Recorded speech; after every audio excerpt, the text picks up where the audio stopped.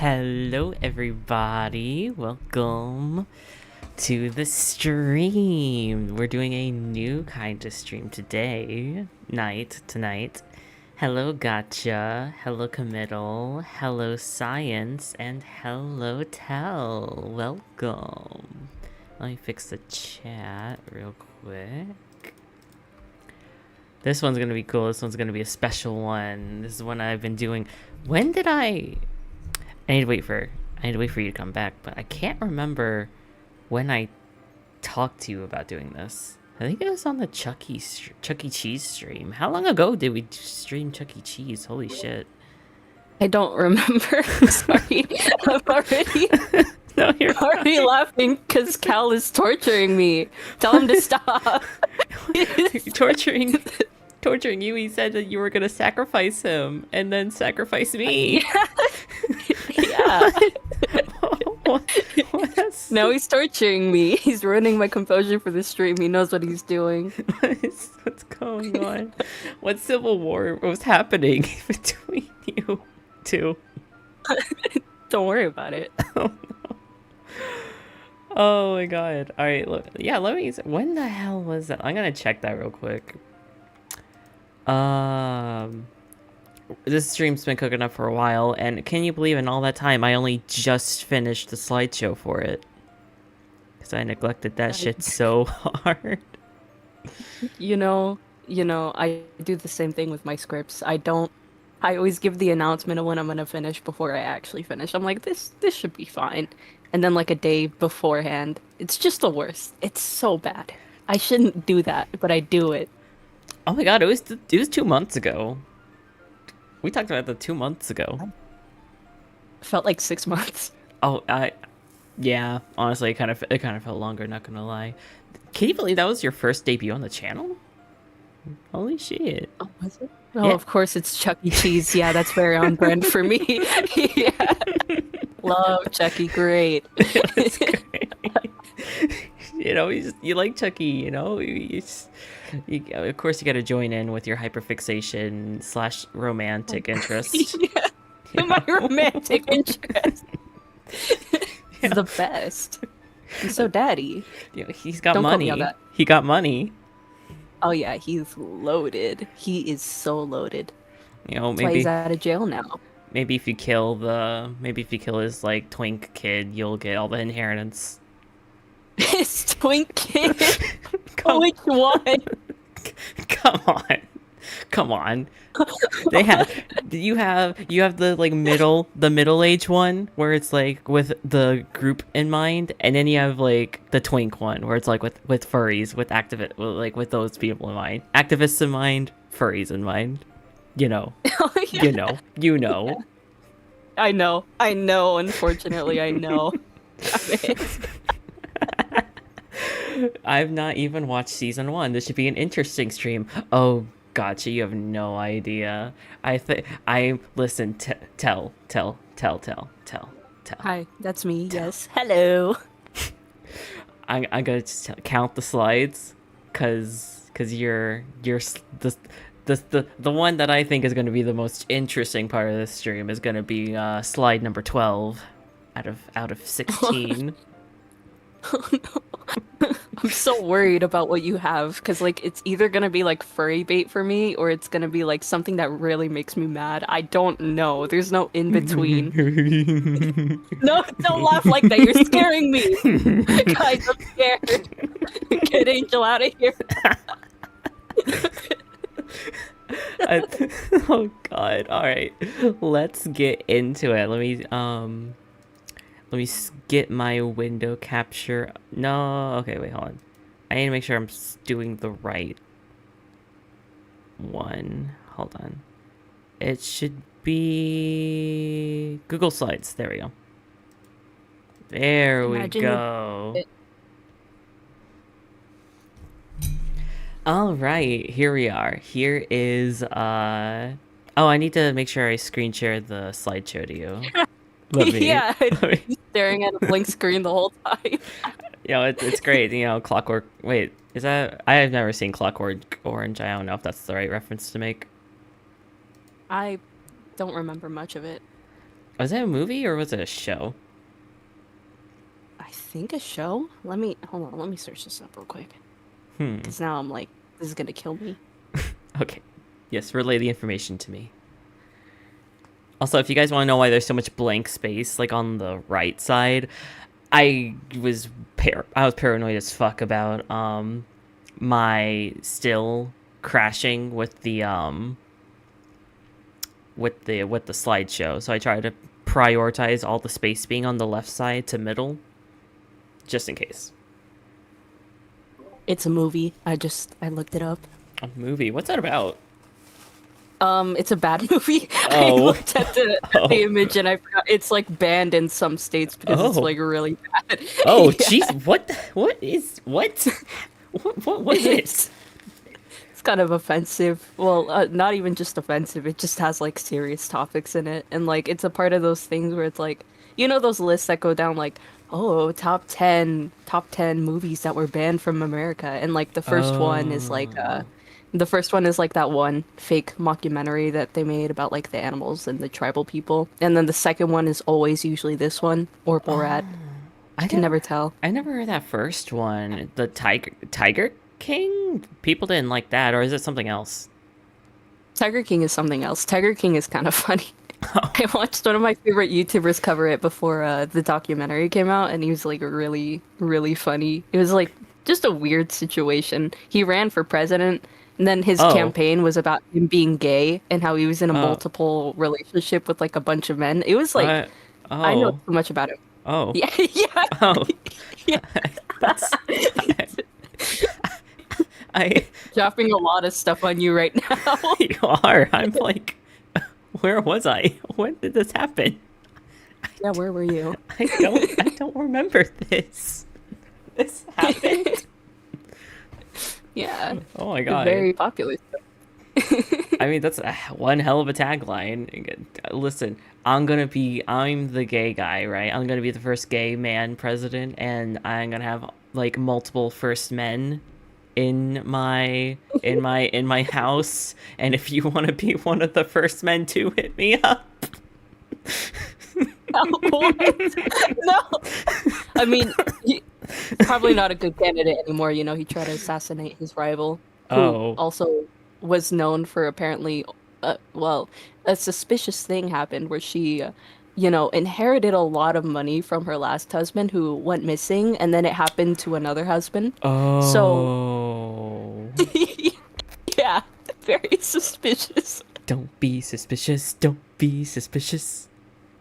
I don't know where that's from, but I hear people say that all the And time. Steven Universe. Steven Mm, Universe. okay. All right. So, okay, we got our first topic. We got our first topic, and this is the lighter one. This is the light shit. This is where before we get into anything too crazy.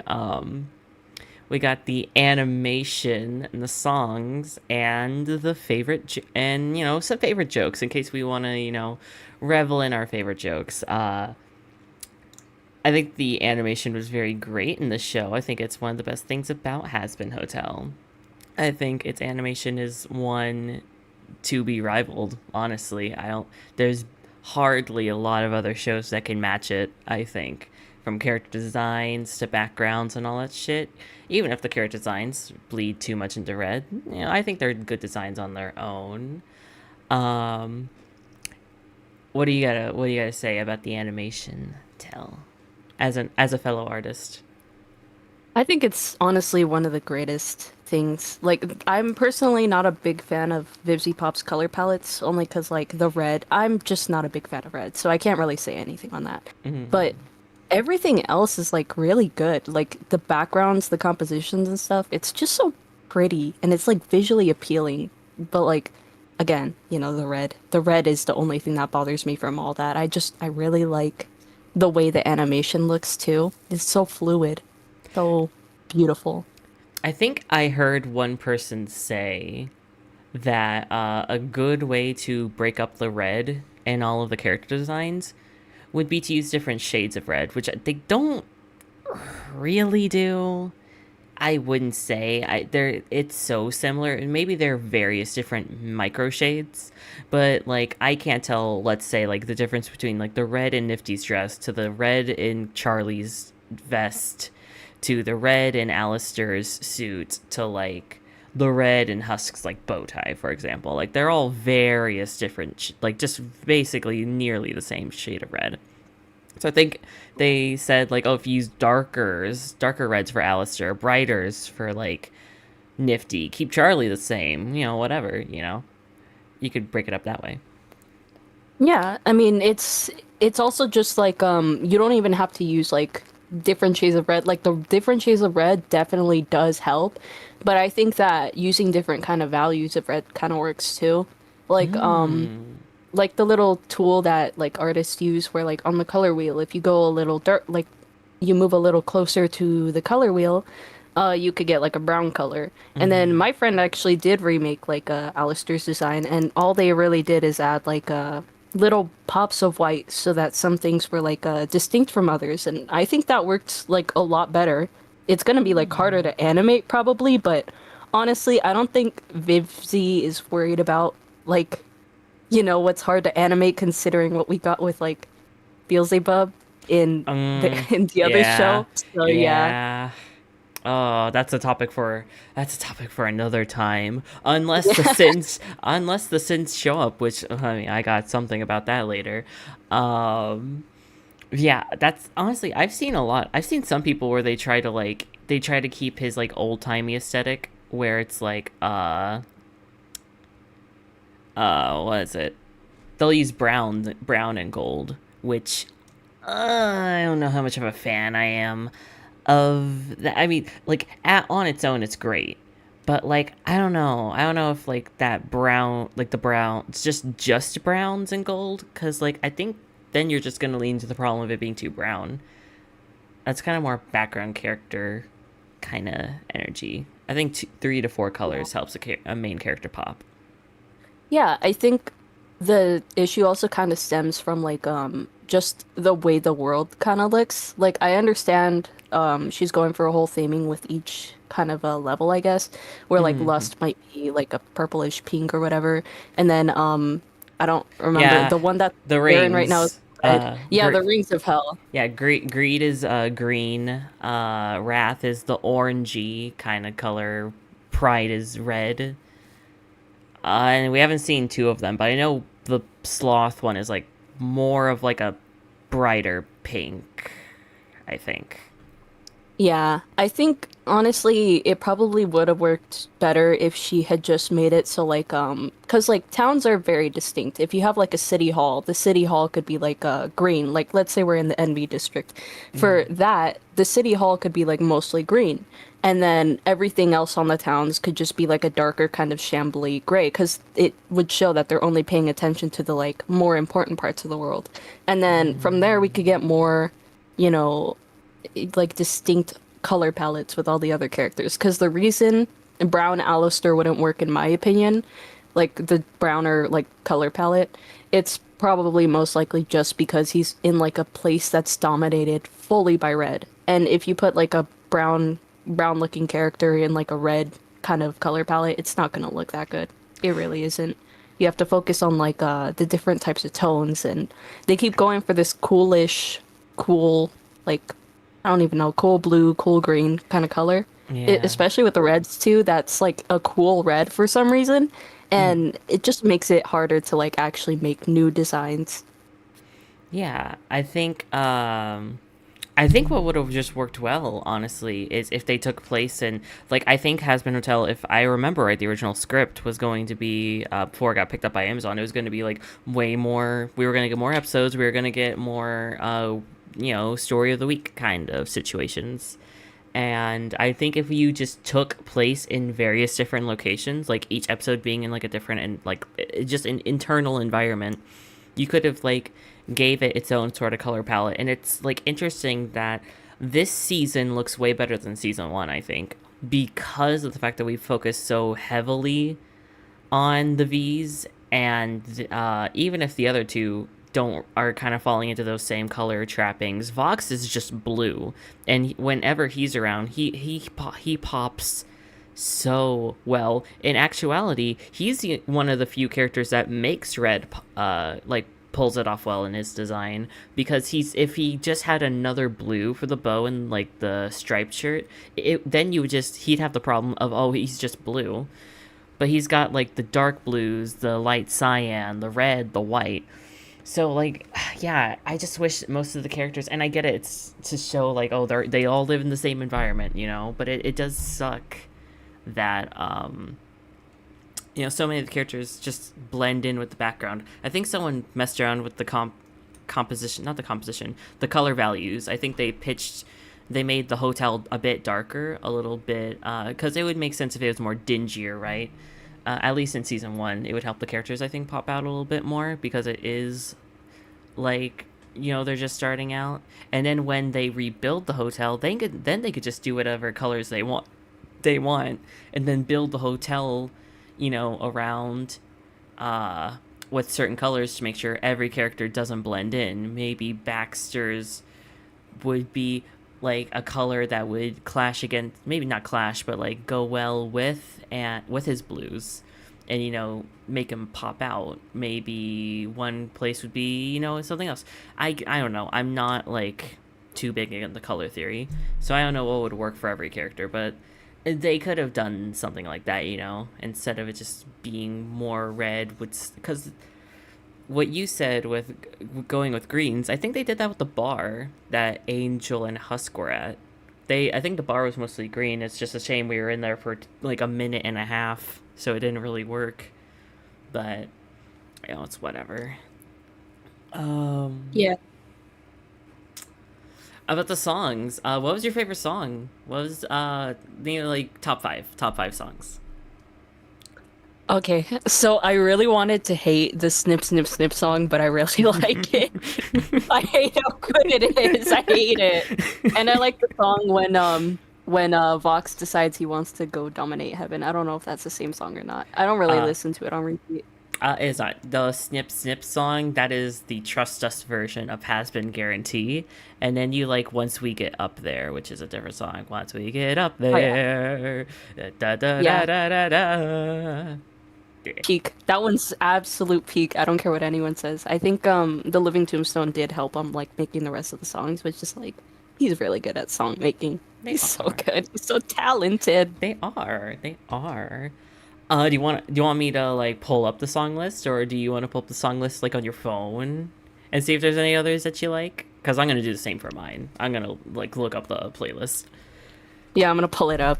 Yeah. Where's my music phone? I have all of it downloaded. Oh, it's so far. I do have your phone away from you. That's my music phone, not my regular phone. God, get it right. You don't know the Angel lore? Your music phone. You mean an iPod? No. It's one of my old phones that I don't use anymore that got deactivated because I got a new phone. So now it's just solely used for downloading music off of YouTube and using an MP4 converter. Ooh, piracy. I'm telling on you. Oh no, don't tell me. No, don't tell me. Don't tell Mr. YouTube. Don't tell him, Mr. YouTube. No. No. Oh my gosh. You want to know how many songs I have downloaded onto this danky phone? Oh yeah, add to your charges. Tell us how many. 2,273. Oh my god. Do you want to know how much time that is? Yeah. That is okay, well, -2 because I guess I didn't update it with the 2 songs I added. 126 hours, 18 minutes, and 2 seconds. Jeez. What? Why? Why do you have so much on there? Because I like music. All right. Whatever you say. I just like it, You know how many songs I have that like just start with like give me a random word. Oop. Poop? Oh my god. No, I don't have a song that's about poop. What is with the poop? You need to. You haven't sent me that video. What the hell is the pooping room? I sent it in memes. Hold on. Let me ping you. God. Fuck. Okay. It's like stuck in my head. I can't get it out. This is the pooping room. What is this? God. What It's is great. this? Hold on. Finding it. Fable, you send a lot of memes, so I'm gonna kill you. Yeah. Oh, thank you for the fan art in the channel, Angry. That is nice. I don't think they're here, but I mentioned it. Bow, bow. Oh my god, I was doing the fucking thing on I was talking to you about the video I'm editing together, and now I just have the Ban song in my head. Damn it. Fucking Ban. Ban's so good. I'm so mad that Markiplier also liked it over Poppy Playtime Chapter 5. Did God. did you see his playthrough? I haven't yet. I want to see him play Garden of Ban now. Oh my god. I hope that he's played through the whole series like I have. I hope I don't have a... That's not my only dub over Markiplier, because I played every fucking Ban game. He played all the way through Ban 0, I think was the last one he played. Now people are using that against him. They're like, he likes Garden of Ban. His Poppy Playtime Chapter 5 stuff doesn't matter. And I'm like, okay, whatever you say, buddy. I sent the poop room in co-host chat. Okay. Oh, no. It's a great video. Not gonna lie. I'm gonna say it. I'm gonna say it right here. I'm slowly softening around Chapter 5. I will say it. I'm softening a bit.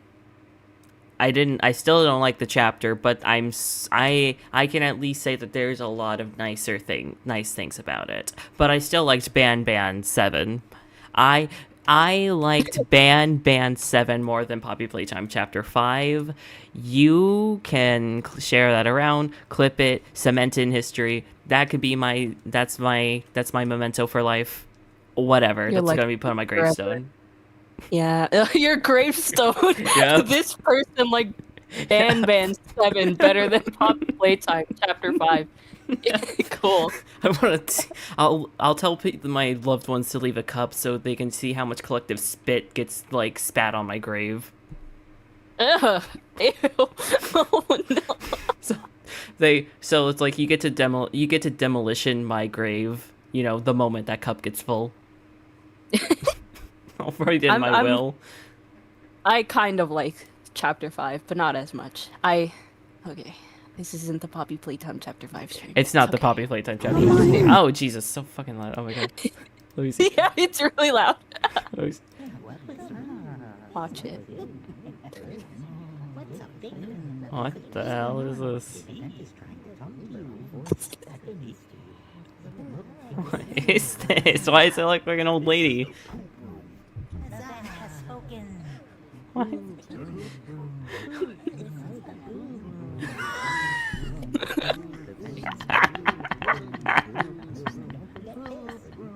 Don't forget piss. Piss. It's a good video. I wasn't vibing until until the end. Yeah. Oh my god. Brain rotted. Oh my god. Alright, let me get back to my phone. Yeah, you better. I'd be stuck in the poop room. Not the poop room. This is the poop room. Don't forget piss. Don't forget piss. Don't forget piss. Okay, okay, well, obviously gravity, but we're gonna get to gravity. Oh, don't you worry, we're gonna get to gravity. I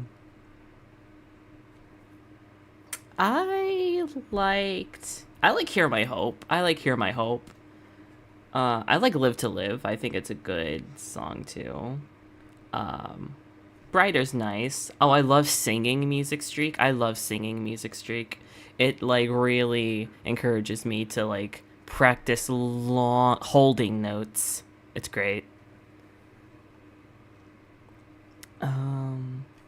Love in a Bottle's great. Bad with Us is great. I like it. Vox Populi is great.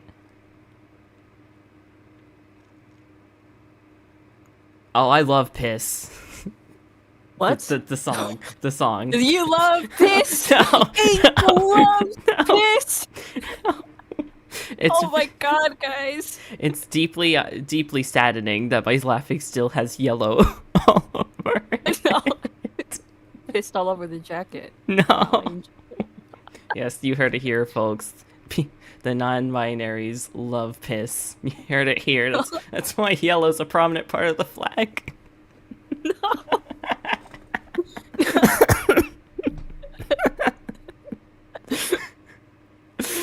What's your list? What's your list? What's some songs you like?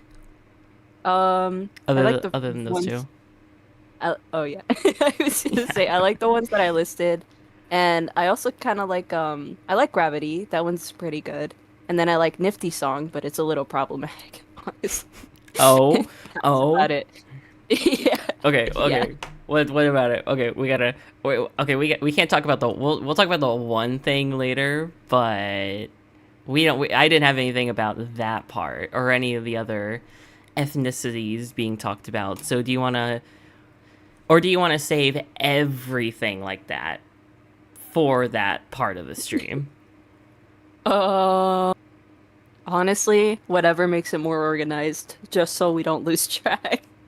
Then we die and explode Okay. into your pile of piss. I would say get that part. If it's not a big tangent, you can get it out really quick. Yeah. So, I just don't like the way that they kept portraying Nifty as like as a like a Japanese kind of kawaii kawaii boo. I don't know what the fuck the name is. Japanese boo. Weeaboo. That's the name. Oh, I weeaboo. forgot. Yeah. Yeah. Okay. Even though she is supposed to be Japanese or like Japanese, Chinese, Korean, you can't even tell her like actual race because like the show doesn't even like tell you about it. They only give hints to it. And then like also the fact that Nifty used to be yellow like before. That's like really suspicious. Did she? It's really No. fucked up. No. Yeah, she used to be yellow. She used to be yellow, and then like, No. it's so bad. I'm It's looking this so up. I'm looking this up. What, Yeah, like Nifty Pilot. Nifty Pilot? Wait, was she in the pilot? I thought she was always like pale. She was in the pilot episode. You can see like her yellow skin compared to her white skin later on in the series. Hazbin Hotel Nifty versus pilot versus show. Oh no. Oh no. Yeah. Oh, that's You bad. see. Oh, that's Yeah. again. I need that cringe still, cause oh no. Yeah. Oh really no. bad.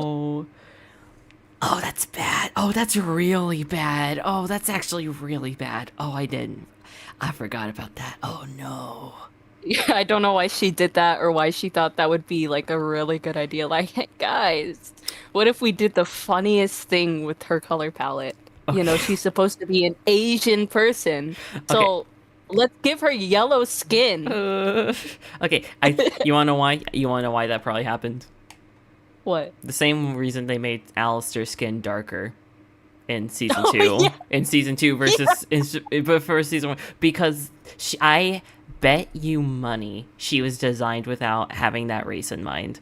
If I'm wrong, I'm wrong. And if someone has like an interview clip that will disprove me, then I'm a little stupid little piss baby idiot. But that's What's my with you and piss? Why do you like piss? it's on topic, you know. There's a whole song about it. You know, I'm on topic. Oh, but yeah, it's really problematic, especially with the Alistair stuff, where Vibsy was making Voodoo to look like to be kind of like the evil thing, when Voodoo itself is not evil, nor is Hoodoo. It's just the way you use it, and she really did not look into the New Orleans kind of culture back then. This is what I think happened. I think she watched Princess and the Frog and then she just took her information from that. I could imagine she just like not even that she immediately saw it, that she just liked the movie and was just like, yeah, that's how Facilier is, right? And so Yeah. like, you know, she did it, and then like, okay, you know, like the Princess of the Frog were able to get away with it because they showed two people using voodoo, but one was just good and one was just, you know, not bad, and one was evil. It's kind of like the thing where it's like where you don't have to commodify different genders, different like sexualities, races, those kind of things. You can have someone not be a stereotype purely by having more than one of those types of characters in your in like your series. That's why so many series can't do like queer representation, right? Because there's usually one queer person that has to encapsulate every single queer issue. It's like so nauseating. When you have more than one queer character, you can actually go into like different, you know, aspects of what that is. It could be more personalized instead of just having to make a vague slop fest that we've seen a million times before. Yeah. Yeah, that's absolutely right. So yeah, I think that's what happened with Nifty. I don't think she was conceptualized to have that Asian identity. So I think the yellow skin may have just purely been because she has yellow in her design with the little like pink, the yellow dots. So I think it was just, you know, it's just using colors in different ways. Because I see some people doing that with like, if you ever notice tongues. Whenever I do tongues, I do usually the closest thing to red for a character, and then I just make it closer to to like a kind of pinkish color tone. So sometimes it'll be more pink, sometimes it'll be more red. You know, it's just dependent on either a main bit of clothing or skin color. So I get using your color palettes in different areas, but yeah, because it's so obvious Alistair was not planned to be black, or well, no, Creole. It's Creole. It's Creole. I believe. Yeah. He, Yeah, it is Creole. yeah, he was not he was not supposed to be that at the start. There's no fucking way. He was blatantly designed to be white, and then it was just decided last minute, which is fine. You can do that, but that's why it just feels weird. That's why it does kind of feel a little bit jarring that his like hell appearance, even though it's supposed to reflect your human life, like it becomes obvious that his current design doesn't have a single bit of curly hair like his human Oh design did. God, It's yeah. weird. Yeah. It's very weird. It's not that hard either. You just gotta do like a little whoop. Like you know, the whoop, the whoop whoop. Yeah, you could do that. It's not that hard. And then you bring it around town. Bring it around town. And then you do this and and this this and and this this and this and and this. this.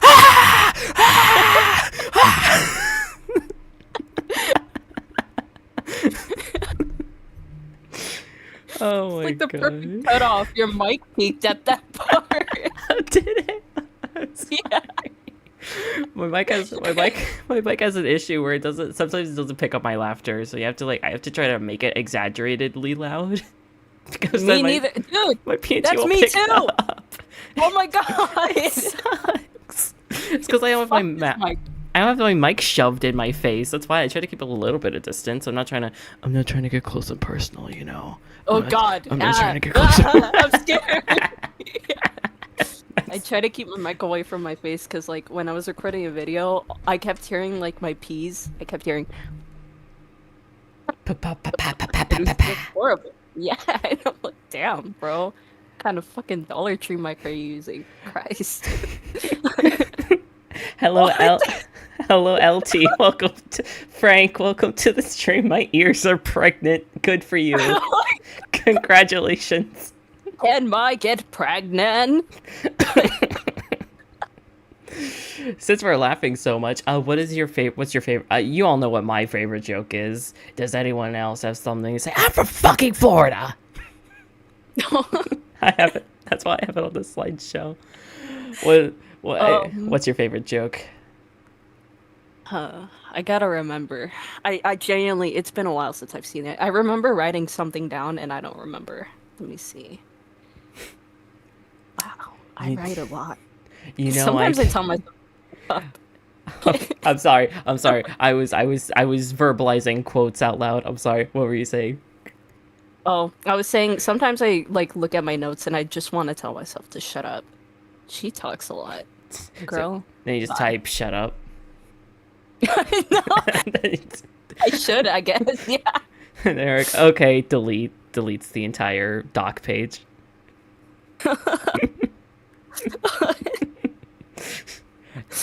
Let me see.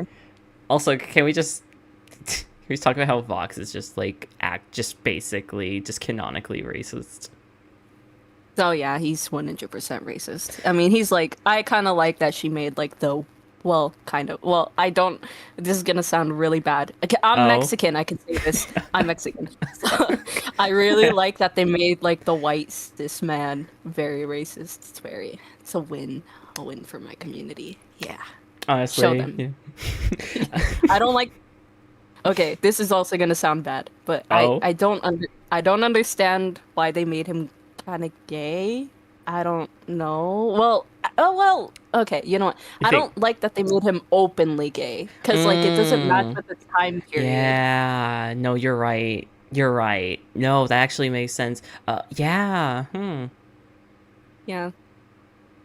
And that's kind of why I like they made Alistair asexual because like it does make sense. Like back then, a lot of guys they were either expected to have a wife or die alone, and it's like okay, I'll just die option. alone then. Yeah, die alone.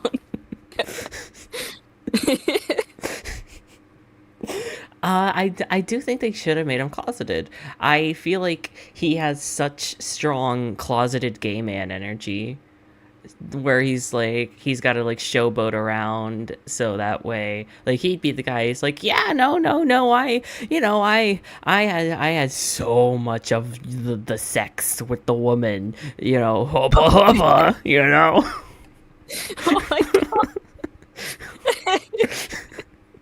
Alright. So like I could see that. It is interesting then because is he though? Are they like together?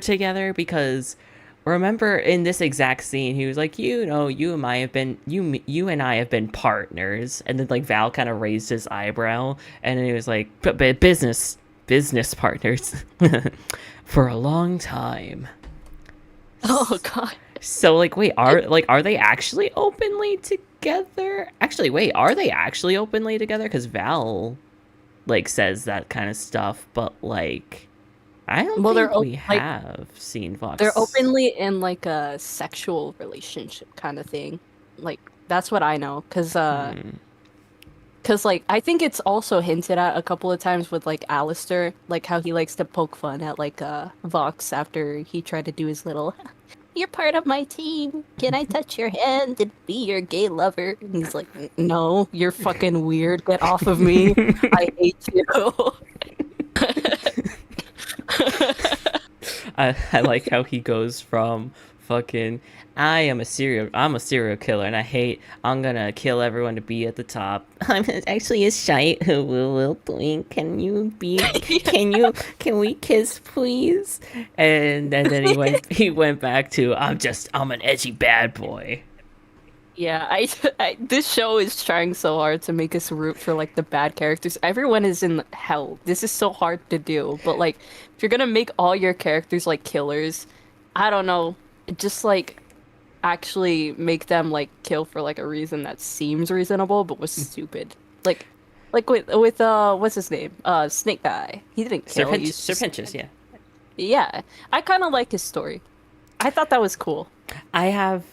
Thankfully, he has a section, so we can talk about him. This is, I guess, also becoming I didn't have a writing section in these, so we can talk about writing a little bit while you're looking for your joke. It is crazy. I can't find it. Oh well, fuck. Okay. It's forever lost to time. I think it was probably when what's that guy? The guy who plays in Smiling Friends, who plays Charlie. Whenever he voice acts and he shows up. And he's always losing his money in hell or something. I just lost all my hell money from hell. That was gonna pay my hell house. Yeah, my hell house. What the fuck?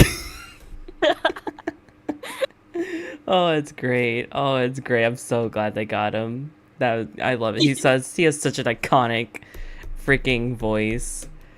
Oh, Yeah. it's great. Yeah, there's the writing is so interesting where you have this show where like everyone's set in a realm where they should all be bad people, but you can't make them too bad, right? Because then we can't like them and we don't want them to be redeemed. But then you have to make people extra bad so that way we know they're the villains. They're the extra bad guys. But so then it's like when Angel does, they're like, it's a big reveal. It's like, oh, you killed your dad, right? And it's like, bum, bum, bum. And it's like, okay, what? That's Yeah. like why probably 65% of the people are in hell. They killed someone, you know? Yeah. They have the issue that the Purge does. Like the Purge movies, where the Purge immediately assumes everybody in the world is gonna want to kill people. That's not how most people work. Some people have empathy, but they still do bad things. If you're Mm. gonna write a character who's doing bad things, you can make them manipulative to get what they want. Like you could make them know they're hurting people, but not directly like killing them or anything. It's Mm. it's like it's like you can make them morally gray and then like have them like think about it for a while and they're like, oh my god, I'm a bad person. Then they go to hell and they drop on their hell house or something. But like this story, this series, whatever, it really does depend on killing a lot as like the reason someone's in hell. But then it's hard to redeem the people who actually killed and went to hell. Like I think, like yeah, killing is kind of common. Like even if you don't think about it, there's like someone is killed like almost every day now. But like Yeah. Fuck. yeah, but like the thing is the people who actually like this is something that I also like watched from The Good Place. Sometimes it's not about like the action that you do, but it's the way that your actions were like perceived to someone else. Like Mm. buying like this is an example from The Good Place too. If you bought an apple, but then the apple contributed to like, you know, child factories or whatever. And then Oh. the money went to like a bad person who did some like really bad Mm. stuff. That's kind of the thing that you got to think about. But like I don't think Vivzy wants to like expand more on the idea that somebody could have just gone to like hell for like doing something kind of simple. Cause then it's gonna be like The Good Place. And then it's gonna kind of make her show seem like it's a copycat. But like, I don't know. I don't know what the goal Yeah. is here. And I think she's trying to go for the basic of the basics because then if you do make it to where, oh, it's just minor thing, then like then you're gonna run into the problem of like, oh, well then it like obviously then it's like, oh well that's why heaven's so hard to get into. But then it's also like that's just gonna throw like all of the morality into question because then it's just like, well, like I just don't think the show is at this point able to have that kind of conversation and it I think it's almost a missed opportunity for God to not be in the series. I get it, we don't want it to be problematic, we don't want to you don't want to offend people, but like you're kind of your whole mantra is making offensive jokes and shit lest we forget the, oh, you really can't use that one anymore, lest we forget about that. That joke, not in Hazbin Hotel, but in Hell of a Boss. uh, Yeah. God, that show. Um, I saw someone make this like this one thought that what if hell was actually what Charlie's plan is supposed to be? Like, what if God had actually intervened during Serpentius's little trial and was like almost like a reprise of like hell is forever, but like it's not forever. It was never supposed to be forever. It was supposed to cleanse the ones who couldn't be redeemed, and the ones who could be redeemed were supposed to ascend. Like it would put, I think, the character in such an interesting light, and I think it would be almost like heartwarming for Charlie to almost be like the second, like not the second coming, but like I don't know, like a successor of her, I guess, grandfather. I guess I don't know. I think it's a cool idea. I think it's a cool idea, but obviously we're never gonna get that because the closest we're gonna get is the Speaker of God, which will also be in other. I basically have everyone in heaven grouped into one section because they're all just kind of good, only interesting to talk about for like 5 minutes each. So like Yeah. I didn't waste time giving it sections. Yeah. I think yeah, I think you kind of hit it on the mark there. 'Cause like I don't understand her not wanting like okay, I get it. You don't want to offend like a big thing like religion, but then you want to offend big groups like women. That's Hmm. crazy because you're a woman, but that doesn't mean it's okay to call other women that thing that you Yeah. keep saying. Yeah. And she's not afraid to get political. Lest we forget and we can make hell great again. Oh yeah, yeah. Don't you forget. Oh my god. All right. Yeah. Yeah. It's interesting. I actually wouldn't be surprised if it's not her, but if it's Amazon. If they're just like, we'll let you do a little, but don't go too far. Don't make Oh us my don't God. get us in trouble. Yeah. It's kind of crazy to me. I forgot about the whole "Let's make hell great again" thing. I remember seeing that for the first time. My jaw dropped. I had to pause and I was like, okay, you know what? This is fucking weird. I know. He's the ironic part is he's blue. Yeah, he's fuck. What the fuck? Okay. Okay. All right. If you all thought if you thought that we had a lot to say about just animation, songs, jokes, and writing alone, well, well, let's talk about Oh my God. Charlie. Let's talk about Fuck. Charlie. Fuck. The cry. No. Let's talk about Why, Charlie's character. why'd you put Princess Bubblegum in there? And complex female characters. Because holy shit, people cannot handle complex female characters. Charlie. Charlie, Charlie, Charlie, Charlie, Charlie, Charlie, Charlie. I don't know what I expected from Charlie this season. I didn't. Okay, I need to tell you all how I went through the season. At first, I was like, okay, cool. I feel like it's weird that Charlie is still being a crybaby after a month, but you know what? Whatever, it's fine. So then we get over it. Then she gets the news that Penn's alive, and then she kind of just goes crazy, and then she doesn't listen to people for like 3 episodes, then she gets called out, and then she gets pissy, and then she learns her lesson, and then she's like tolerable and kind of good near the end. But I hated her. I'm not gonna lie. I was starting to kind of hate her for a little bit, and then I, ironically enough, gained a better understanding of her through Reddit. Funnily enough, I looked at some different opinions, and I can, I think that even if she's frustrating, I get it being the point. I get it. She has gone through a lot. She's this like sheltered person, and she let me click my pen.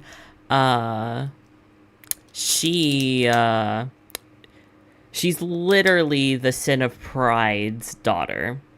So if she wasn't prideful, I think that would just be genuinely bad character writing. Um and then all the stress and her knowing she's right to the point of being detrimental and not listening to people and just wanting to prove that she's right. I get it. And as of now, I don't hate her character. Even if she was aggravating, I don't hate her character. And it took me time to realize that she does have layers. I genuinely think she does. But yeah, it's kind of reading loud that a lot of people can't take the time to kind of assess why she's doing the way she is.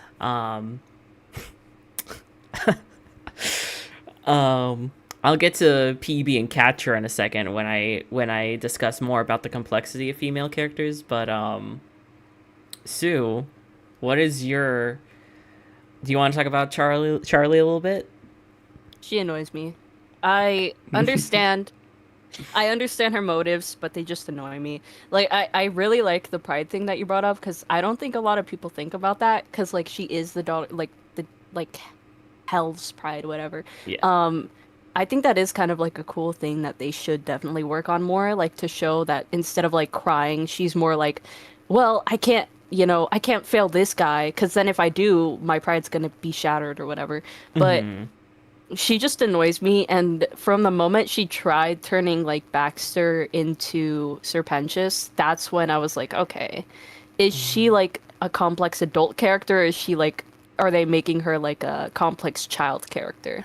Because that's what it seems like. Because complex child Mm. characters are like always like this. They're like, oh, well, I don't want you to go. You're mine. You're my best friend. That's something Steven Universe would do. I wouldn't expect it Hmm. from a grown woman who's been living for centuries and apparently been thinking about like the hotel for like so many like years.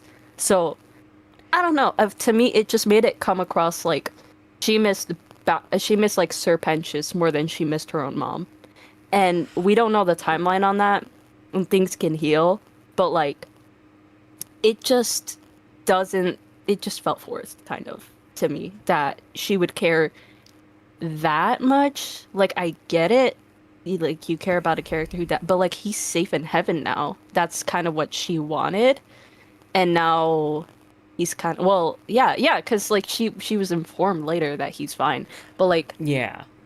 it's just weird to me. I don't know. I think that it needs like some work before they can actually make her seem like a character who's like, I miss my best friends. I miss them so much. It's like, okay, Yeah, I all think right. the reason why you feel that way is probably because of the fact that, like, name one scene they shared together after episode 2. Yeah, I can't. Mm-hmm. Yeah. After he was introduced to the hotel and they sang their song, It Starts With Sorry. God, that song. After that, they, like, literally don't have a one-on-one relationship after that episode, so it does feel very weird. Like, I would, if it was Angel Dust, I would expect her to be distraught and crying for a month. But, like, Pentious, though? But No. Pentious, though? I think they also definitely do need to work on showing like the more complex relationships because even with Angel like shifting, we never see Angel interacting with Charlie in the stuff that they say they're interacting with. Like with the therapy, she's like, "Good luck, great job" in the like group therapy session, and it's like, why Mm-hmm. didn't you show that? You could have shown like really good emotional depth with that, and I would have been interested. It's just like you could have shown one scene and then said that, and then it would have been more impactful because then it's like, oh my God, he's doing better. And then without that, it just makes it seem like Charlie is kind of just observing rather than actually running the hotel itself. I Though don't to be know. fair, that's actually what they go for the show, because that's actually her flaw, is that she's so focused with everything going on outside of the hotel that she isn't that she's actually straight up neglecting the hotel. That's why Vaggie has to keep up with all the responsibilities and does more and more and more as Charlie gets more, like, in fact, like, basically sucked into the media to the point where she doesn't even know any of the new, like, Rooster. She doesn't know Rooster's name. Some Oh another yeah. person other than Baxter to, like, newly stay in the checked-in hotel. So on that, in that way, I kind of get it. I kind of get Yeah, it. That's in line with that her makes sense. character. I forgot that episode with like a rooster and I like Rooster. He's so cool. It's my favorite. I, do, I don't have a section with the hotel, but I do. It's a shame. The only time, like, we don't really get to see them doing hotel stuff at all. For Hazbin Hotel, we rarely spend time in the hotel. And the only time we see group therapy is actually played off for a joke rather than it being used for character development, because it's, instead of it being used to show Angel Dust's development, it's used as a joke for Husk and Baxter, because Baxter needs, very much needed the screen time, but you robbed Angel Dust to give slightly more development to an underdeveloped character who is underdeveloped in the long run anyway. Yeah. Yeah, exactly. But the reason why I have Bubblegum and Catra here, in case you were wondering, is because Yeah. holy shit, you know how many people hate. I can't. Okay, I'm not supposed to use the word. Hate these two complicated women. I'm getting better about it. I'm getting better about it. I promise. I'm getting better. You're good. You make it sound like I'm holding you at gunpoint, just staring at you down. Better not say it, Angel. I'll get you. I'm the Fizzy Pop. I'm the Fizzy Pop. I'm not written by Fizzy Pop. I'm not written by Fizzy Pop. Angel written by Fizzy Pop. That's a video idea. Hello, Well, I'm yeah. Angel, and I'm your bitch. No.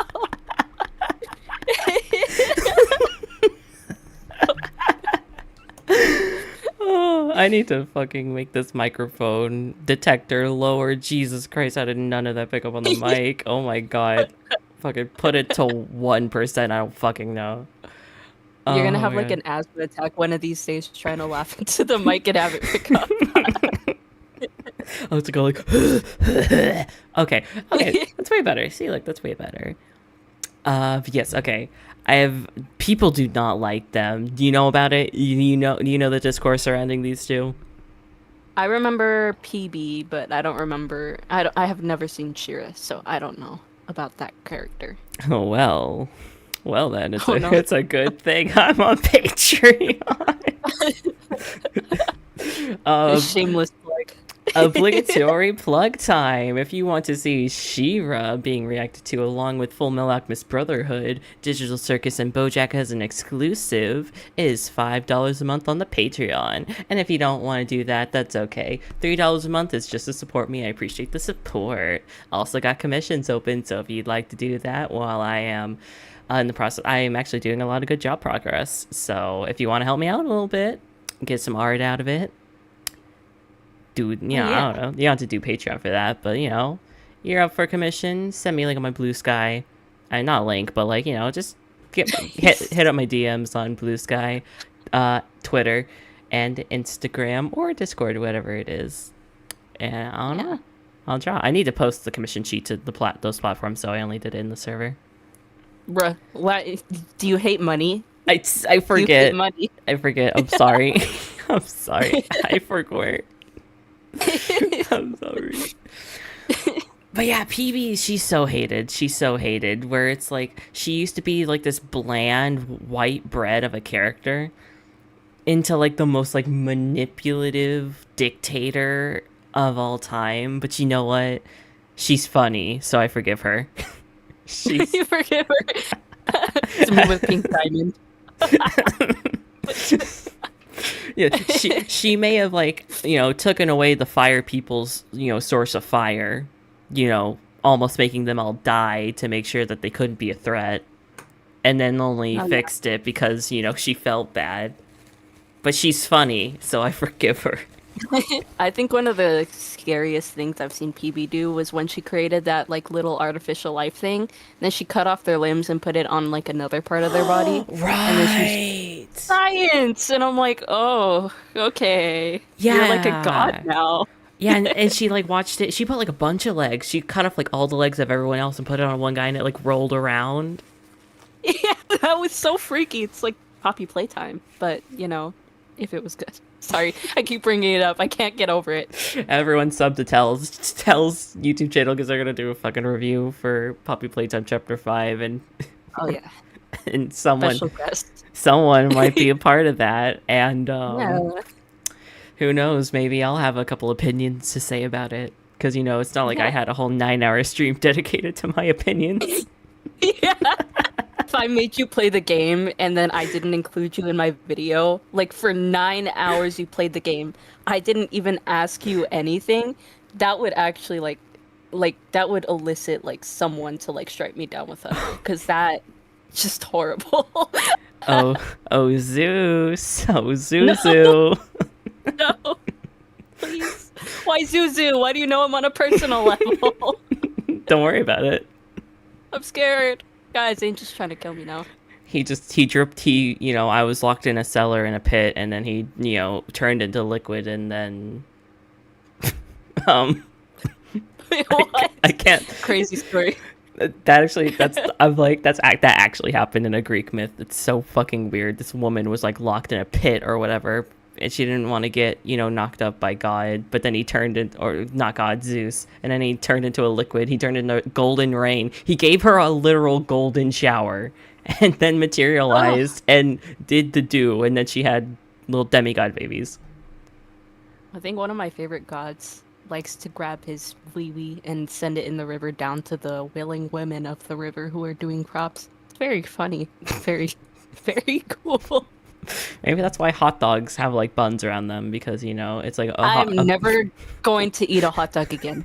it's the bun is the raft, and the meat is. We should move on. Yeah. Okay, yeah. And so people don't like her, and that's a shame because fucking whatever. Then you have Katra, and without getting into too many spoilers, she's a character that has a lot of characteristics of a cat, and those influence her decisions a little bit. She's the kind of person that will I'll use context from like episodes 1 and 2, just so that way it's not too spoilery.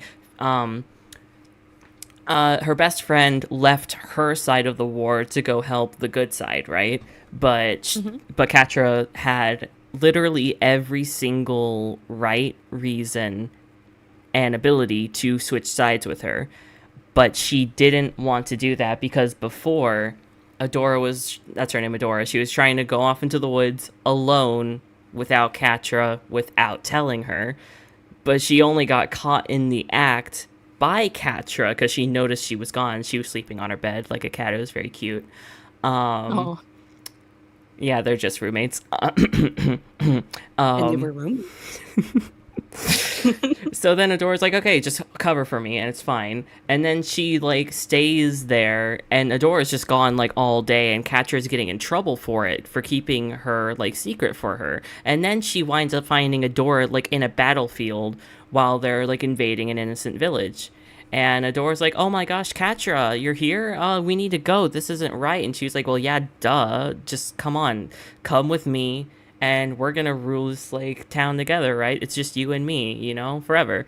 And then she's like, no, I can't do it. And the reason why Katra doesn't end up going with Adora to the other side is because Adora left her. She was going to anyways, and only got caught in the act. She would have left without telling her, and if she wasn't here at that field, she would have never seen her again. In her mind, my best friend that I've known since childhood would have left me with her new friends that she met in one day who were the enemy, and would have never told me. So that's why she's so mad about it and doesn't go with her, and why she holds such a grudge against her for the rest of the show. Oh, that makes sense. Cats are like that. If you piss them off, they get mad. They stay mad. They hold grudges. I've had my cat before. Like, some of my cats actually have held grudges against me. So, like, I remember one time I refused to give one of my cats a treat, like her usual time. So she pissed me off with this. She went onto the couch that was like right outside my door. Just kept scratching all the way into the night. Then I went out. I'm like, what do you want? Just looked at me. She knew what she was doing. So she ran away. Oh. Cats are so mean. Oh, no. Oh, hello, Monzo. Welcome. Just stopping by. Y'all have a good one. All right, you have a good one too, Monzo. I hope you have a good day/night. Probably night. Yeah. Have a good one, Monzo. Guys, Monzo needs support for his upcoming zinnias. Those are flowers. Zinnias? Zinnias. They're like Zinnias. We should hold a spelling bee for this one. That would be fun. Dog. CAT, I'm out.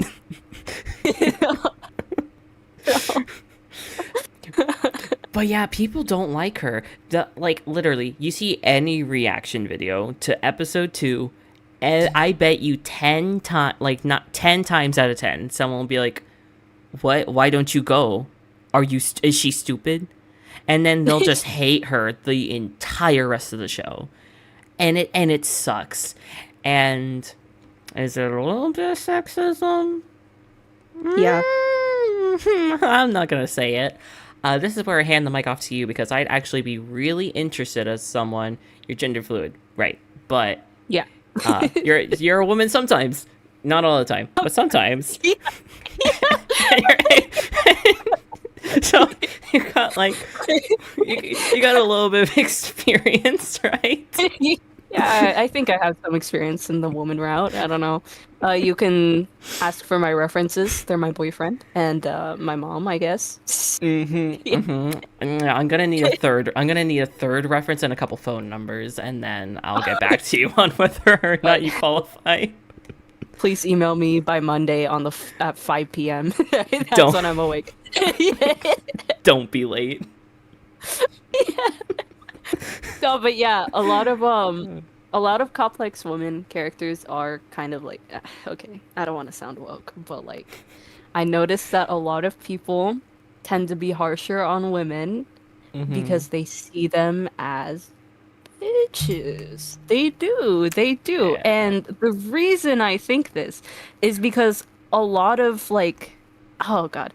Okay, so a lot of these shows are kind of woke, as in like they're like the experience you get when you're like a new age kind of thing. Like back then, shows were like, oh well, if you're a woman, you must do hair braiding and you must always listen to the man. And then like when these characters actually don't listen to the man, or they take the role of what most society thinks a man is supposed to be like, they then go like, whether it's internalized or not, they then think that it's wrong for like a woman to like kind of act out or like be a little more rambunctious. Like it's the same thing that I saw with what's her name, who was it? I don't remember her name. She was like a really important character to me, but I forgot her name. See, I'm sexist. Oh Anyway. no! Oh no! It's just the man in you. It's just the man in It's the you. man in me. Sorry. That I got two dogs in me. It's misogynist and misandrist, I guess. Would you?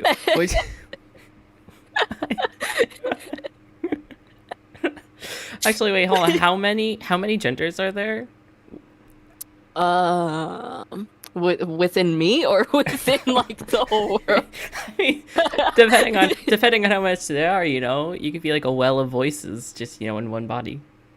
Oh yeah, I'm like You're Bendy. like, You're like Bendy and Ink Machine, I am the ink machine. That's me. telling the slime machine. Yeah, Today's a new gender, but yeah, I like I'm like they them sometimes. Then I'm like he him. Then I'm like she her. I don't really care. Like my body doesn't care anymore. Like have you seen that meme where it's like I think I'm non-binary, but I have a job, so I can't think about that right now. That's Oh my kinda god. me. That's me all the time. It's every single time I put in an application. Well, I want to be hired, so I guess I know which option I'm picking. Exactly. I have to put like woman for mine every time. I'm like, okay, I guess at work I'm gonna be a woman, and then when I come home, I could just like be whatever the hell I want. I'll be a slime robot. Yeah. In the daytime, I'm a guy who works a job, and when I get home, I'm an unemployed NB. Let's go. Yeah.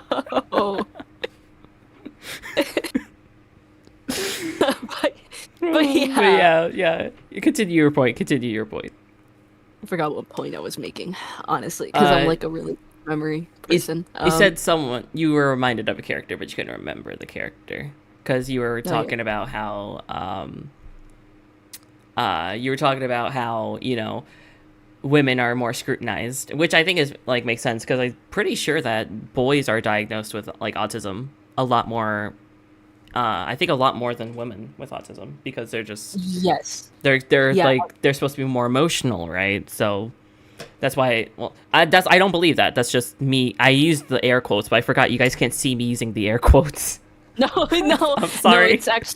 it's actually true though. A lot of women and girls with like autism are harder to like check because a lot of girls with like autism who end up growing up, they end up I know this by the way, my sister was a certified autism teacher. Like she had her CBT and everything. So she was certified. She taught me all this. A lot of girls with Hold autism, hold on, on, let let me ban. me. Yep. Yeah, yeah, yeah, yeah, I yeah. got that. Don't worry, bestie. You continue Yeah, you your got it. speech. Yes. Yes, I am gay. Yippee! Yippee, yippee. Oh my god. Yippee! Same bestie. We have so much in common. We're literally the same person. But yeah, it is harder to diagnose like a girl or a woman with autism because they do tend to copy like what they see growing up. So Mm. when it comes to like that hierarchy of like, well, men are still kind of like in control of things. Therefore, if a woman is out of line, then she's like acting out. It's just okay. I was talking about this the other day to myself because I like to talk to myself and like get into really hard topics, which is why I'm a good conversationalist. But Mm-hmm. I was really mad. I keep seeing these goddamn memes of like, oh, it's me and the boys versus me and the girls. Like they're always like, Yeah. oh, these guys have a special bond, and then it's like with the girls, they're always like, oh, but you guys are so catty to each other and Oh stuff. yeah, I'm I like, hate her. I hate her. I have to hate you in private.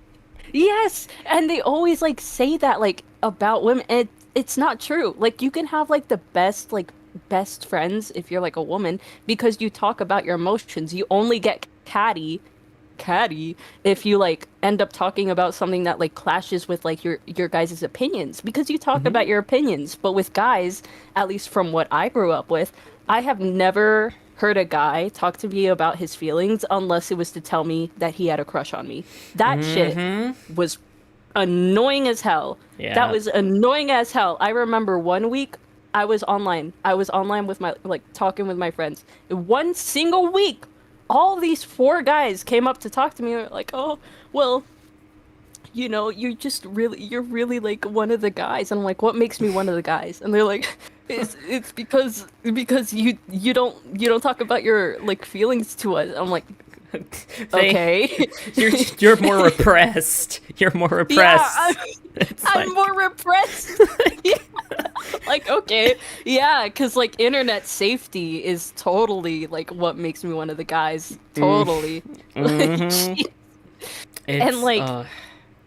it's just so annoying to like constantly have to see that like these girls have to fit into like a stigma of like, well, boys will be boys, therefore they're gonna be like hold up, they're gonna have to hold everything in. And then with girls, if they like let everything out, then they're the bad ones. They're the ones who have horrible relationships. It's like, bruh, bruh, Yeah, bruh, and bruh. it gets to the point where like it's so it's you hear it all the time when it comes to like male written characters or not male written, just male characters in general, where like oh my god, you want to know how many people think that the Hazbin Hotel guys are way more interesting than the female ones, even though this is the female driven show, and how in most like media you will always, no matter how badly written the guy is, the females will always be more like scrutinized because either they're like they're the dainty like feminine one, and then people are like, oh well, it's terrible. No, she's not a real woman. She's not a strong woman.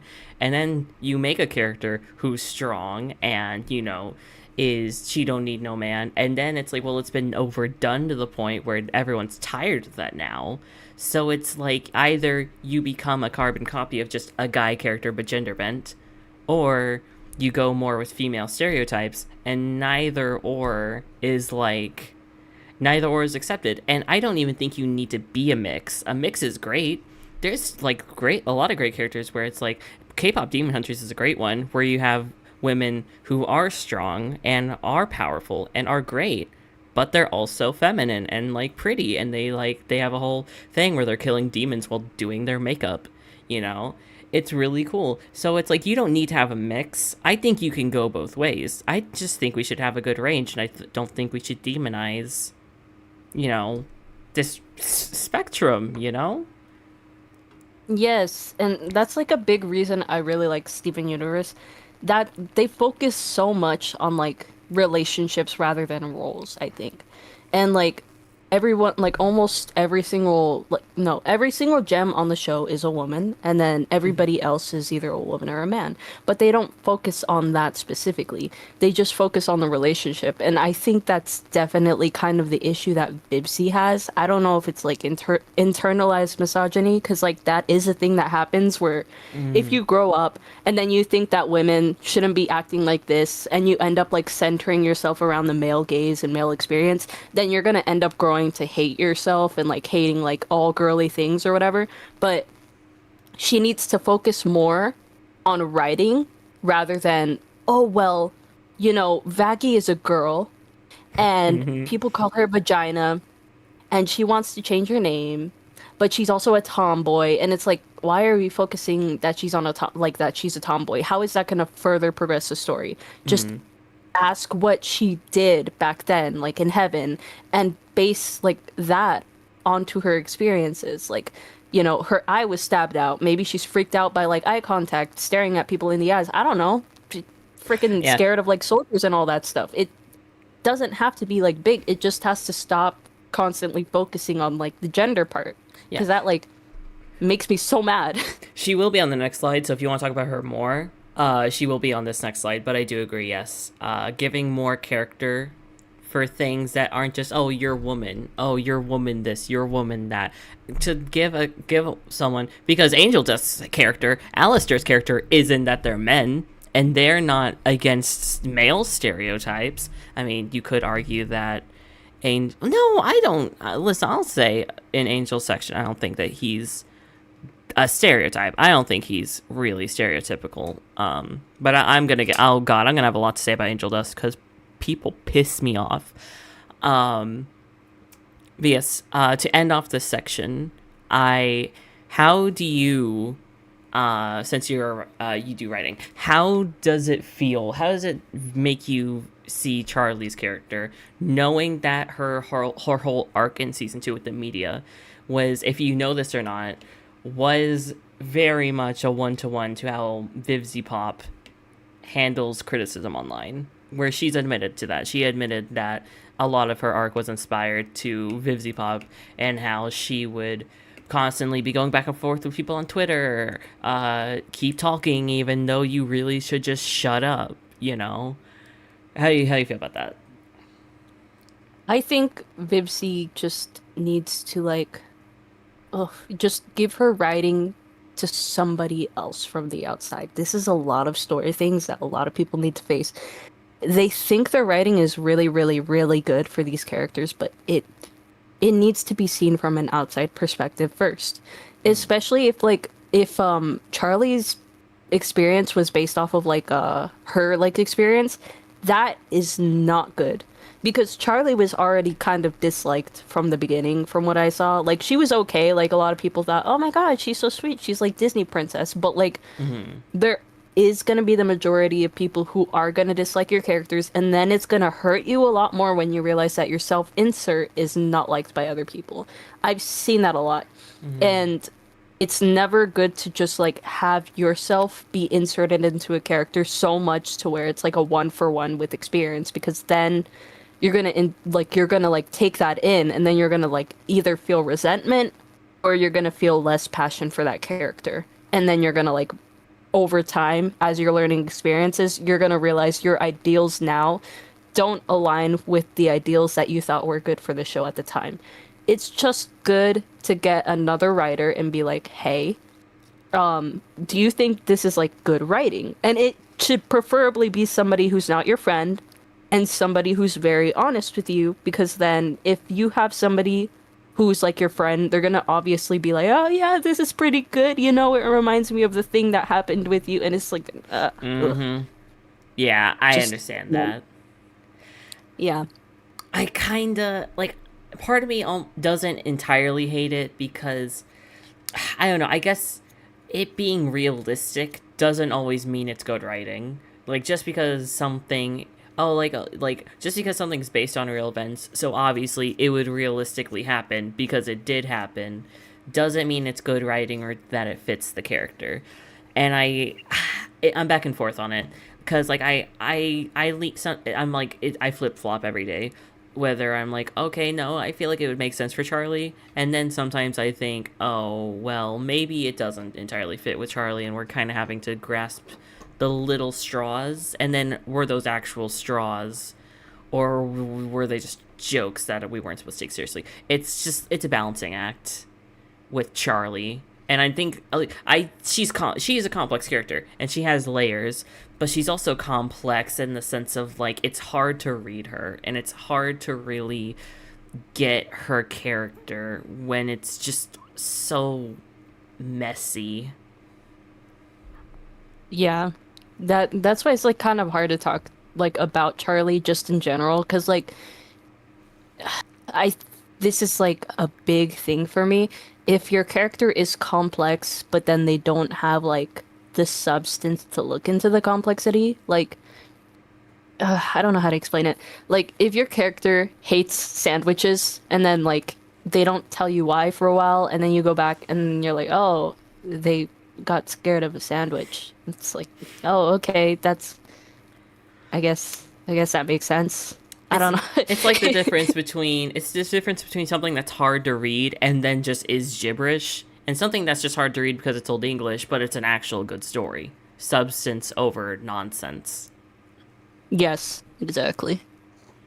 Man, I am on point with these metaphors today. Look at you. You're on fire. You're gonna take my job. Snip, You're going snip, to snip, take my bitch. no, no. Evil.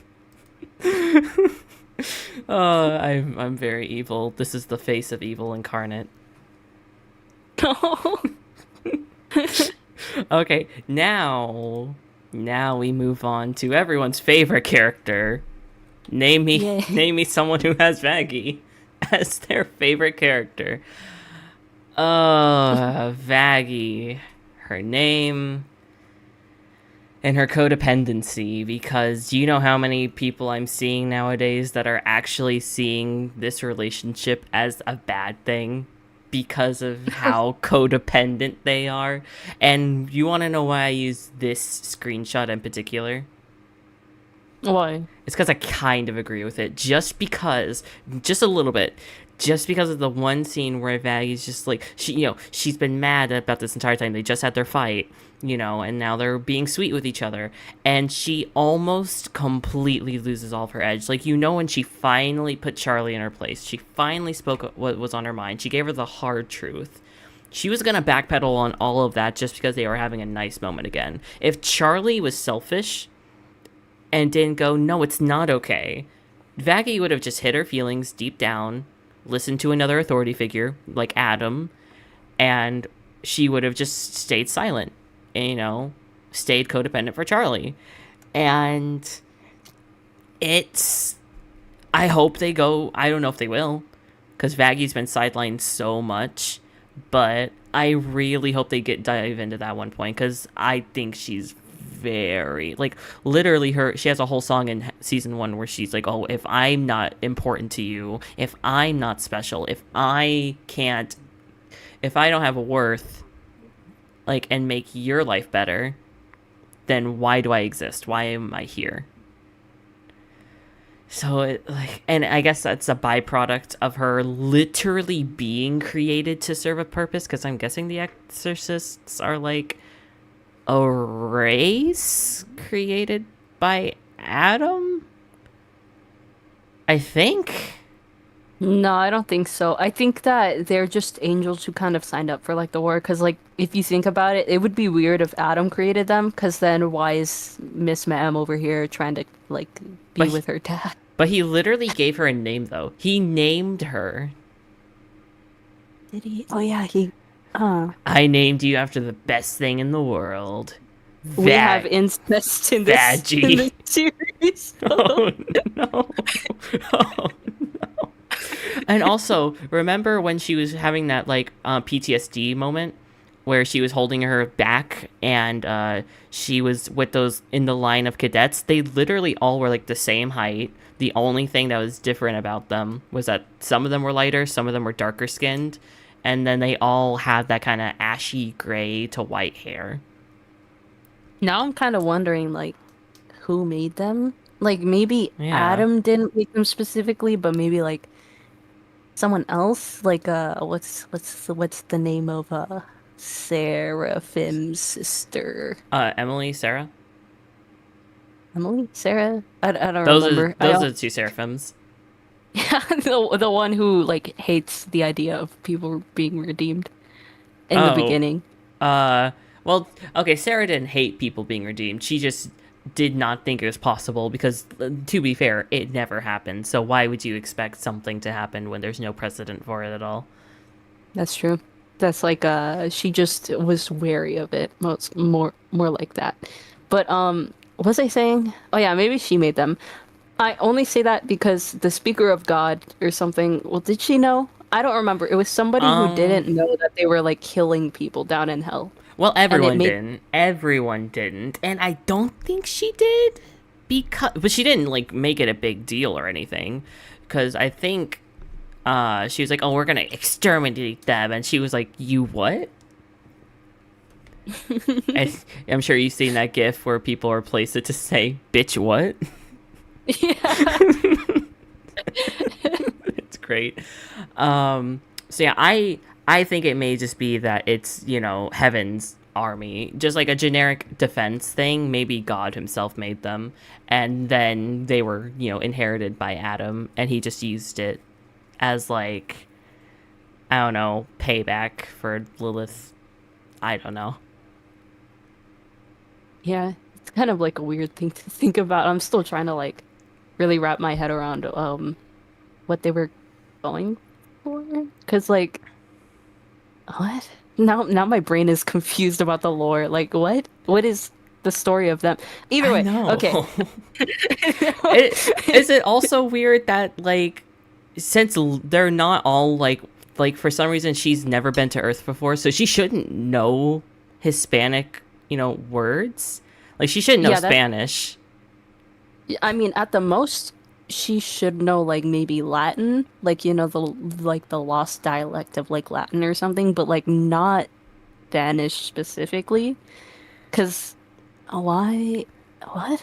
So then we get into the like thing of like, did Adam, if he did make them, did he just have a thing? Did he just on a whim have like a fetish? And then that, I don't want to think about that, actually. I don't know if I want to think about that. You wanted a Latina baddie? I guess so. Is that what he wanted? I think so.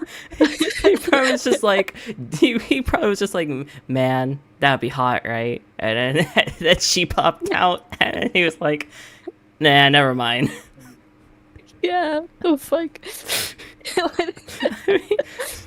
Oh my god. We need to see more exorcists. We do need to see more exorcists because we don't have enough to compare them, voice wise at least.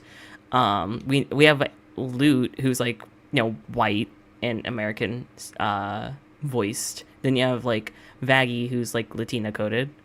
So it's like, is it just like that they can all be any voice of any language, every culture? They could just basically be people, but not, like the Heavenborn are weird. The Heavenborn are weird. And to be honest, the Hellborn are also fucking weird too. I don't know. It's My brain fuck. is like hurting from all this. Like my cogs are turning in like all year. Cause like that is weird. Like the Mexican thing. I've heard of that before, but I didn't think about like who made them. And now that's gonna like bother me for like a while. I mean, Adam did give birth to the first one, to like the second woman, or the first woman, right? He literally had to give a part of himself to create a new being, Lilith. So he is the first man to give birth. Ew, I don't want to think about that. I just validated everyone who made an Adam M. Preg fanfic. Oh God. So what do we think about her name subplot? I I think thought it was boring. yeah. Yeah. It lacked substance. Like, I get wanting to get away from your name, but girl, at least try to change your appearance or something. Like, what? Girly girl. Honestly, did anyone else like Vanastasia? I kind of like that No, name. No. no. Oh. Okay. Okay. Yeah, Okay. I- Okay. yeah, walk away all sad. I'm gonna kick you while you're No. Don't kick. I was already going to the corner. You're gonna make me hit my head. I don't No. like Vanistasia. I think it's kind of like weird. I don't like the Van part at least. She could have just did Anastasia maybe. I don't know. That'd been Yeah. cooler. To be honest, were they ever gonna make a substantial change? Think of the merch. No. Yeah, the merch. Think about how much they'd have to read. Imagine if any of the merch had her name on it. Oh my god, could you imagine the recalls they'd have to do? How expensive that would be? Oof. Gonna call her Vanny now instead of Aggie. You just Vanny. cross out the G's and put the N's in there. Well, hey, Fanny was also, like a heavy part of her, thing, and that she was fucking neglected. So you know what? Yeah. And she was also white. So Oh white, no. White woman jump scare. white woman. And what do you think about the whole codependency? What do you think about her and Charlie's relationship? And I think everything that happened in the season where they were so codependent, and then they had their fight, and Vaggie had to be mean to her, and then kind of just getting back together. What do you think about all that? I think it's kind of boring too. Honestly, I think that they they have like a weird issue with like focusing on like the romantic relationships. I don't care about romantic relationships in hell. I Hmm. want to see people kill each other.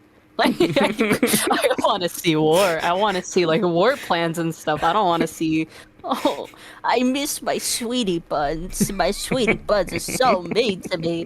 And then the other one's like, "Oh no, I'm so mean to sweetie buns. Let's have sex on the bed right now to piss off the angry people." It's like, And have it be interpretive dance, because we can very much imply two men, a bird and an imp, just having violent sex, but we can't have the two sapphics have sex. They just yeah. they have to be the elegant ones. They have to have it be imagery, and it's a good it's a good metaphorical scene. I think it's pretty, but it's also funny. Why are they dancing? They're just gonna fucking break down after. They're gonna do a little break dance after just having a big fight. Like, okay, dance battle, let's go. High School Musical had ass. Exactly that. It sucks. It sucks that, like, I think they're the only sapphic couple. Am I wrong about that? Let's just say Hazbin Hotel. They're the only sapphics, right? Sapphics? Well, What's that? basically, woman love woman. Oh, yeah, I think so.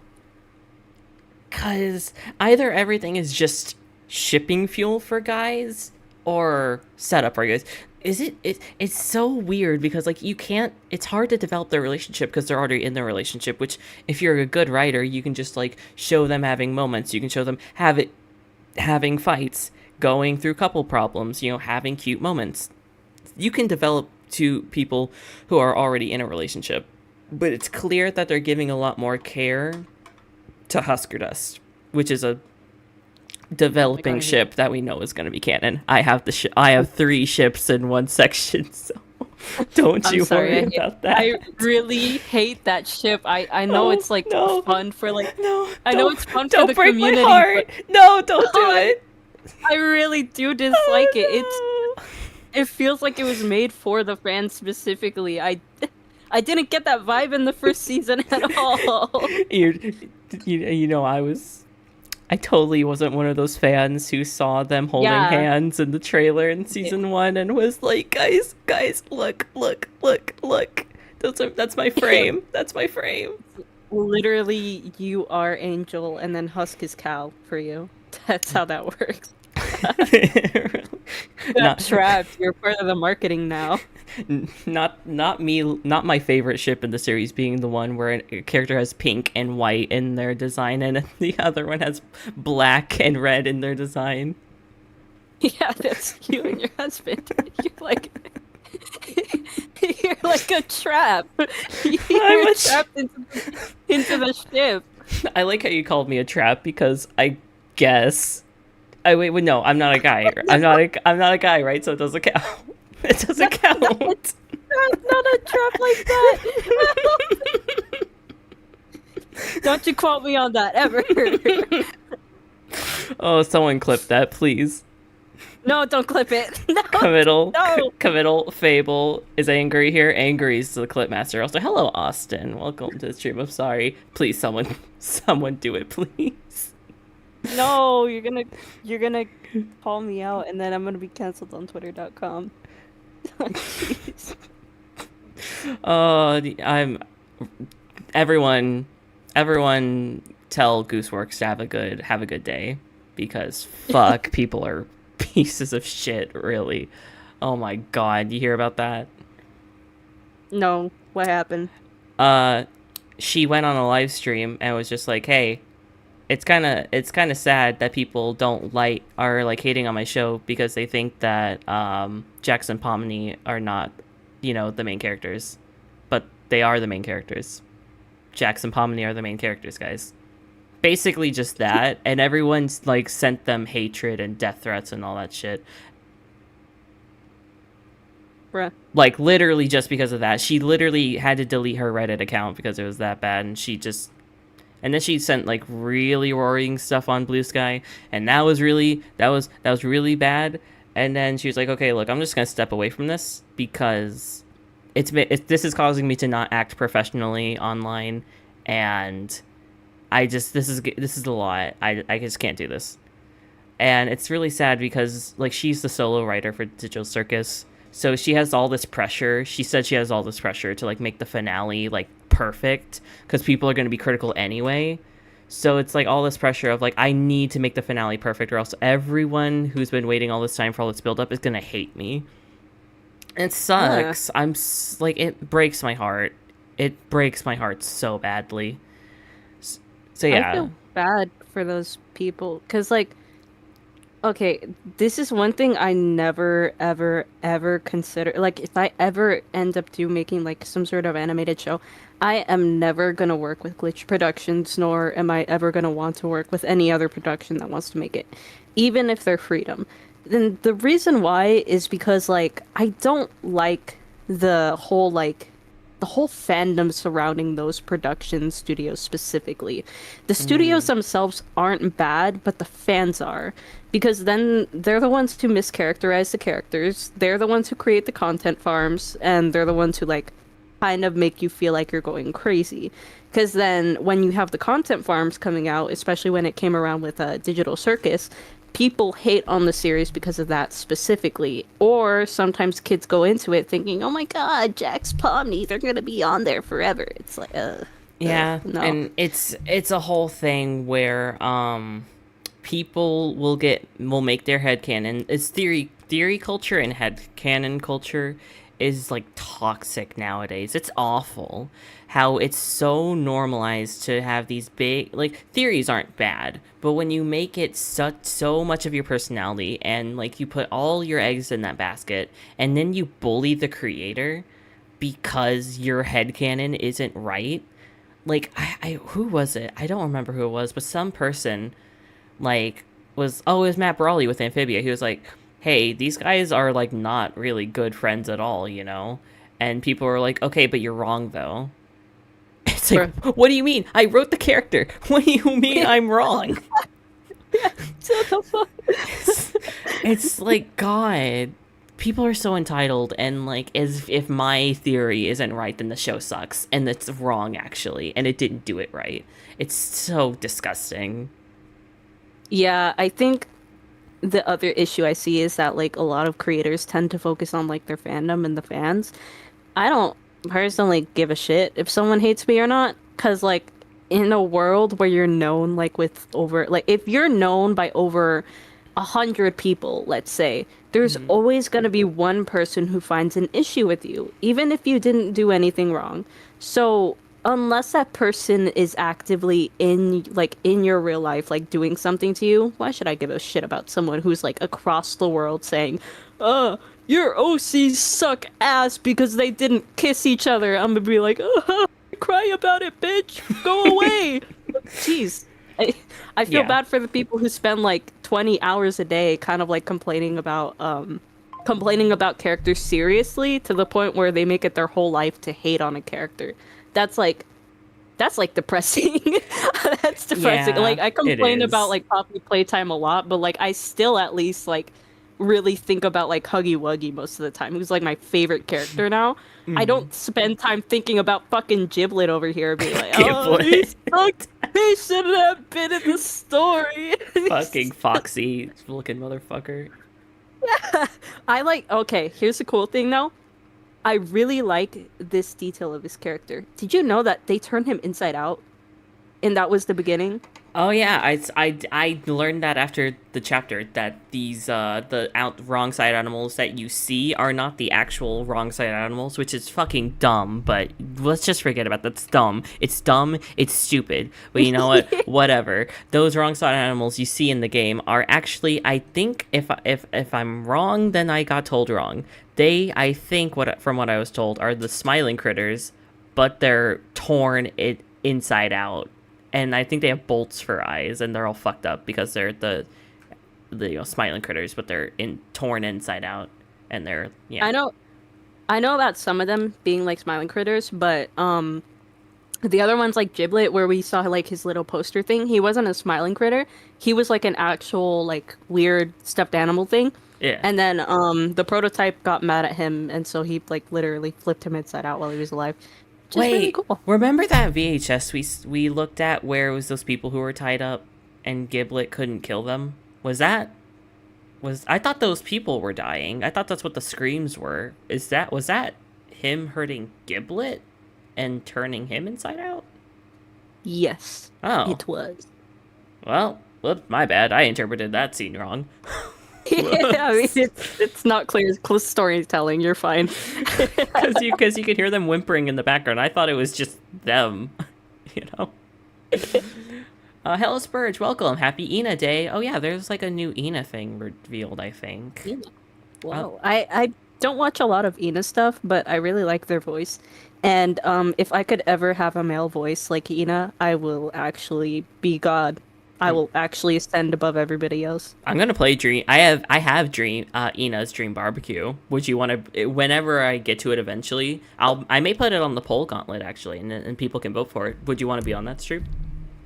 Hell yeah. I've wanted to play it myself, but like honestly, I think it's one of those things where you can't really play by yourself without feeling like lonely, I guess. For the existential horror, you just feel isolated and alone.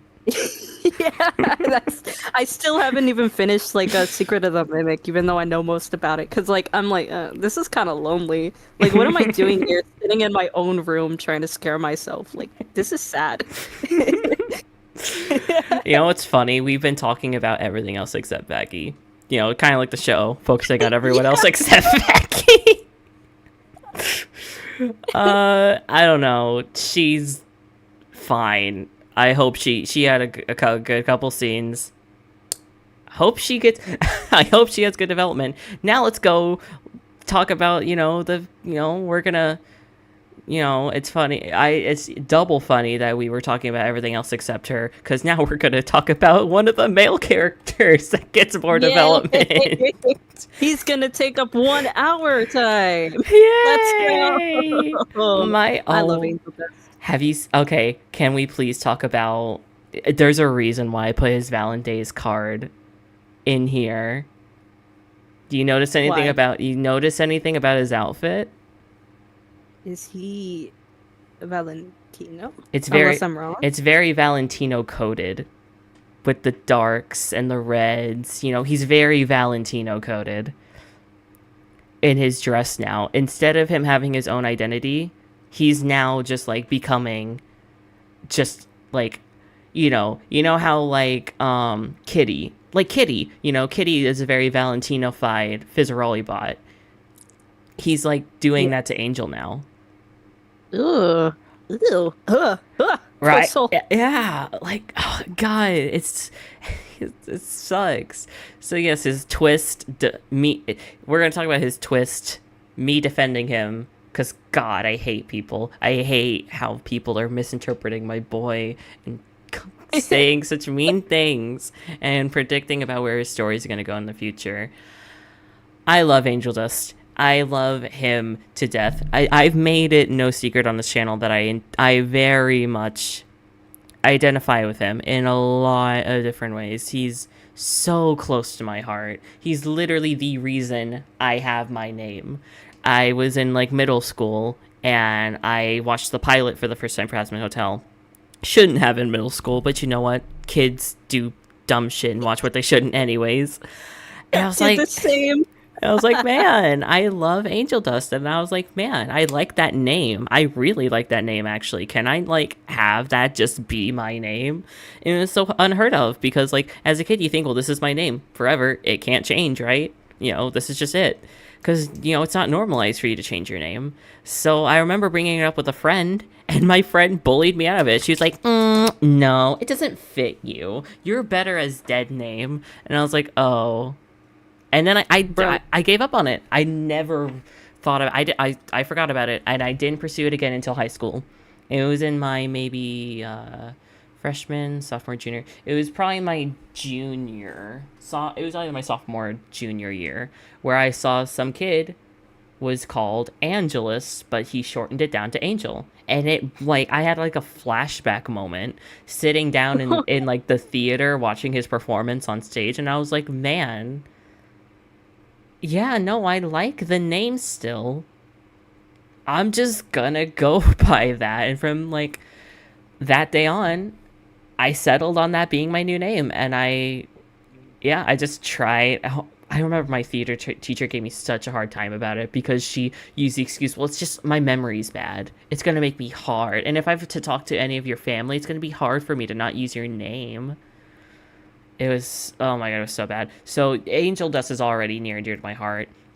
And then with his story of sexual abuse, which I am also a survivor of, groomer survivor, he means the world to me. To be put in a situation where you feel like you're responsible and you feel like you got yourself into this thing, and then you feel like you can't get out for this like long amount of time. It's like Poison made me cry. Poison made me cry. And then his breakdown made me cry. I love Angel Dust. I love him to death. I implore everyone. I sent it to you, Tel, to watch this video by Maddie Maxis, an exhaustive defense of Angel Dust. It's only for season 1. It doesn't cover anything about season 2. It's a great video. Please watch it. So yeah, that's where I'm coming from for Angel's character. I love Angel Dust as a character so much.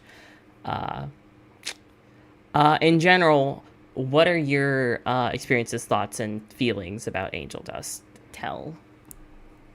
I like him. I think in the beginning I was a little wary because I didn't like the humor in like 2020 where it was like, you know, the cursing all the time. Like especially with the pilot, I liked him, but I cringed because of the humor that Vivzy used specifically. But he grew onto me, especially with like the story that he had and stuff. I think that it's really sweet that like, you know, he's actually redeeming himself or at least trying. And I do think a lot of people kind of give him too much I guess disrespect is, I don't know if that's the right word. Flack? I think it's, yeah, flack. Yeah, they give him a lot of flack because like you do see like a lot of people like mischaracterizing him in the fandom, and then especially on Tumblr for some reason, like a lot of people see him as like this edgy, yeah, they like see them as like this edgy, weird, like super over sexual character, but it's like he's not really sexual as he is more like a performer. He's commodified. He's commodified. Yeah, yeah, he's like a product, which is really sad. It hurts my soul that he's like actually a product. And I think that I have hope for him. He's really sweet, and I like his little piggy friend Nuggets. Very cute. The whole commodified bit, it's so sad that he was probably just a very like sexually repressed like young guy in the mafia who then died and went to hell and then found this like porn industry and was just like, man, I can finally just be me. I can exist and it doesn't get questioned all the time. This is the best thing that happened to me. So no shit, he probably fell in love with Valentino, because I'm sure Valentino wasn't horrible. He's shown to like be love bombing and manipulative, you know. I'm sure that it was after he got his soul like contract out of the way that Valentino then felt more comfortable, because it's like, I can do whatever I want because you're literally mine now. You're a product, you are something I own, so therefore my feelings don't your feelings don't matter, because you shouldn't care about how I feel and what I do to you, because I matter, because I'm a person. You're not a person anymore. And it sucks. So like, it's so sad to see someone who thought that they were free literally put on their own chains in a system that was like completely against them and rigged against them from day one. And now, because I think he likes being a performer, I think Losing Streak was one of the few times where he actually likes doing his job. And it sucks that it's so interlaced with just awfulness. And if you really want something a little bit darker, again with the Valentine's card, you could literally see one of Velvet's love potions right next to him, right there. Oh, so sad. Oh yeah. Oh my God. I Mm-hmm. feel so bad for him. And he's literally He's- smoking Valentino's like little drag thing. Yeah. Oh my God. That's so sad. I think he's a well-developed character, honestly. Out of all the other characters, he's probably one of my more favorited, only because he actually has like a motivation and reason for doing things. I just wish we got to see more of like I guess more of like I said before, like his therapy, just like his little roots, because I am a little greedy. I want to see him and how he reacts to like the therapy setting. I do wish we saw him more in season 2. I really thought they were. I thought they were going to, but no, it had to be the fucking Alistair season. And I get it, they want to focus a little bit more on Charlie. I get that. But it's just, man, they really neglected Angel and then like left him. And I think he's gonna be. I'm hoping that they're gonna stick by their word and that Angel will be the second big thing. Like, there's obviously gonna be, you know, Charlie and her mom. That's going to be the big thing. But then the second big thing, I hope, is going to be Angel Dust, Valentino, his family, that kind of thing. I really hope. I really hope that. I think they did confirm that they're gonna focus on Angel's family, especially with the brother. Arachnis, yeah. I would love to see what they do. I think he has an actor, by the way. I think he got a voice actor. They haven't revealed it, obviously, nor his updated design, but I think he does have a voice. How do we feel about the twist that he was a rat for the hotel the entire time? Yeah. Well, I mean, it's okay. I mean, it makes sense. Like, what more could we expect from like Vox and stuff? Like with these high surveillance people, like we wouldn't expect it, but like, or that we would expect it, like, and we should have. But I thought it was kind of, it was definitely tragic watching it. I remember being like, oh my God, oh no, he's been manipulated. But I think it's also kind of like, I mean, I kind of knew. Just They could have alluded to it more. They could have. They could have set some stuff up more. The only thing they really did was that they're like, okay, we need to put someone in the hotel. I know just the person. And then you think it's going to be Serpentius. And he's like, I guess the cover, where once his cover is blown, then they think there's no problem anymore. When in actuality, Angel was there the whole time. And now they're gonna start doing it, because you see at the end, you see while Vox is hypnotizing Angel, you get that flashback to Poison, where Angel's in his poison robe and is being mind controlled. So he was probably from Poison Masquerade episode 4. Episode 4 onwards was probably dropping hints towards the V's. Though his line being like, well, how do you think I knew all this stuff, huh? That does... It's not the smoking gun you think it is, because then it's like, you are the biggest, like, person with surveillance and cameras and drones and shit, you know? Yeah. He was literally watching Charlie and everyone prepare for, Also, he said, how did I know the angels were coming early? The big clock in the center of the Pride Ring Yeah. was cut its time cut in half. You guys think I can read that? What? Fox is illiterate, even though it's a big screen. He doesn't fucking read, bro. But yeah, overall, I think Angel's great. I love him, and I'm very interested to see what he's gonna do. They're not gonna... I don't... Do you think it would be too soon if they redeemed him in season 3? Probably, yeah. I think that, well, it depends on what they do, because the show is already kind of way too, like, fast-paced. I feel like what they're gonna do is they're gonna have him, like, make up with his brother or something, do something like that. Maybe the brother gets redeemed? I don't know, though. Because then there's Molly. That's what I'm asking. How do you think they could even, if they want to delve into Molly, how would they do that? That's why it's like, would he have to get redeemed to do that? Because they're making it very clear that the only reason they let Charlie up there was because she was not a sinner, and then Vaggie was an angel.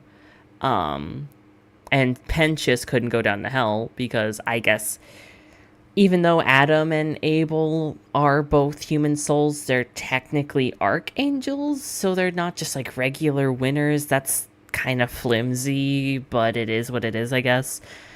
Maybe they were like, oh, if you go down there's a chance you'll get re-corrupted and you'll become a sinner again. I don't know. They could have said something. But I don't know. Yeah, I'm not really sure, honestly. I hardly know about any of the, like, outside characters. I totally forgot Molly existed. It is one of those things where, like, from now on, I made a promise to myself to, like, keep off of, like, looking at the possible new characters, because I want to see what it looks like from the outsider perspective of, like, an adult who just so happens to click on the show and be like, well, what's this shit about? And then they, like, experience the characters coming in one by one. I think that, so, like, as an outsider to all that stuff, I think that the most they might do is they might have, like, Molly kind of, like, look down on them, because, like, for some reason, Bibsy really likes the classism between, like, heaven and hell, which, like, I get, but that also doesn't make sense for a group of people who are apparently so morally high that they don't, like, see themselves as higher. They can forgive all of hell because it's easy to forgive when you live in paradise. Yes, exactly. Like, I think that at the most they might make it so that this is, like, a really, really, like, not based in anything, like, prediction, that they might have the brother try and help Angel, even though he kind of dislikes Angel for, like, making a mockery out of their family. And then through the hotel, he somehow actually does end up getting redeemed, which was Angel's only outside to, like, Vox Tech. Like, so that connection being split off kind of, like, worsens Angel's mental state, maybe. I don't know. Something similar to that. But if it's not, then I get it. I don't have much to say about their family because I don't know anything about them. Do you remember how their dad... I hope they give him a new name. I swear, I hope they give him a new name. I hope they don't settle on their dad being named Henroin. What? That's Henroin? That's the name. That's the as of right now name. That's the pilot name. If it gets changed, it might get changed. But for now, Angel's dad is named Henroin cause drug. It's like Molly, Angel, Dustin, Henroin, and then Arachnus is there cause Spider, I guess. What? That's so... What? Yeah, that's like a mix of like hemorrhoids and like heroin. Yeah, kinda. What is wrong with this?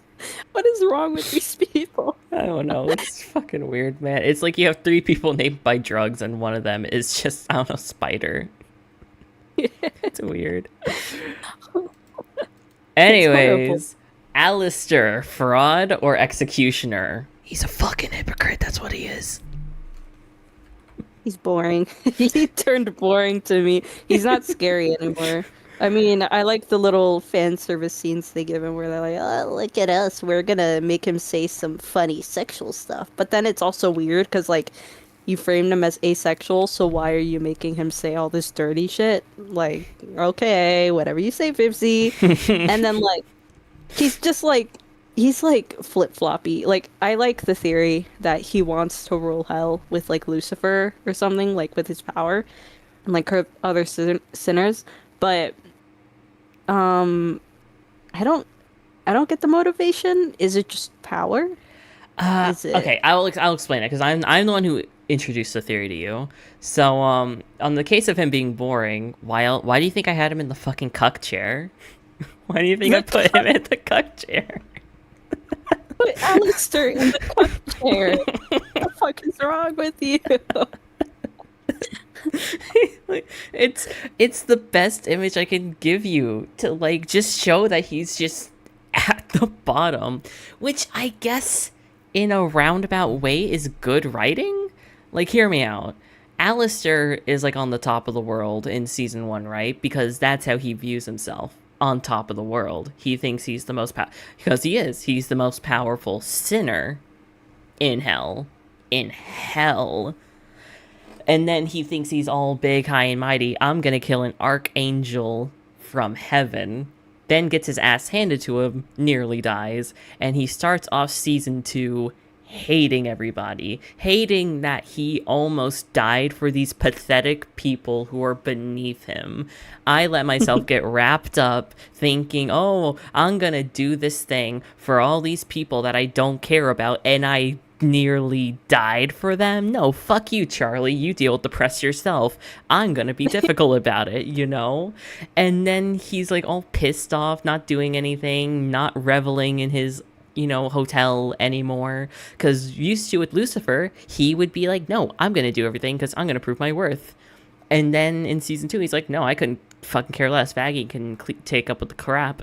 And then when Lucifer gets him just angry enough, he quits because he's like mad. He's like, he has this pent up anger inside of him because just like how everyone's like, oh, he's a fraud, oh, he's not as powerful as he thought, that's where Alistair is now. He's mad. He's just as bad as the fans are because he thought he was the top shot.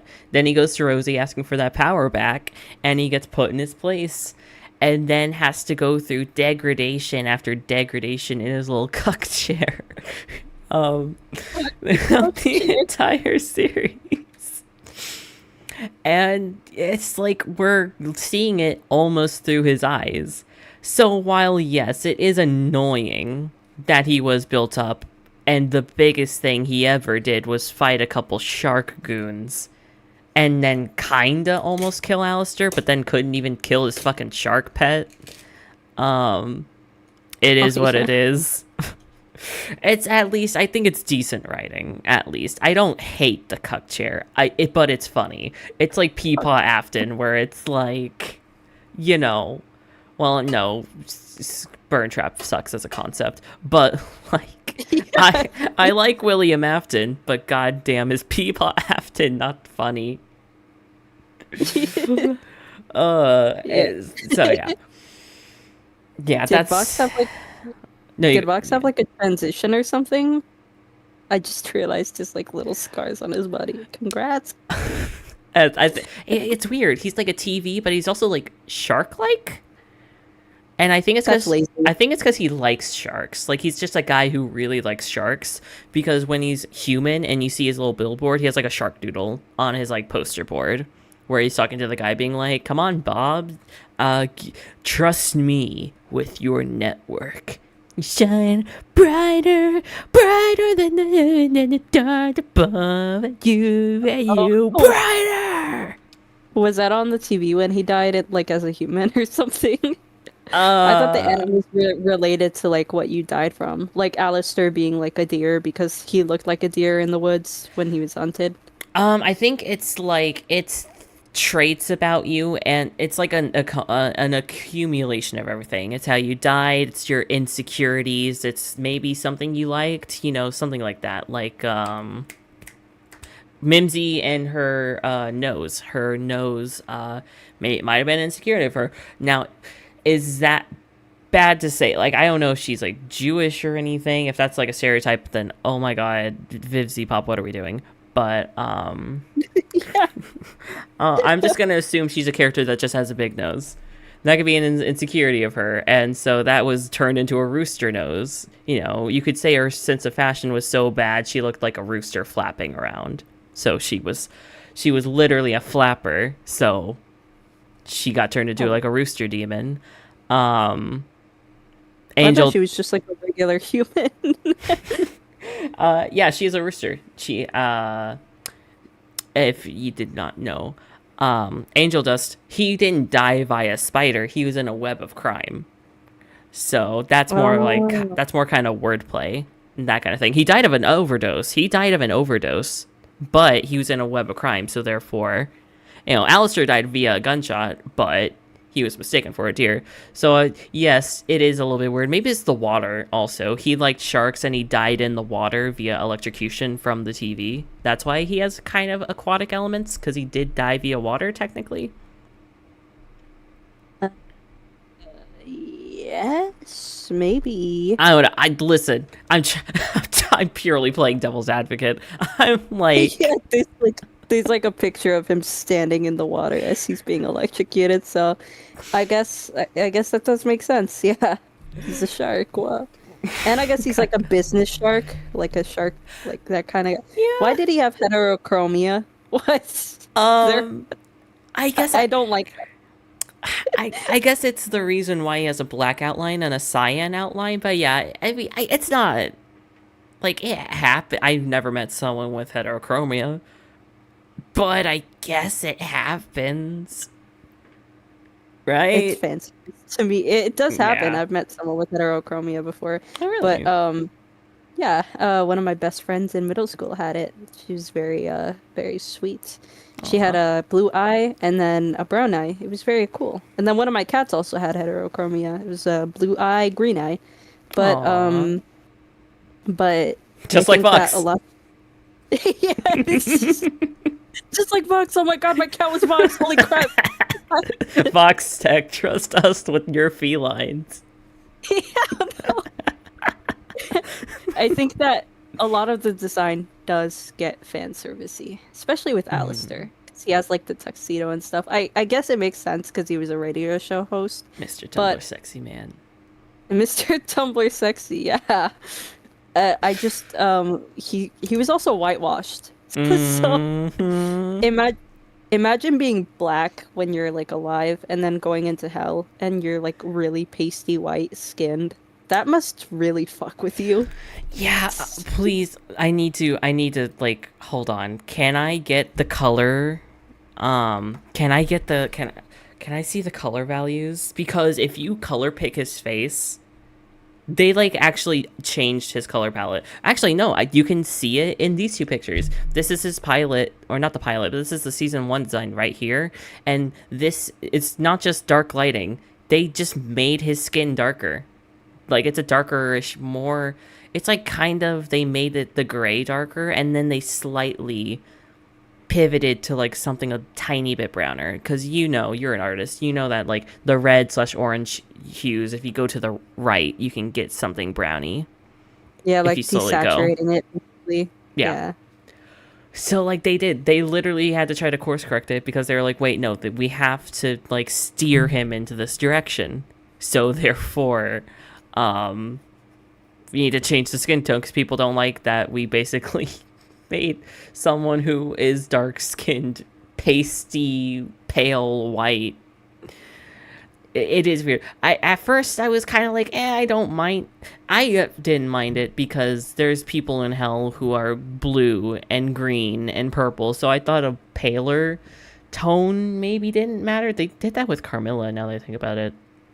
we don't know her human design, so we don't know like how dark she was, but like they also kind of made her pale as someone who is of, not white skinnerd. I think it doesn't hurt as much with her because she's like a purplish kind of a little darker. She's actually darker than Alistair. I don't know if you noticed that. Is she? And like I kind of like the rep that Mexicans get when they're actually shown as kind of like well, we call them güeritas, but that basically means like someone who has lighter skin, and they're not they're not like Mexican passing is what you would say apparently. Oh, okay. Yeah. And I kind of like that, but with like characters who are supposed to be like Creole and they're actually supposed to have like darker, maybe tan skin, it's like, what are you doing? You're what are you right. doing? Yeah, she is more purple. Yeah, she's darker than Elle, which is really sad. Honestly, yeah, if they went with like that kind of color, I think it would look a lot better. Yeah. Do you think they did it to like make his face pop more? Because like, do you think any other color would have like gotten lost with the bright yellow and the bright red of the eyes and the small? Because his face is small. Because he's always having the big grin. It eats away at all of his face, so you don't see a lot of the actual skin of his face. Do you think it was made to like make it pop more? Maybe. I'm not sure. Let me darken his skin a little bit on my art app. Okay. See what this looks like or how I could make it work. Because, like, it's not that hard to, like, get a proper brown value. He has, like, some brown in his design with, like, the ears sometimes. Kinda.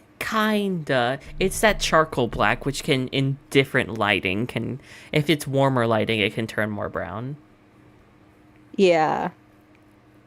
Okay, yeah, no, it's not that hard. It's not that hard to make him like a little darker skin. Okay. Yeah. You screenshot of what I did.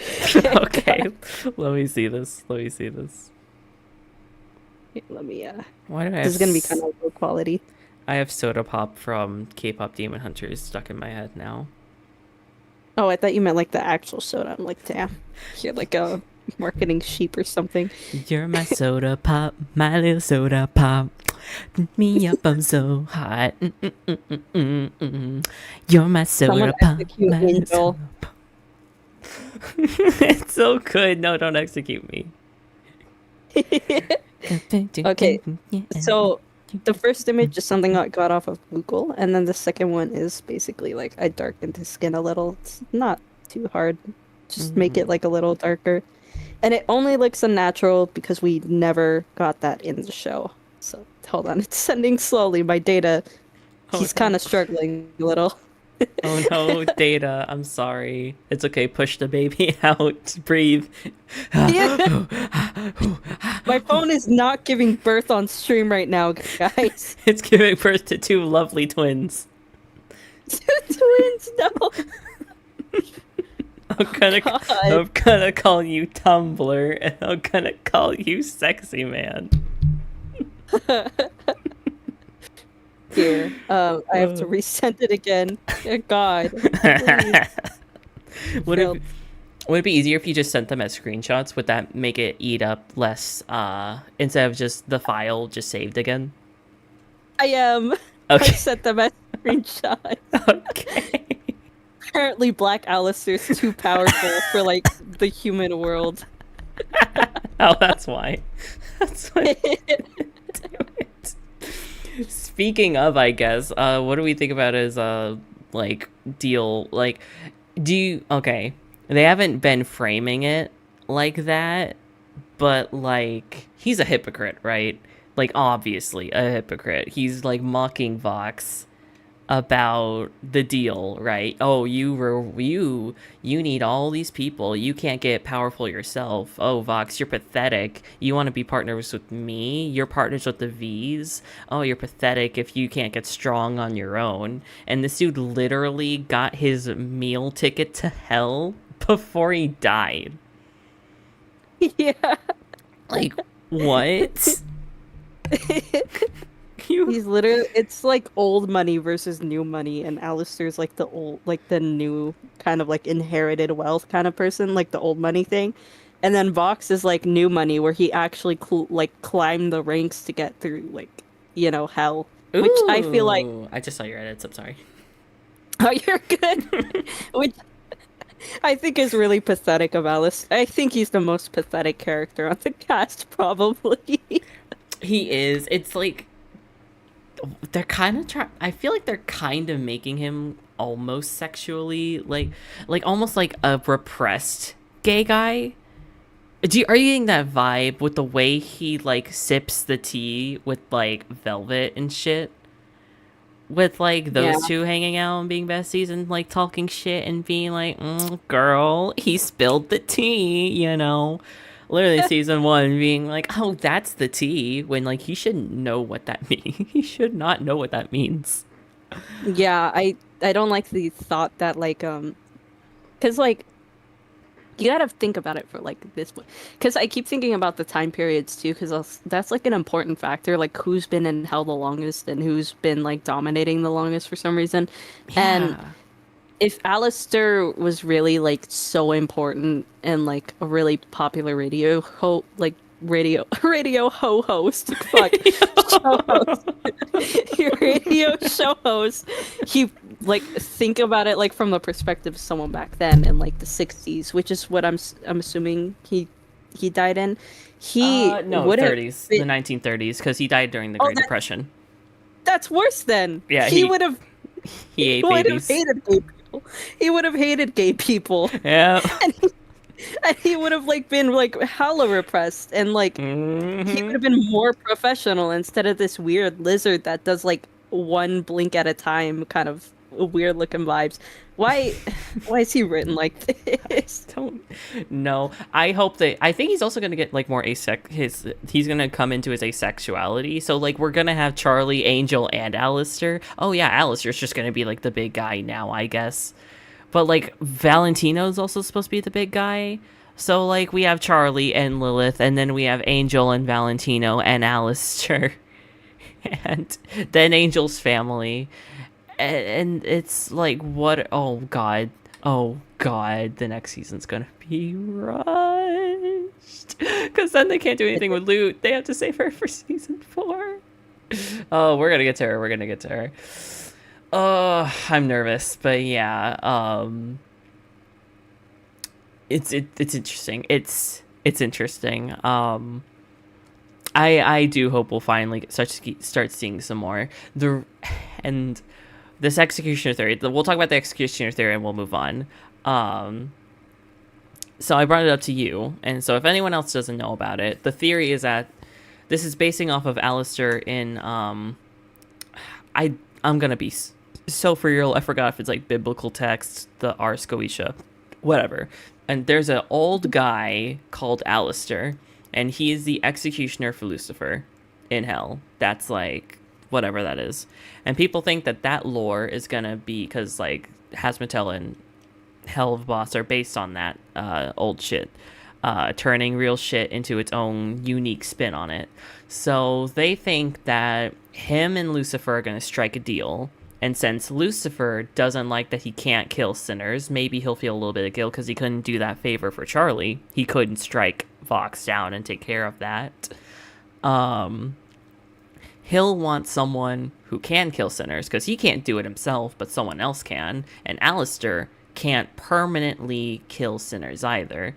And maybe he'll probably want the power, because then if he has Lucifer's power, then who's to say that they're not equals? And who's to say he can't get more on top of everything to then overthrow him?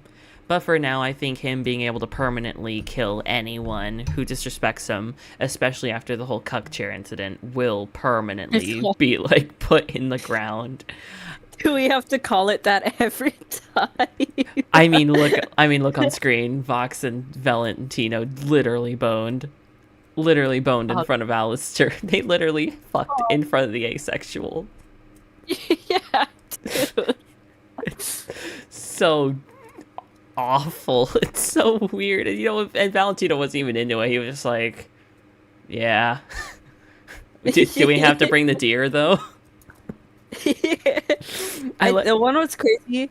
I kind of like this niche, like a side of like Katie Killjoy, where she asks like Charlie and Maggie to not do the gay shit in front of her, because like it genuinely like bothers her.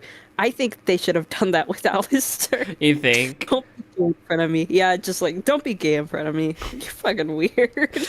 They had so much missed potential between Alistair and Angel Dust. They literally only have one scene, and I literally think that scene in season 1 was just to have a similar scene because the pilot isn't on Amazon Prime, so people aren't gonna get the "ha no" joke. So they had to do their new version of that, but then they couldn't just do it again, right? Or else everyone who watched the pilot would get mad and say you're copying. So then they had to make this new joke, which was just not really as funny.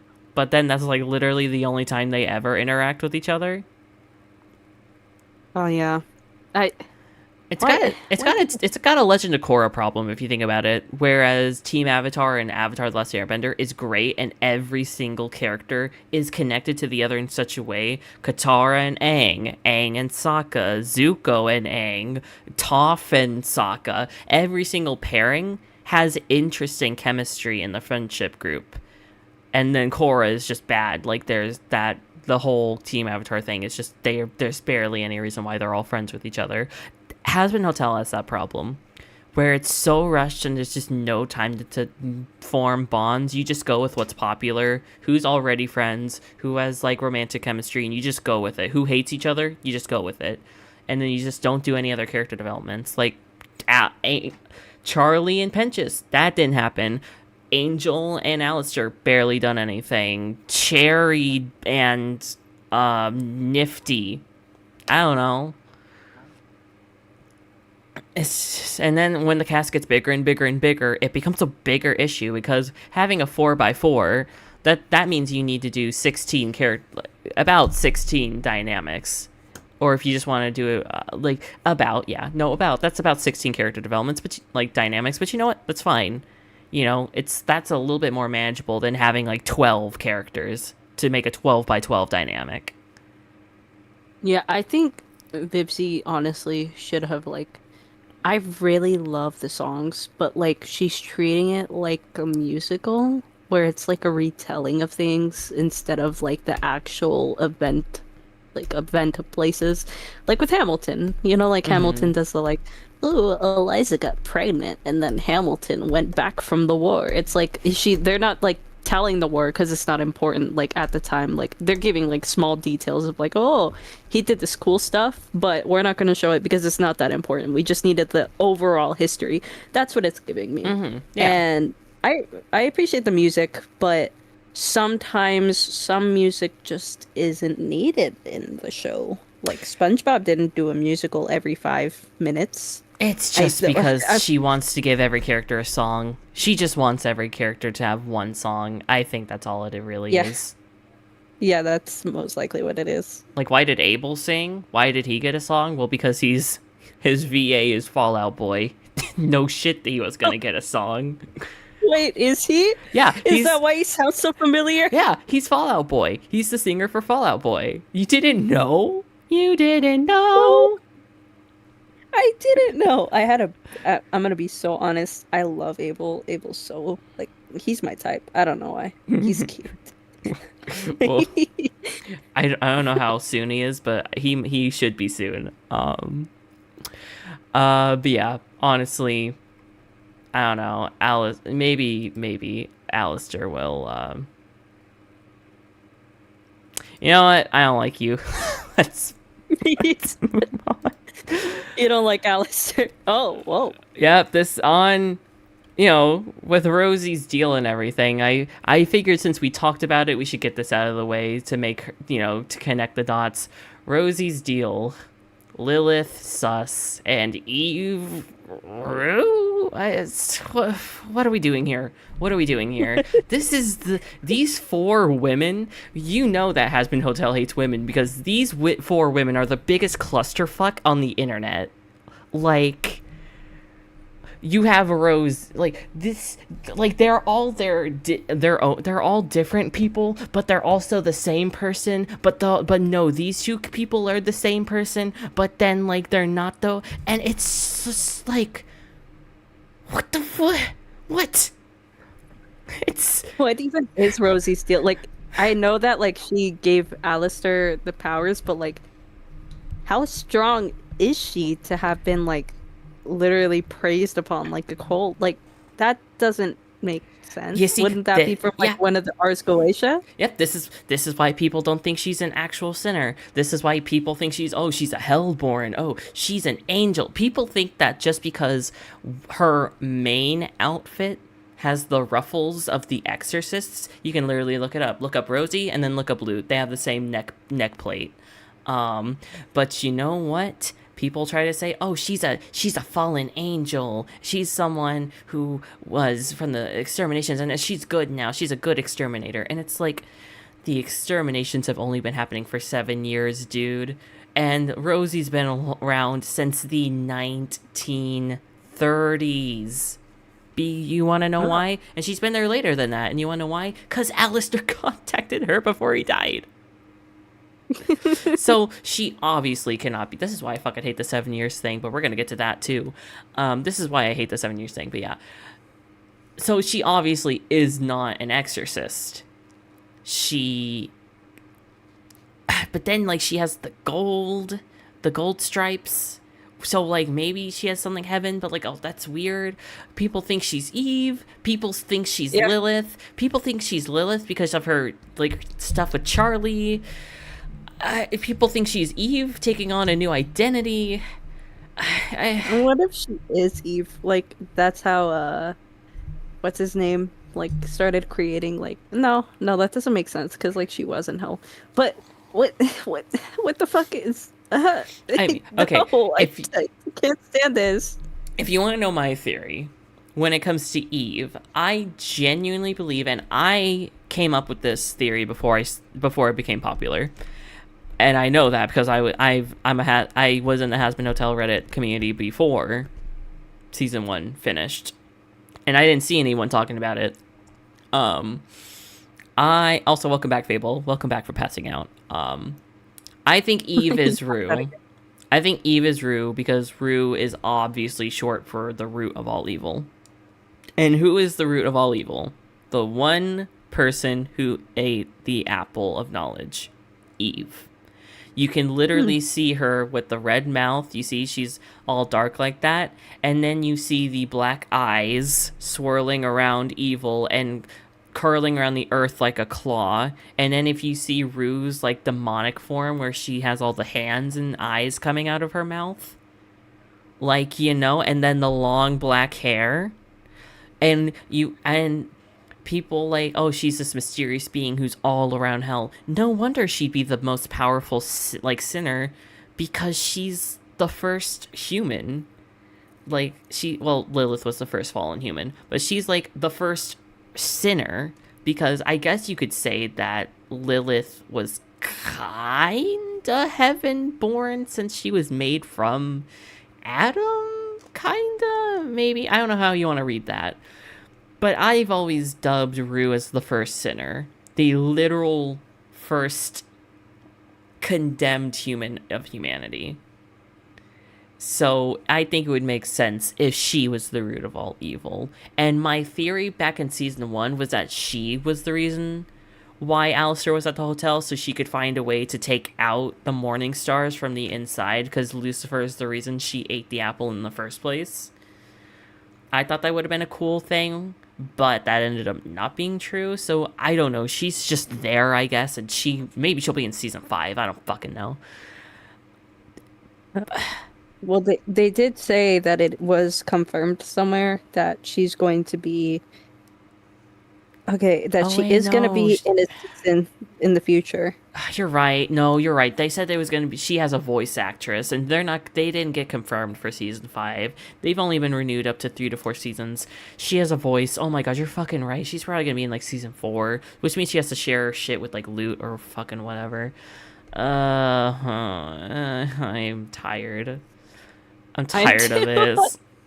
I don't. Okay. I think that these characters suck because of their mystery specifically.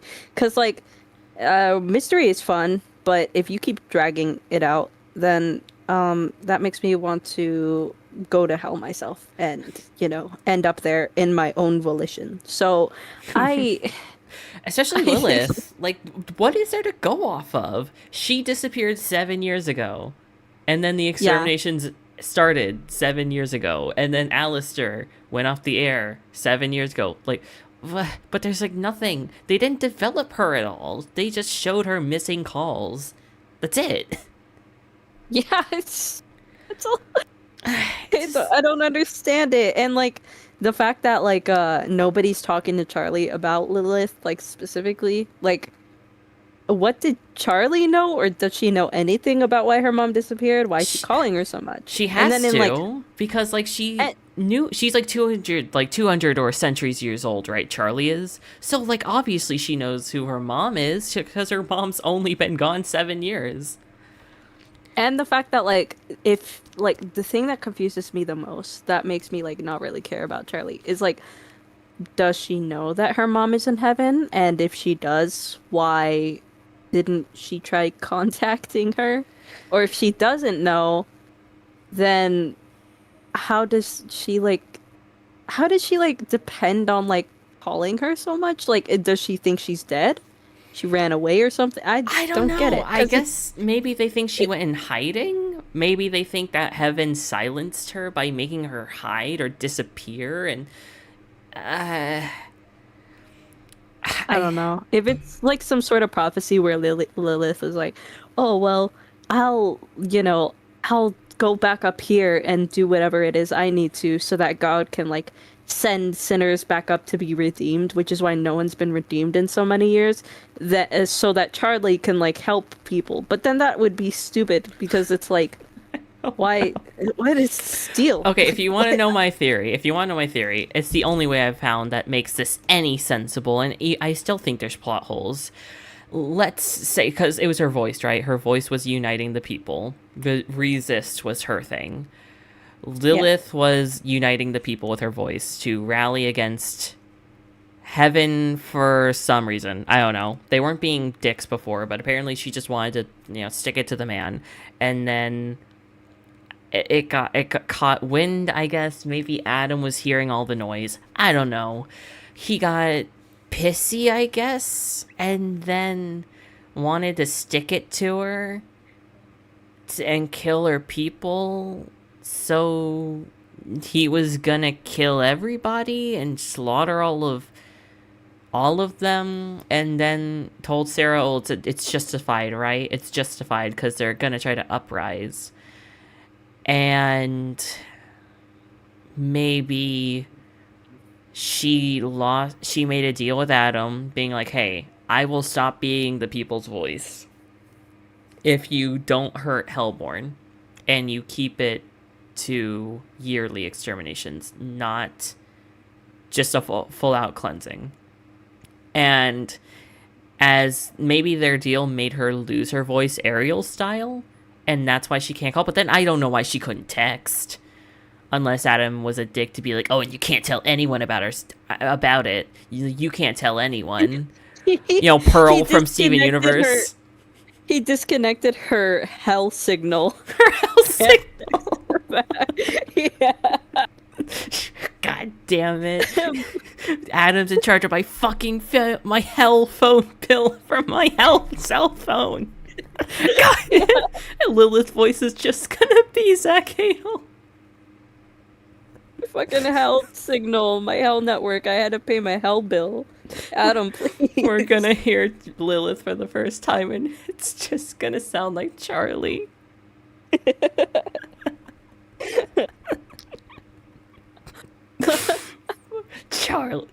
Charlie, don't understand. They disconnected my house service.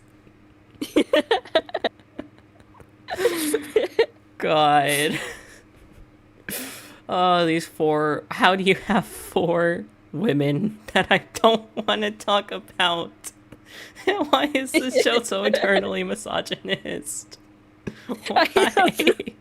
It's just so bad. Like all these women are they're written like characters who like, oh, well, they were hiding the secret because they care. It's the same with Vaggie Mm. Vagastasia, where they're like, oh, well, she did it.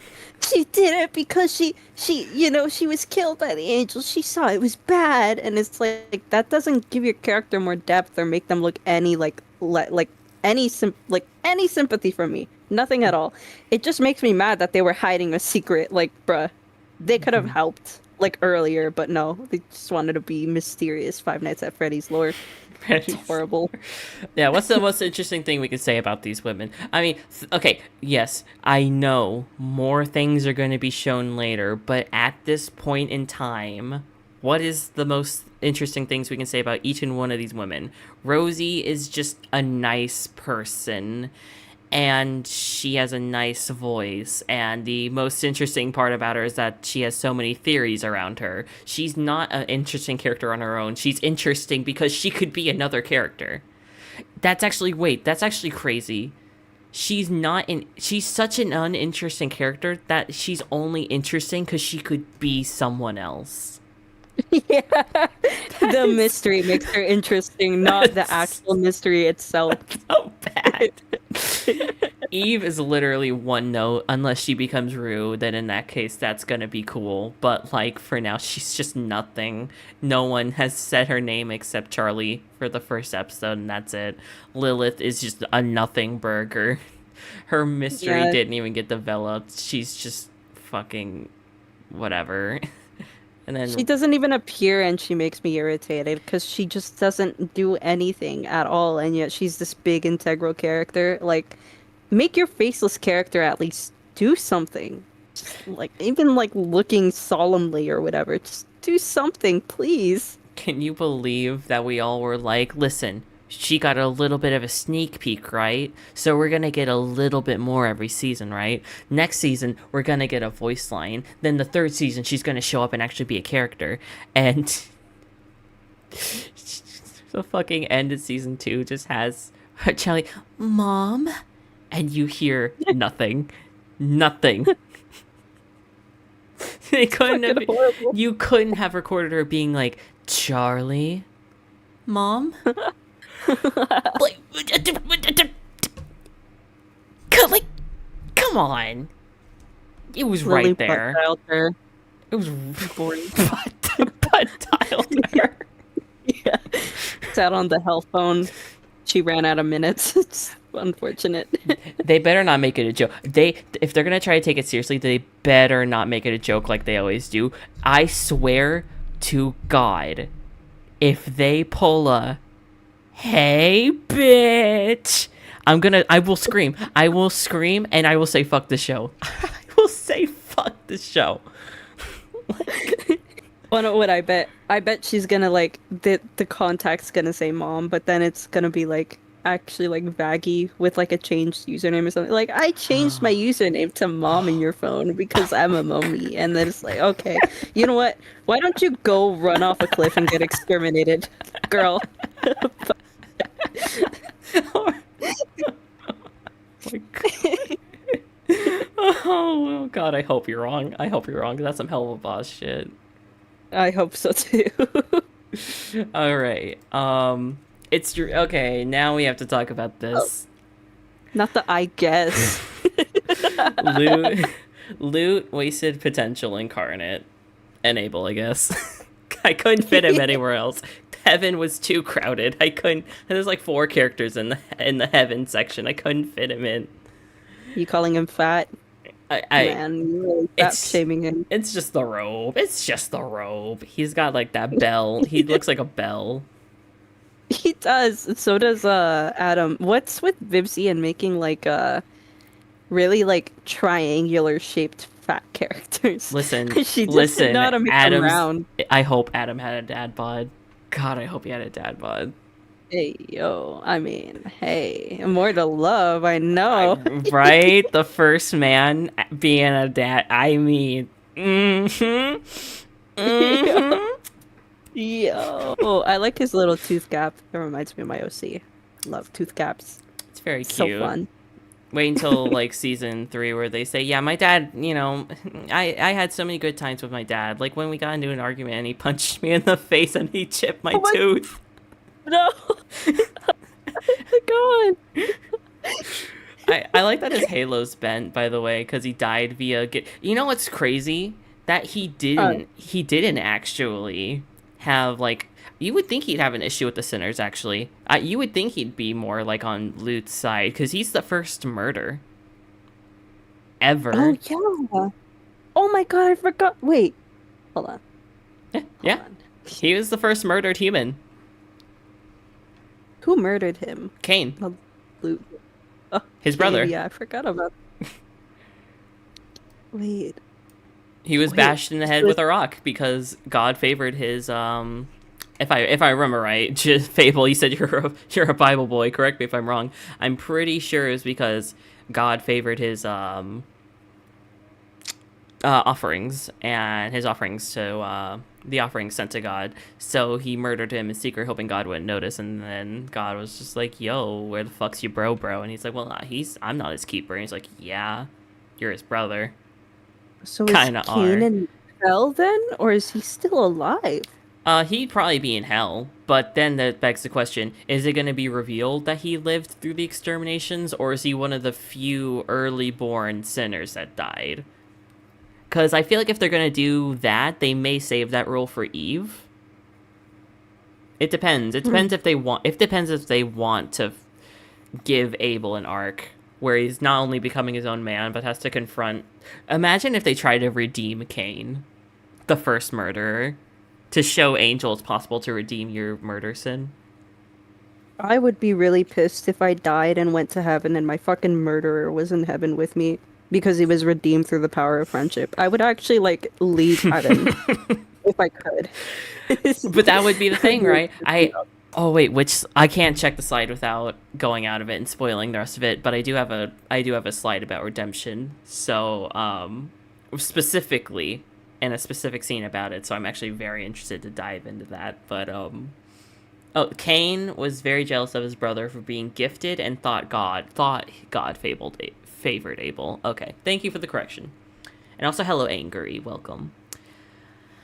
But I believe that Adam went to heaven probably because he didn't die a bad guy. I think they changed I bet they changed it. I bet he died probably just slightly an asshole, but didn't commit a sin. But then, when he was in heaven, he got showered for like, you're the first person in heaven. You're the first like winner. You're so great. You're so cool. You were literally made by the big man. Except they all were, but don't talk about that. So then they made him an archangel. He was showered with all this attention. Women loved him, and he slowly became the frat boy. And who was gonna object to him? You know, he has all this power, all this influence. Why, if you're already in paradise, why stay morally good?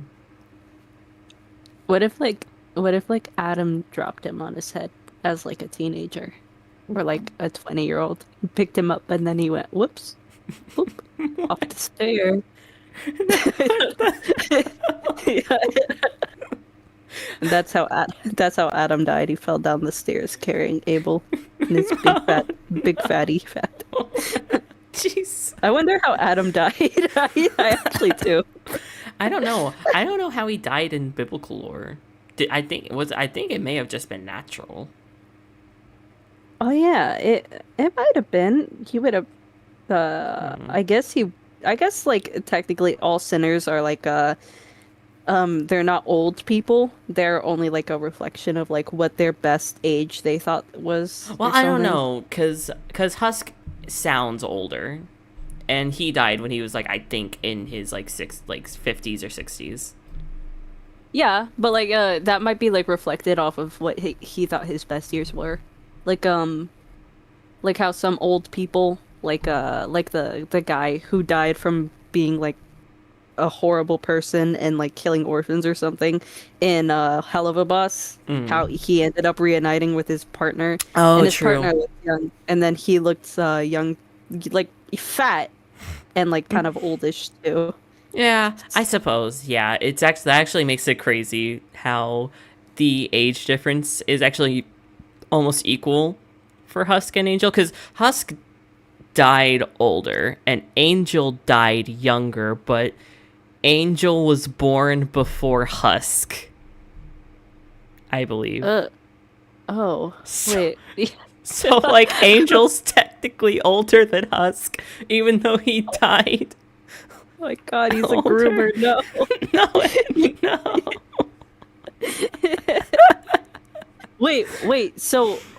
So Husk died first or Angel died first? It's Angel died first. If I'm getting my facts right, because I'm pretty sure that Angel died, when the Mafia was big. So I'm pretty sure it's like 40s, 50s. And That's so weird because Husk was like Alistair- 70s, 80s. Alistair had been controlled before. What? Okay, wait. So Angel Dust didn't know about Alistair, and Husk was already in control of Alistair. Or, like, he was already being in control. Like, been in control by Alistair. Oh my god, I gotta rephrase that.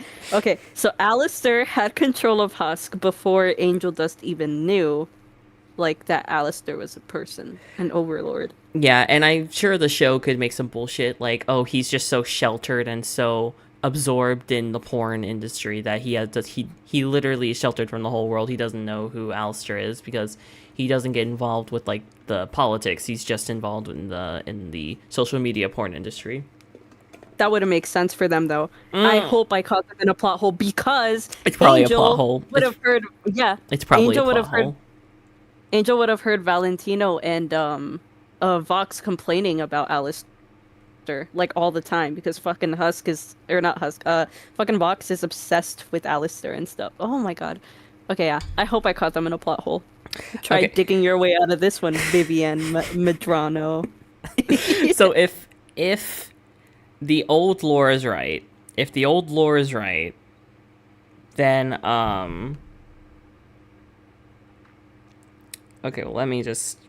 I need to make sure I'm not getting my information from a fandom, like a wiki. Like, there's the fucking weird Journey to the Light wiki that gets popped up so much that, like, you get the reference image for that first, instead of, like, the actual Hazbin wiki. I just go to Reddit. It's- Honestly, I go to Reddit. So weird. He's estimated to have died around let's see. Let's see. Oh wait, I don't think there's any. Okay, wait, hold on. Are Huskin the same age? Assuming previous lore still canon, Angel died in assumedly the 1940s in his 30s, and Husk died in the 1970s in his 60s. If this is true, doesn't that make them the same age since they would have both been born on Earth in the 1910s? I know Angel had been in Hell for 30 years longer, but I think that they would still be around the same age would make sense why they'd start to bond more. So, okay, yeah, if the old lore is still in effect, Angel died in the 1940s, Husk would have died in the 1970s. So weird. Which would make Angel 30 years canonically older than Husk, even if Husk lived longer on Earth. Oh my god. Yeah, so, like, okay, let me think about this. So we have calculator time, 2026. Let's assume the show is taking place in this point now, minus 1940. Angel would be like 86 years old. And 2026 minus 1970. That would make Husk only like 56 years old. What a strange. What? Two wise old men. Or wait, no, I guess that would be their death date, right? So they probably were born a little bit earlier. Angel probably died in like more like 1920, 1910, that kind of thing. So, I don't know, let's add 30 to each of them. Angel may be like over 100 years old, and Husk may barely be hitting. Maybe just 100, a little bit over, a little bit under. I like how we were just talking about everything else except Lou, because she fucking doesn't barely exist. She had one song. She had one great song because we needed Jessica to have a really good song because we like her. But, like, we couldn't just save it for season 4. So we needed to do it now. It's like this show has no impulse control. I swear to God. Yeah, it's crazy because, like, I really like the idea of Luke's character going through a breakdown. And, like, honestly, she kind of made me go hear me out on Adam for, like, the hallucinations. But when she straddled him. Yeah, it's just made me hear me out a little, like, yo, all right. Oh, Like, buddy. I could see the vision from there, but, like... Oh, I know the vision. Yeah, I know the vision. But other than that, like, her character just being aggressive towards sinners because she's aggressive towards sinners, I don't know. I mean, I guess it is because she wanted Adam to like her and stuff, but I think they should give her a little more, like, motivation. Just a little more. Not a lot, like, because her character is honestly really good. I think just something to be like, oh, but even without Adam, she would want to continue his legacy because blah, blah, blah. They're going to try and destroy heaven. Something like that. Well, I think And it's if they are... I think it's to show her hypocrisy. I'm sorry to cut you off. I'm sorry. I think it's just to show her hypocrisy, because she's just a hypocrite. Like, she's saying, "Oh, hello, is it Lone Wolf? Welcome to the stream. I think Loot is going insane. I think also because she lost Adam. Well, yeah, that's why. That's the catalyst as to why she's losing her mind. But yeah, I think, God, oh no, I forgot what I was saying. Hypocrisy. Yeah, she's a hypocrite because she was like, "Oh, wishing you were there when they needed you, the only soul who's ever completed you." And she's like talking about how you killed the one I love, when she literally gouged out Charlie's girlfriend's eyeball and tore off her wings. Like, That makes sense. you dealt the first blow. Sure, you didn't kill Vaggie, but like, you know, I guess maybe she's like, oh well, I took her eye out and I killed her. I tore her wings off, but I mean I expected her to bleed out, but she didn't die. You didn't have to kill mine, you know. So now I gotta kill her, you know. Yeah, I guess you're right about that, honestly. Yeah, that makes sense. I like that. I wish she had more screen time. I wish she had more screen time. She's one of the best written female characters on the show. I know, right? I know it's so crazy because like the ball is so low. The bar is so low when it comes to the female characters. Her balls are low. And it's all oh my God. I guess you could say they dropped the ball. But her motivation is weird, right? Because there isn't really a reason why she should like Adam, because he didn't treat her right. Like, literally, one of his lines where she's like, oh, she's looking out for him. Sir, you shouldn't talk about them. The Seraphim told them, oh, I know, okay, fine. Don't shush me, bitch. Like, I always headcanon it as like he gave her like a little bit taste of power, or like at least recognition as an angel, opposed to like, because like if you think about it, the angels that like do the exterminations are seen as lower, and so when he died and they were like found out that they were killing other people, she probably felt like, oh my God, everybody fucking hates me even though I'm doing my job. And so it's like she probably just wants like that kind of feeling again, where she's kind of in power but not really, just somebody who like believes in her even though her cause is kind of stupid. I can see it being like, oh, it's because he gave her power. He treated her like one of the bros, which is probably why he didn't like her. That's probably why he didn't like her, because she saw him as one of the guys. Oh my But God. then you factor in the concept of maybe he made the exorcists, and then maybe she likes him because he created her to like and admire him, and then it gets weird. And that, yeah, I don't know. It's just because the exorcists are just such a big mystery. If we just knew where they came from, it would make things like, are they their own people? Are they winners? But then why do they all look the same? It's dumb. It's so fucking dumb. It's weird. Also, thank you. I love your VTuber. Thank you. and I think she was blinded by love. Well, definitely, yeah. She obviously loved him. Yeah, I think it was kind of like a doomed yaoi, but heterosexual. I don't know what you call that. Actually, wait, yeah. There's Yuri and Yaoi. What's the straight version of that? Chat. What's the straight version of Yaoi? Doomed relationship, I guess. Just a boring term. Doomed heteros. Doomed heteros. That's horrible. Yeah, for them. Just sucks to be them, I guess.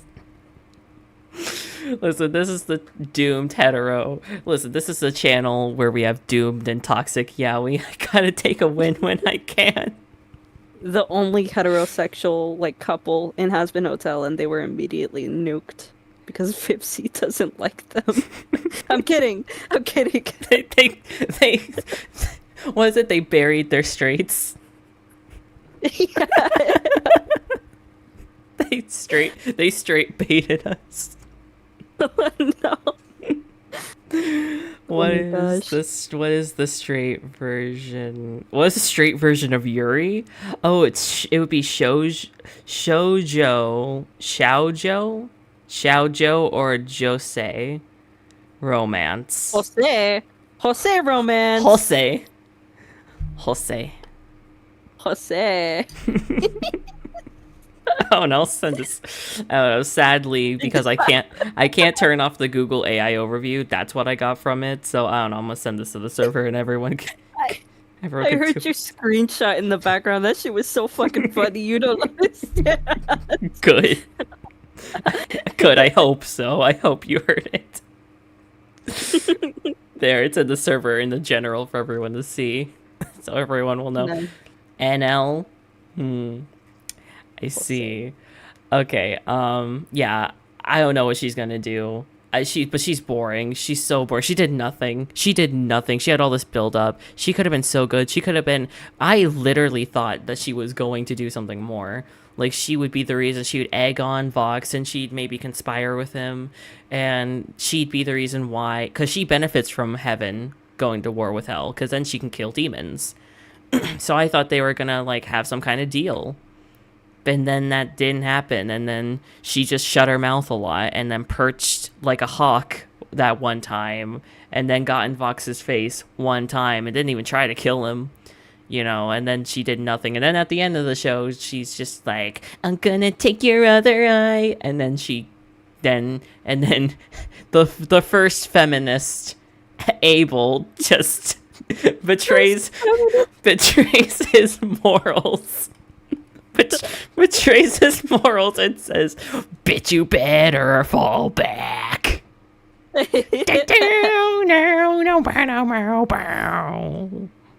And then she leaves with her tail between her legs. Yeah. Which question, why is she not in jail? Because she literally tried to suicide bomb everyone, including Emily. Yeah, and then like she almost killed a fucking angel, like an archangel, someone who's really important, and they didn't think like all the other sinners didn't seem to do that, and they were throwing so much shit as like Sir Pentious, who only watched someone be murdered, and like then she ends up like trying to kill somebody who's actually important. They're like, let it slide. Just be under the control of this man over here. That should solve everything. I swear to God, they're gonna hate. I can't say this in any other way. They're gonna hate fuck. They're gonna hate fuck.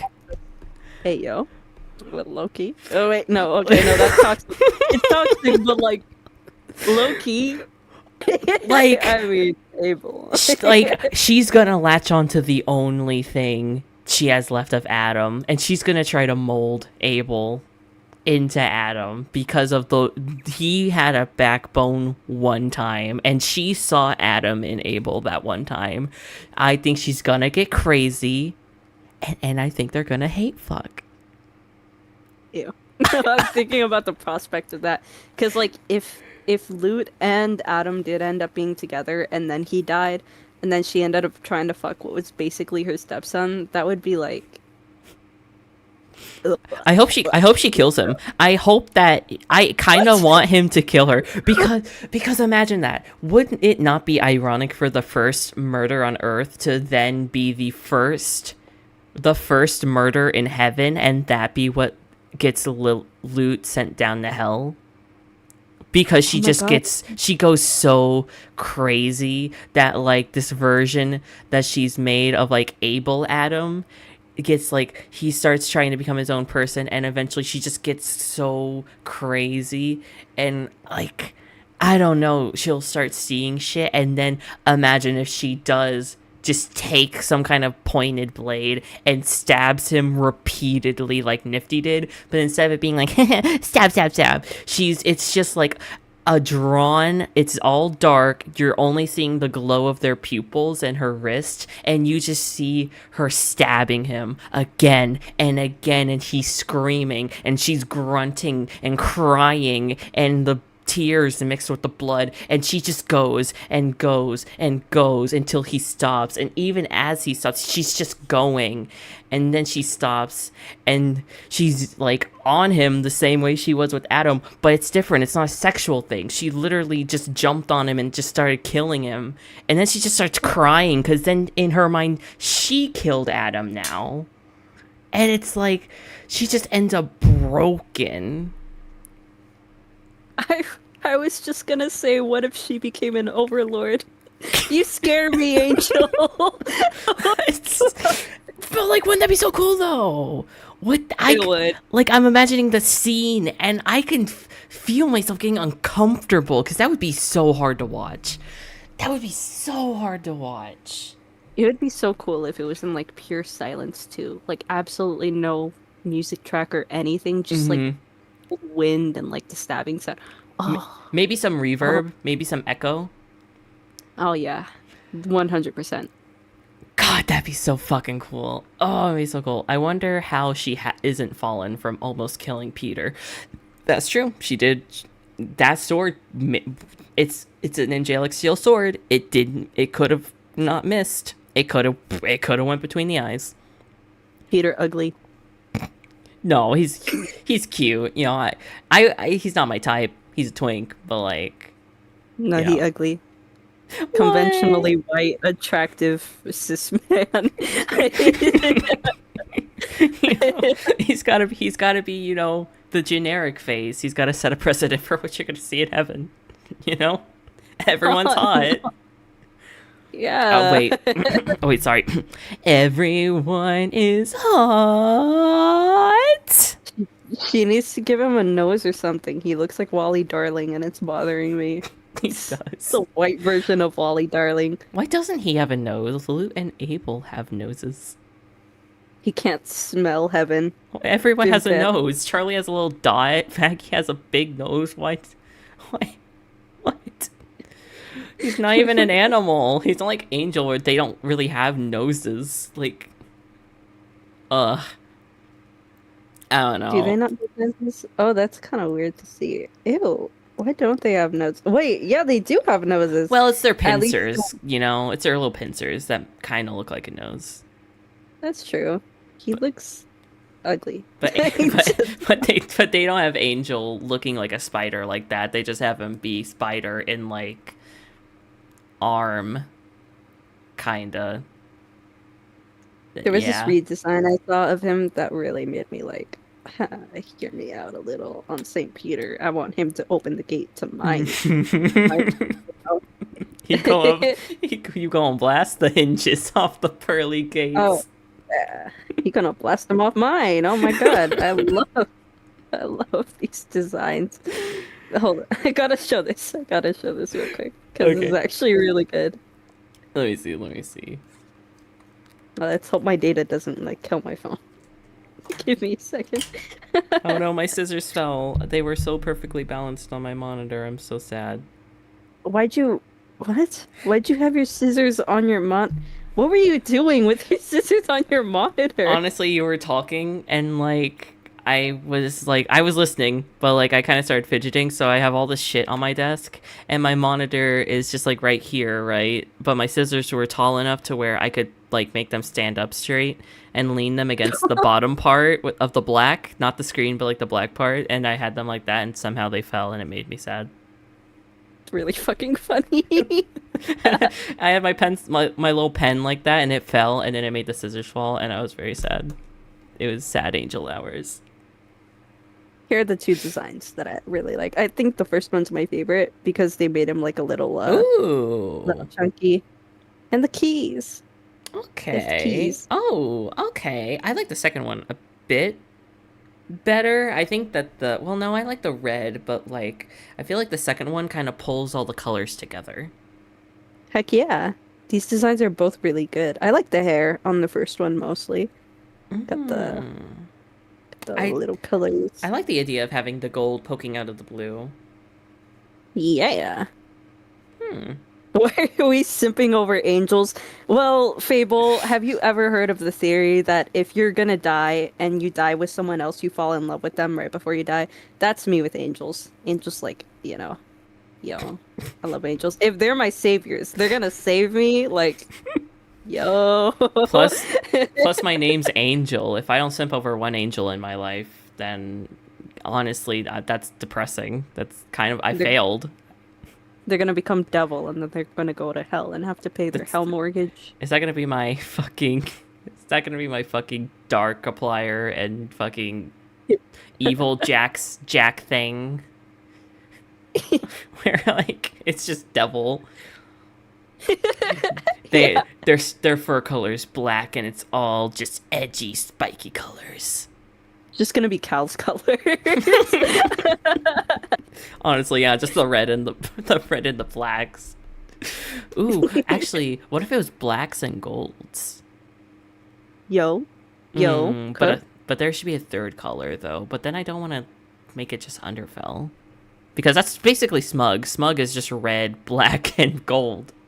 Red, black, and gold. So you could do red with hints of blue, because like Cal has blue, little bits of blue in their eye. But then I don't want it to just be a color palette swap. Purple. Maybe purples. I don't know. Maybe I'll fiddle around with that one day. I've almost redesigned Angel in so many different ways. It's dumb. I was literally gonna try to give them another hairstyle last night, and then I was like, everything I drew looked ugly, and then I stopped. Why do you hate your own art? You're your biggest critic. I'm gonna actually like throw you off a cliff. Everything I make sucks. It's ugly.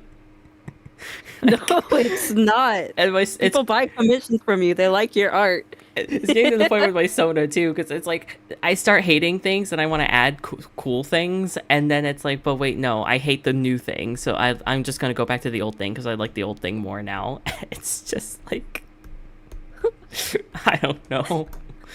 I mean, literally last night, I was like, oh, I want to be a calico. I want a calico pattern. Wait, no, that doesn't make sense. Oh, it doesn't look right. Never mind. I like this better. I'm going to go back to it.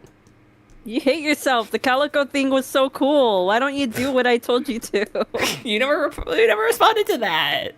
I did, and you didn't see it. No, because you're blind. No. And you hate me. I'm going to look and it you up. hate women. Yeah, I did. I'm gay. I have to hate women. Yeah, you hate women and you hate listening to women, and that's why you don't listen to me. That's why I don't listen to women, and that's why I don't date them, because I don't listen.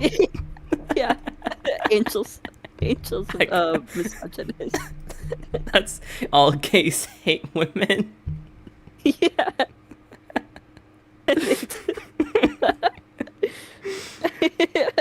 Let me see.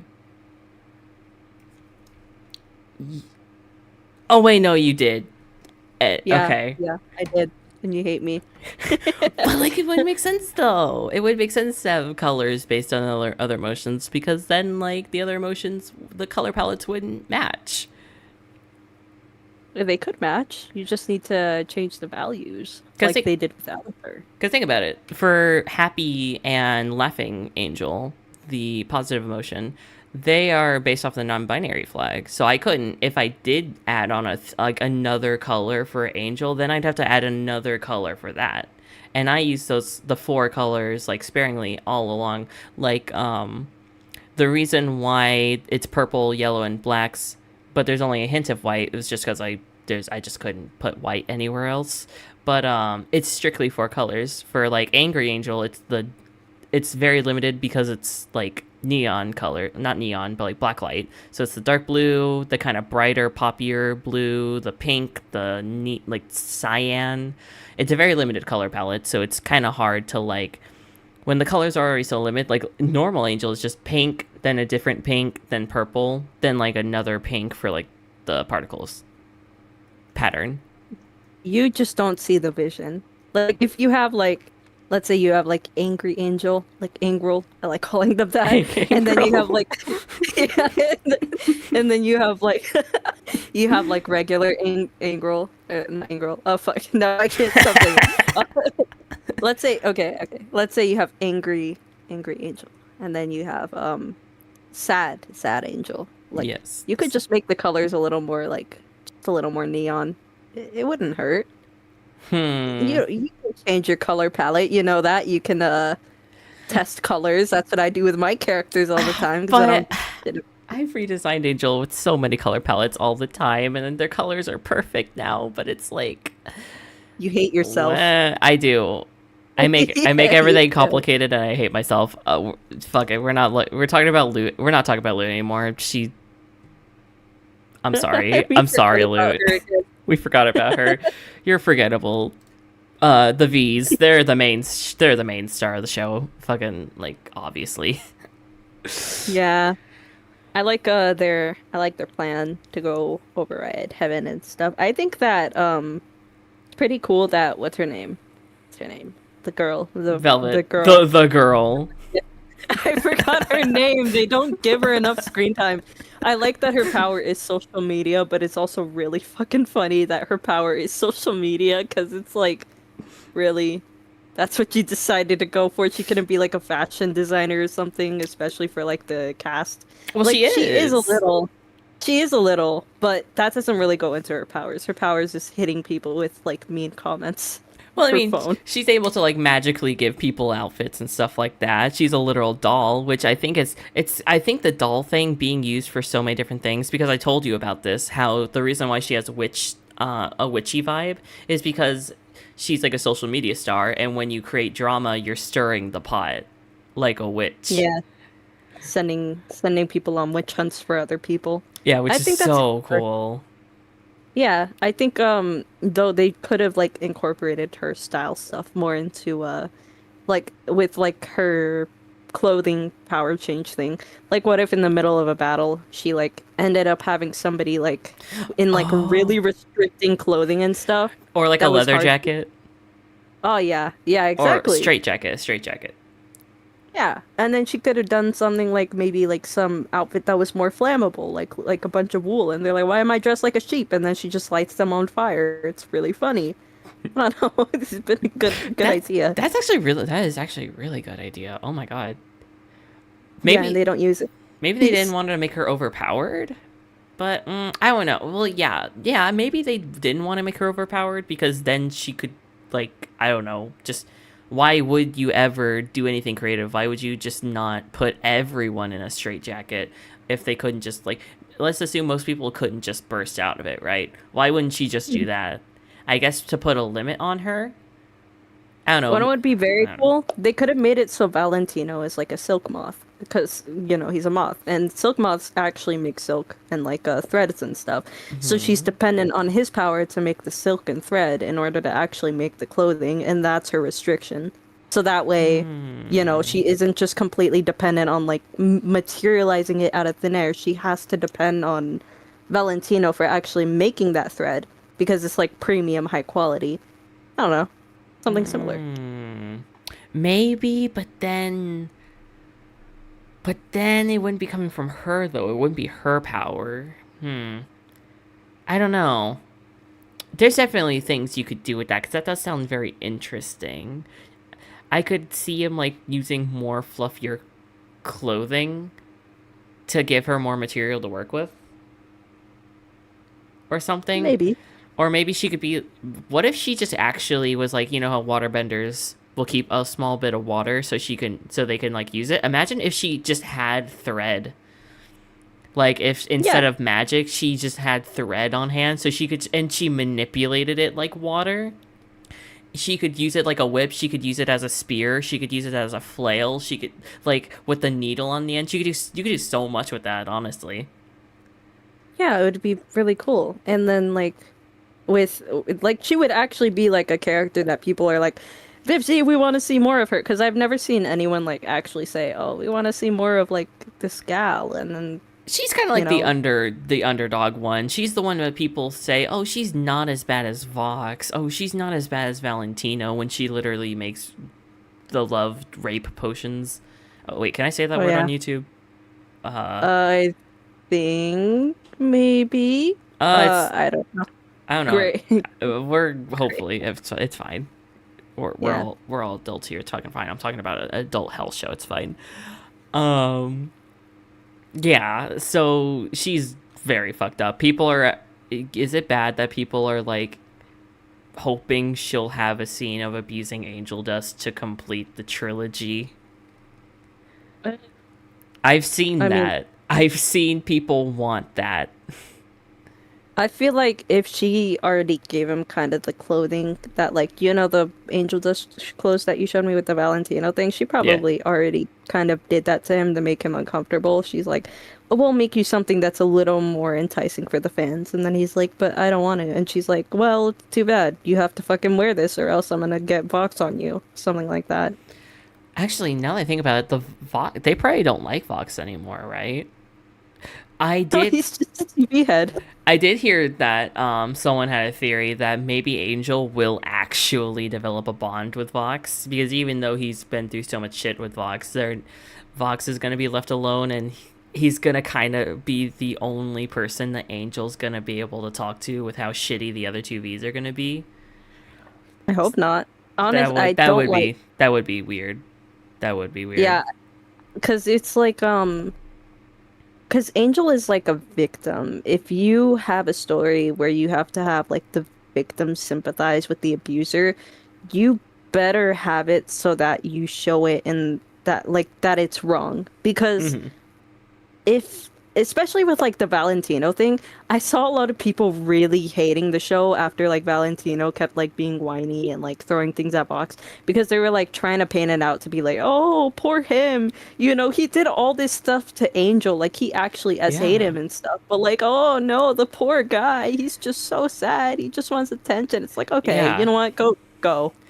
Bye." Yeah, and then you have the opposite where it's like, oh, you can't like him, you can't find him funny because of all the bad stuff he does. When it's like, just because you like a character doesn't mean that you love all their actions and stuff. Just because, like, I think Valentino's very funny. I think he has a lot of funny jokes. I literally just showed you guys earlier. My favorite Hazbin joke is the joke where he's like, "I'm from fucking Florida." Um, I think he's very funny. He's a terrible person, and I hope that he rots forever. But he's also really funny. I love singing his part in when I think about the future, which is, did I ever tell you that that's basically a callback to When I See Him Tonight from Hell of a Boss? Which one? What? So you know when he's like, oh, Val, don't be dramatic. He's just a man. He's being rude because he's stressed out trying to do his master plan. You know that. Yeah. And you know the Hell of a Boss song where it's like, oh, when I see him tonight. Or wait, Yeah. yeah, okay, okay. I don't know how far you've seen Hell of a Boss, so I want to be sure. Pretty far.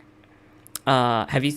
Okay, have you caught up until mission 0? Because I did, and it fucking sucked. Mission Zero. I gotta remember the names. Hold on. Uh, Mission. when they redid the pilot, because it's basically a redone of the pilot. It's the only new episode after the season 2 finale. Oh yeah, I think I watched it. It Yeah. sucked. It sucked. Oh, that's a story Uh, for another time. It's a story for another time. Um, I hate stolets, so you can probably tell why. Yeah, I Um, don't like. I hate that they gave him so much. Anyway, this isn't Hell of Boss. This has been Hotel. Um, yeah, that's basically a thing. If you can hear the melodies where it's like, um, it's a melodical callback. Like if it was the same words, it would basically be a reprise, but basically reprise in music only, but with different lyrics. So fun fact. And they even have similar like camera shots and poses, which is interesting.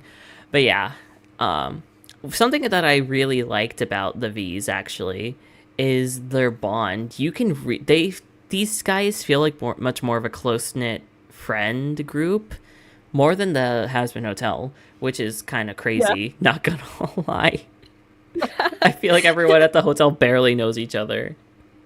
I feel like Vox and them are like the actual friends that you meet like when you're in high school, and then like the Has-Been Hotel cast is like the friends you meet in middle school who are kind of like really dramatic and like drama. It's like so bad over there.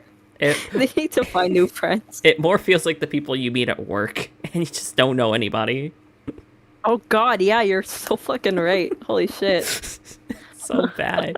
And I guess the problem too is that there's just more of them. There's way more people in the hotel. So there's so many more. The more people you add to this group, the harder it is for them to all feel like a family. But these guys are just like they're the V's, the three V's. You know, it's just three of them, so you can establish a bond. You know, they showed two separate times Vox and Velvet when they were at the hotel. Velvet and Valentino when Vox was being crazy. When you have Vox and Valentino with the scene, they had like multiple scenes together. So like they all have a dynamic, and you really see how much they care about each other when they don't even want to go against him because he's like they don't want to kill him. They don't want him to die. They just want to talk to him and get him check his ego after they all get to heaven because they still care about him. And when they're gonna try to fly away from the suicide bomb, fuck, they all start with V, so it's hard. Valentino picks up Velvet and Fox's head, and it's just like so.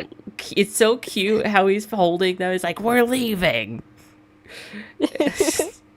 Hey Angel, can't stay for long, but I thought I'd say hi. Hi Citrus, welcome. It's okay. The VOD will be here after. Yeah. Yeah, I like how they showed their strong bond, and now that they're so fractured, I think Valentino's gonna just let the power go to his head, and he'll either drive away Velvet, or he'll fall and she'll have to pick up the pieces, and she'll be the only V. Either she'll be the only V left, and she'll be the real mastermind because she's already the backbone, or she'll be her own villain, separated from the V's, since she's going to be a big villain in season 4, apparently. It would be interesting to see her and Luke kind of teaming up together or something. I know it won't happen, but Oh my it'd god, be cool. it's going to be Velvet, Lute, and Rue. What the hell is for the 4th season going to be? It'd be girl boss forever. I'm not going to count on that. We were supposed to get girl boss for Lute already. Damn it. Oh, hey, Citrus, you just need to verify that you read the rules by getting the green check mark. In the rules. That's why you only have access to the rules. So just Yeah. read the rules, click the green check mark that everyone else did. And yeah, just make sure you read all of them, because the green check mark is like really early. And we didn't do a re-verification thing for another message. For later on, because sometimes situations happen in the server and things I didn't account for pop up, so then I have to make a new rule. So yeah, just make sure you read all of it, because there's some things that are very important that happened recently. You need to fix the like rules section. There's so many green check marks. It's like you have to guess which one. I'm sorry. I'm sorry. Just I don't know. Make sure. Yeah, it's because people want to be like, oh, I saw it. I saw it. But it's like, no, that was the way to get verified people into the server. Oh no. It's so funny. Just check all of them. I'm sorry. I don't know. Just tap all of them, I guess. I guess when you guys do the submissions and you do the submissions for people and you're reviewing their applications, I guess try to tell them in advance, like, hey, you're gonna have to check all these. I'm sorry. I'll make sure like the Fable saying click them all. Every single verification button. Yeah, I guess next time hopefully I'll get the notification that somebody is joining. But once they do, I'll be sure to let them know. Green check mark thing. Yeah. All right. All right. Damn. Is there anything else to talk about them? Like they were so big, but like we already talked a lot about Vox, and then Velvet is just kind of. And like Velvet and Valor wasn't too much to talk about other than, you know, the surface level stuff. I don't know, Vox was cool. Vox was like the main character basically. I really like him, and I think Viv likes him too. She really likes him. Favorite white boy treatment. That's what he's getting. That's I what think that I think he's cool. I like his plan. I think that it would have been cooler if the ending didn't end with power of friendship. That shit actually fucking baffled me. no. I never expected that. I thought it would have been a joke. We can talk about the ending later, but I'm gonna hold my breath. I'm gonna hold my breath because everyone's gonna. I don't want to get dogged on. We still have so much ground to cover. Oh, you like it. You like the ending, don't you? Yeah, you're a little piss baby who likes the ending, don't you? No. You are. No. Holy angel. Holy angel, guys. You know the doodle you drew of the little cow cat thing laying on its side being all sad, and you did an angel version of that. Oh, yeah. That's me with the tomatoes. Yeah, he throw tomatoes at Angel, guys. No. Okay, I have my reasons. I have my reasons. I will tell my reasons later. All right. Go into that. Why don't the enemies ever become friends with other villains and use the power of friendship but bad? Is there other... I don't think I've ever actually thought... I don't think I've seen a show do that, actually.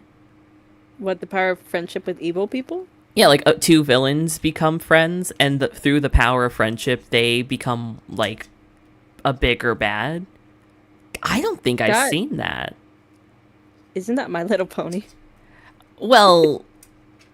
I think they were I don't think they became friends, like genuine friends. I think that was just like... Actually, wait, are the V's the first big, actually we like each other, but we're also bad and we're more powerful together?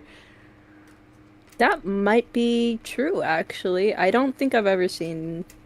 Let me think. Because most villains will only ever team up, not because they like each other, but because it's for, you know, it's a necessary sacrifice to defeat the heroes. That sounds cool. Why don't people do that more? That is... Thank you, Citrus. Now I'm going to think about that for my own story stuff. Don't worry about it. Put it in your band thing. Make, I don't know, Sir Dad...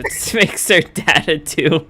And, the doctor, make them friends. Make them get over their issues. When he was like, oh, you have a way with words, doctor, but you can't fool me this time. No. Are you asking me personally to make a fan fiction for you? I'm personally asking you to make old men yaoi fanfic of Ban. Yes. But like villain toxic. No, villain toxic. Villain toxic yaoi. The closest story that I can recall is from Mario, where Luigi and Paper Jam, when Bowser and Paper Bowser combined. Sorry if it's a spoiler, but it's literally the only one I can think of. I mean, I don't think a Mario game really has serious enough lore for me to take the no spoiler rule seriously. But Yeah, those games have been out for ages. I mean, if anyone wanted to go see Mario stuff, they would see it within like a day or two. It's all yeah. good. Honestly, yeah, I think Vox's whole thing with Alistair. I don't have a radio static thing. Oh no, I didn't have radio static in the ship category. Um, isn't it funny that Alistair's the one that has like the most ships with everyone? There's like Radio Apple, Radio Static, Radio Charlie. I don't know. People really like shipping Alistair with Charlie, and he's the only asexual character. Yeah, he's like the only. Well, I don't know if he's Arrow. I know he's Ace, but like that Yeah. is weird. Yeah, they Why y'all refuse. They refuse because I don't want to ruin the shippers' fun. But like, what? And, and yeah, she literally. I think okay, I might be wrong, but I remember in middle school being upset hearing he was asexual because I wanted to like get a piece of that action, and apparently Vivzy only did it so that people like me couldn't get a piece of that action. So, What? I don't despite, remember. I swear I remember it. I don't remember that. I gotta look it up. It's Why did Vivzy Pop make Alistair asexual? I'm so glad Let's you see. verbalized what you typed because I do the same shit. I do the same shit. Oh my god. Oh god, it doesn't show up on this search bar. Let me go to Opera GX. Opera We are GX. sponsored. We're not sponsored. What do you think about Vox's crash out at the very end? Like how it got his obsession with Alistair got to such a point that he was willing to kill everyone while crying, all because of Alistair. He was a little piss baby. I think that actually lost like that I lost like any type of interest in him. Like when I saw him like tie up, hold on, wait 1 second. One Well, while that's going on, I think I'm getting snacky, so I'm gonna get some chicken biscuit crackers. big back. I'm kidding. Okay. Anyway, so Say Big Mac. I said big back. Oh, I was about to pull the biggest. Yep. You're Big Mac now. Oh, big. Okay, he's on my hear me out cake, just so y'all know. Yeah, me too though. Low key. But not as a question or a girl's design. That sucks so much ass. It looks so fucking bad. He doesn't exist. Don't worry about that. Oh, but yeah, when I saw Vox like tie up Alistair in I'm gonna call it the gimp chair, not the cuck chair. It's the cuck chair. It's the cuck chair. Damn it. It's When the I saw him cuck tie up, I was like, yo, I want him to like colonize me. But then after that, it was like, I don't know. He's like a little whiner. I don't like when characters actually like whine and cry about like their plans being foiled. I like when they get angry and break shit. So cool. Yeah. I That's my mean, issue. it's been a wound that was festering for like what 100, almost nearly 100 years, like 70 something years now. So like, and it was like his one time actually trying to be a decent human being and open up for once, and then like he was literally shat on his face for so long that he lived in spite and anger and pettiness. And then he finally thought he was about to get everything he wanted, only for it to be snubbed by the one guy who shat on all his dreams. I don't know. I see the vision. I don't mind his little crash out. I don't mind it. Also, goodbye, Citrus. Bye-bye. Bye-bye. Bye. Have a great day. What? Was that like Sorry. an old lady nerd? Like, I don't know. Sometimes they just come out. It happens. You have to get used to it. you know what? Why isn't there an old lady nerd character? We need to make a character like that. Make an old lady nerd. Stat. Sounds like sounds like me in the future. That's me. That's my fate. I'll make an old lady character in like my show for you.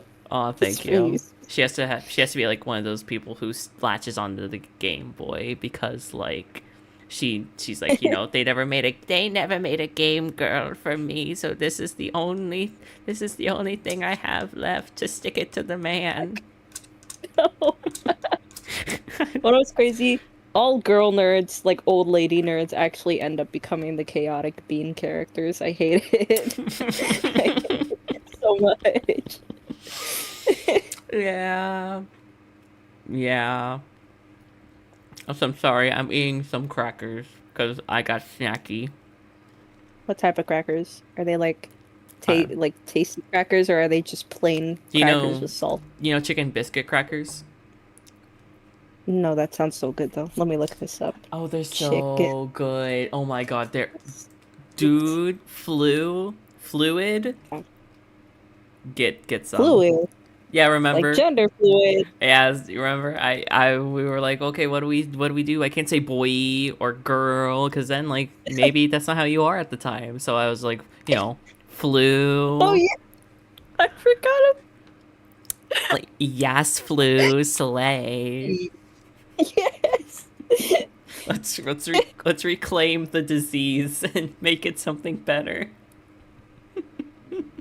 Call me the Black Plague. Yo, plaguey. Sub play. Oh my God. Play guy. Plague way. They look good though. I just looked them up. Oh, That's they're delicious. please get some next time we go to the grocery store. I promise you it will not disappoint. It's like they got such a good flavor with them. Oh, I will. Welcome I back. would like, Gotcha. Oh, Gotcha's back. Hello. He's being bullied by Well, Monzo. okay, Monzo, keep continuing. Gotcha if you're still here. Bully. We love bullying. But we don't like bullying creators. Obviously, I should have said this at the start, but don't harass like Viv or anything. We're just taking the piss because, we're just I'm trying to at least do constructive criticism. Hey, what do you say? I'm not trying to do any constructive criticism. You saying I hate women? All right. Oh, I mean, Whoa. I think he said Whoa. he hate women. Yeah. Yeah, I do. No, I'm kidding. I'm kidding. Guys, I swear to God, I'm actually a good feminist. You're gonna Please. get I would never hate another woman. You're gonna get clipped. People are gonna be like, Tellacher hates women, Fuck. also hates men. Oh no, I hate everybody. I hate everyone equally. Yeah. Oh, I'm so South Park coded. You are. Truly, That's- I still need to watch South Park. I watched some episodes like when I was at work, but Yeah, I watched not the that newer long. season. The newer season was great. I want to watch the newer season. I heard that there was really funny stuff in there. Oh that wait. was like, Oh, you're gonna like it. Oh no. I have stuff to talk to you about in DMs later. Okay. Oh god, we need to hurry. Oh, I gotta tell you this. Oh my god. Okay. Oh God, I'm scared. I told y'all not to go in my shit. What I tell y'all about coming in my shirt? I did this personally for because I needed to talk about this. Do you think I could be redeemed? I think anyone can be redeemed. And people really misconstrue Vox's face when it kind of reflexes. That's not him being like, oh, I secretly want to get redeemed. Oh, I actually believe in her vision. No, he's pissed off because he didn't get her to say what he wanted. He cringed at that. Are you stupid? Are you actually stupid, though? I thought he was like laughing at her, honestly. Like when I saw that, I was like, yeah, shit, I'm with Vox on this one. That's the funniest, dumbest shit that you could say, Charlie.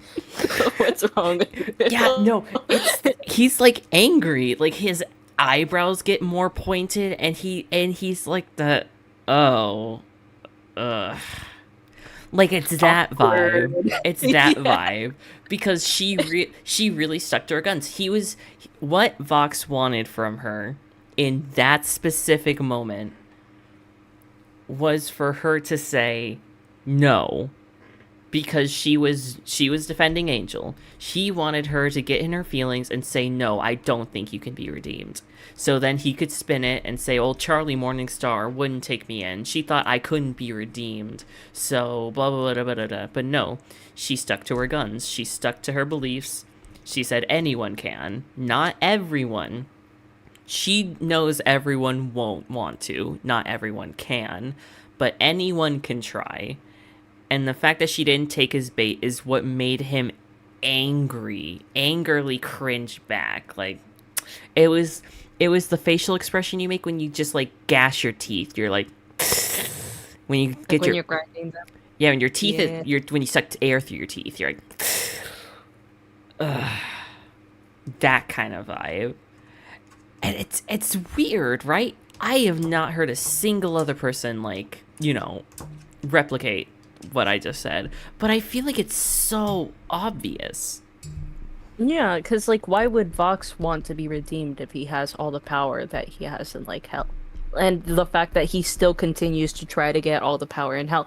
Why would he like consider himself like actually like to actually want to go to heaven where everybody is basically equal? It doesn't make Yeah. sense. And so I get the people who are doing it for animations that are like, oh, my OC, he's like confused by this. And then like, but like everything else where like people are actually like analyzing it and they're like, oh my God, Vox secretly wants to be redeemed. He can't even be redeemed. He killed a bunch of fucking people. Right? Yeah, you're really enjoying those. Oh my God. I had one. I had one in my mouth. You're like, oh, y'all. Yeah. Keep going, girl. Oh my God.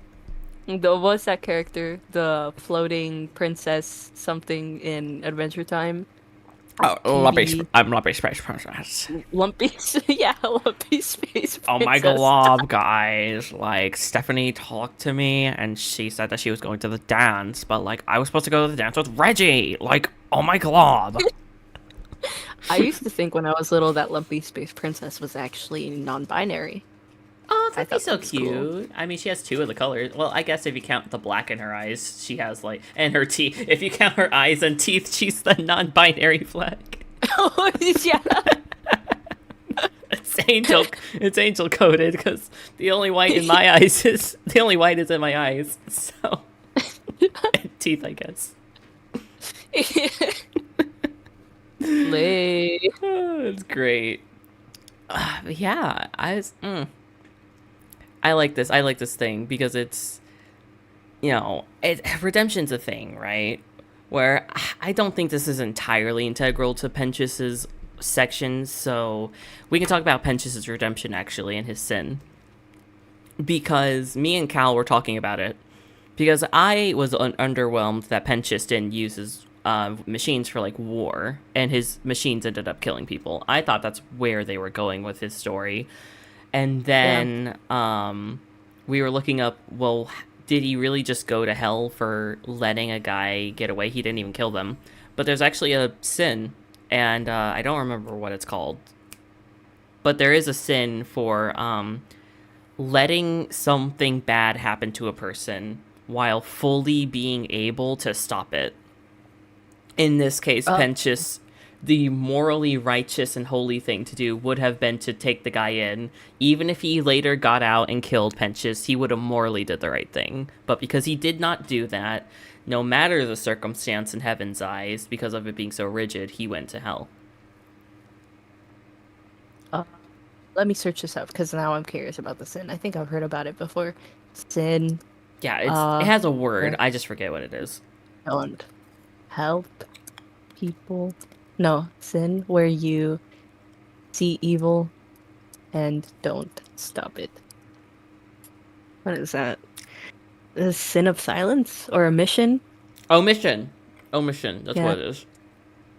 Yeah, I totally I like the war idea better because I don't know if maybe she switched it up or something, but it doesn't make sense for his character to have been someone so quiet who only likes watching, and then later on in the show he's very boisterous and likes attacking other people and I yelling about territory and stuff. Yeah, I think it's because I mean we don't know, I guess, his childhood or anything. Maybe he felt like he had to because society wasn't interested in him as a but no, he liked it. He didn't seem to hate having to watch from the windows. Yeah, he Plot also like hole. watching like people have sex through their windows and stuff, and that was also like something that he did. Like he was a gooner or something. He saw it, and even though he was ashamed, he kept watching. So What a kinda, weirdo. yeah. What the fuck? But it's okay. He knows it's bad now, so that makes it okay. Yeah, I guess. I'm quite ashamed of it now. So yeah, I wonder. you go Uh, ahead. I wonder how he died as a human. Then did they ever say that? Because he looks like a No, they snake. didn't. Oh, I think he huh. looks like a snake because like a slippery snake, he just kind of slithered away out of he's a serpent, He not necessarily that he lied, but he slithered his way out of anything bad happening to him. He made the easy choice by getting out of it rather than making the hard choice and bringing the guy to justice. Oh, yeah. I. And he has all those eyes on him because he watched people all the time. Oh, that makes sense. Yeah, that makes sense. Yeah, and now they've formed connections and everything like that. He doesn't just watch everyone anymore. Most of the eyes are gone. He only has the one on his hat, and I don't think his bow tie has one either anymore. I wonder why the like objects are like I wonder if they are living things. I kind of miss okay, this is kind of related to Alistair, but I really miss Pilot Alistair and how his cane was like alive. 'Cause that thing was Mm. so cool. I love the sound design on that thing. No, the thing is about that, I don't T- know if it was actually alive or if it had an eye on its design and Alistair was just repeating himself through the mic, talking to himself. Because we didn't see Alistair. It was just focused on the mic. We don't know if he was doing a ventriloquist thing. I think it would have been cool either way. Just keeping it so that he can repeat himself but in a more showmanship type way, like how people in news broadcasts kind of like how they talk to other people so that they could get the information, but when they're actually broadcasting it on the news they have to speak with a little more of a you know the type of tone, Yeah. the news reporter tone. Yeah, I thought it would have Yeah. been cool. Yeah, it would have been. It would have been interesting. And then we already talked about what other who do you think should other than Valentino, that's too easy. Who should not ever get redeemed in the show?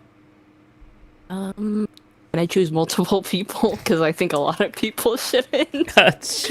Sure, I can.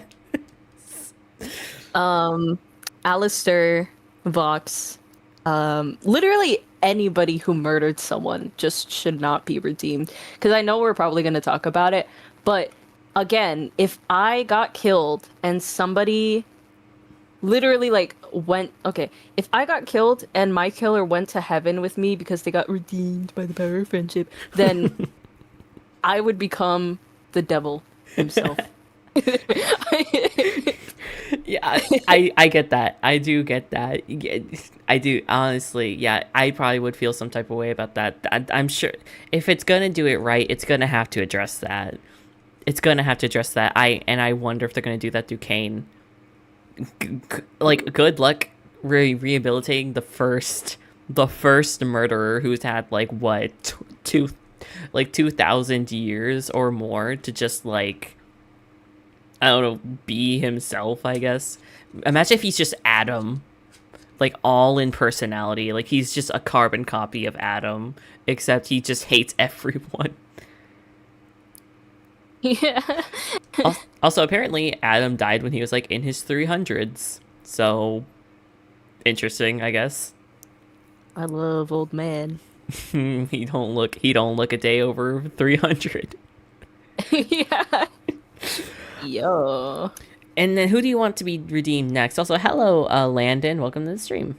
Yeah, who do you think should? Who's on your list next to be redeemed? I'd say also other than Angel, because that's too easy. Yeah. Let me think. Probably. Let's see. Who are the character cast? Let me look up the character cast. There's so many. I like Rooster. Rooster's cute. He definitely should. Like, he seems like he's trying, and he's like only a background character. We've had so much development from him, even though he's been in like 1 or 2 episodes. Yeah, they show him a lot. They show him a lot, actually. I mean, it has been hotel characters. Let's see. Oh my god, the fucking Alistair PNG showing up again. That always kills me, dude. I'd say probably Husk. Oh god. I'd say Husk maybe. That's all. Cuz like Husk's whole thing is like he's an alcoholic and likes to gamble, but why did he get sent to hell if that's it? Yeah, that's the hard part. I noticed that's the hard part of coming up with a Hazbin Hotel OC, because if you're not going to go with murder or drugs or anything like that, it's kind of hard to find a good sin that's like worth going to hell. I wonder why drugs is even like a part of that kind of list, because drugs technically, like, here's my thing. So drugs are bad. Yes, I don't like drugs. I hate drugs. I avoid them with all my life. But at the same time, if they are like natural in the world at the time the earth was created for, like, you know, all the rules and stuff to pre-exist, why would drugs be seen as a bad thing unless you hurt other people with that? With Husk, he was only hurting himself with the gambling and the alcohol, apparently. And I think it's because my stepdad told me this once. It's because you're defiling your body, and your body's supposed to be a temple. I think that's supposed to be it, and it's kind of weird because he has tattoos, but you know it's whatever, and he smokes but he's drank before, but it's fine. Okay. You know what? The only reason I can come up with the idea for Husk going to hell is probably he cleaned out so many people that they ended up homeless or something. That's the only idea I could come up with. Or cheated. Maybe he cheated people out of winnings with like trick aces, and ended up getting some people homeless. Other people who then lost their money, took out loans, maybe killed some people to get more money, and it just became a spider web. Yeah, that would be cool. Yeah, I think then Husk is the only character that I could see could be like redeemed. If Crim, honestly, other than I'm so sorry. I thought you were closing your statement. I'm sorry. No, I did. Go I'm sorry. He's so sad. I was gonna say, if Criminy was still in the show, I think she'd be really cool. Do you know much about her? No, that sounds like a Christmas thing, though. Hold on, let me search up Criminy. Yeah, it's like crime money, kind of. She was like this wolf. She looked like a hellhound, which is probably why the hellhounds look the way they do. They were probably based off of her. She was gonna be like this daughter figure to Husk, and she would have been like this like teenager with a bad attitude, and they would have had like a father-daughter type found family relationship, and he would have tried to set her on the right path, that kind of thing, which I think would have been cute. But Viv has stated that if a character has not already been shown or introduced in the show, they probably aren't going to make the cut. And she's sadly one of the like few pilot characters that hasn't shown up once even in the background. So that's it's kind of disappointing because that's actually a really interesting premise, more than Baxter, I think. And she looks like the love child of Husk and Angel Dust. No, don't you people enjoy. I don't like their ship at all. I hate it. Let's throw more tomatoes at you. Husker does kittens. No. Oh, what's the next thing? Are we at the thing I like yet? No, fuck. All right, well, god damn it. Oh, you don't remember your own slides. I don't know how many we've gone through. Oh, we gotta we're somewhere, right? Right? Hold Maybe. on. I'm gonna turn off the window capture so I can check. So wait, no one gets spoiled on the slides. We're on 10. Okay, we're 2 slides ahead from the funny thing, and we're 10 out of 16. So we only have 10, 11, 12. We're halfway. We're over halfway. Coolness. Let's see. Let me go back into this and then turn back on window. Oh, wait. Okay, I hope you looked away. I did, because I'm a reasonable, honorable. I forgot I was screenshotting to you. Yeah, I could tell. You had so many tabs open, I was focused on that instead of the actual slides. Oh, believe me, the main tab is the worst. I have like 15 or more. This is why you always crash your streams in like Ban. You just can't handle like 50 tabs. It only happened on Bam Bam, okay? It only happened on Bam Bam. Sure. Tell yourself that. Eat your crackers. They're good crackers. Yeah, are they? Mm-hmm. Okay. Alright, I grouped all these guys together because they're all kind of one note. Penchis, Emily, Sarah, and the speakers Goetia ties. Now, I said that because we kind of didn't really, like, there was, the speaker looks like the Are Goetia, right, from Hell of a Boss, and people are like, well, why is it, why, but why though? And I think it's rumored, but I don't think it's actually confirmed yet, but I think it's rumored that Lucifer probably created the Are Goetia, and those people are the ones who followed Lucifer in his well, it wasn't a rebellion, right? But in this AU, they probably like just stood by his creative decisions, and then they all got cast down into hell, along with like the sins, I guess. Yeah, I think so too. It only makes sense because why else would they be higher on the hierarchy of hell? Yeah, and then also it's kind of, I guess it makes sense why they're all birds, because he likes ducks, but then like why haven't we seen a duck Goetia? What the fuck is up with him and ducks? You know what? Okay, I'm gonna hold my Lucifer stuff. Oh my god, many issues. Don't worry, he has a section, don't worry. I hate the ducks. I hate ducks now. Oh my god. No. Oh no, you're coming out with the hot takes on this stream. Yes, I am. Yeah, so, and the speaker, she's just cool. I mean, it's sad that, you know, we're not going to see God in the show, which is like, we're just going to have the Tumblr sexy man with like the 4 floating eyes, you know that one? Yeah. We're just going to have that forever, I guess. It's going to be the agreed upon God design, because Viv won't make one. I'm wondering why she didn't like fall. Like, she clearly knows enough about like the hierarchy of angels. Like the cherubs are kind of lower because they're like they're more like for God and speak about God and stuff. And you know, she researched so much into that. Yeah, she didn't like actually kind of give any thought into the designs other than what she like thought was aesthetically pleasing, I guess, which is fine. But I want to see Eye Monster. And those are for only a specific kinds of angels. I think it's actually seraphim, maybe. Fable, you tell us because you're the god master, I guess. Wait a minute. I don't. There's only like. Well, now that I'm thinking about it, there's like the different races like in heaven. Like, you know how there's like imps and hellhounds and shit and succubi and then the goat demons with the candles.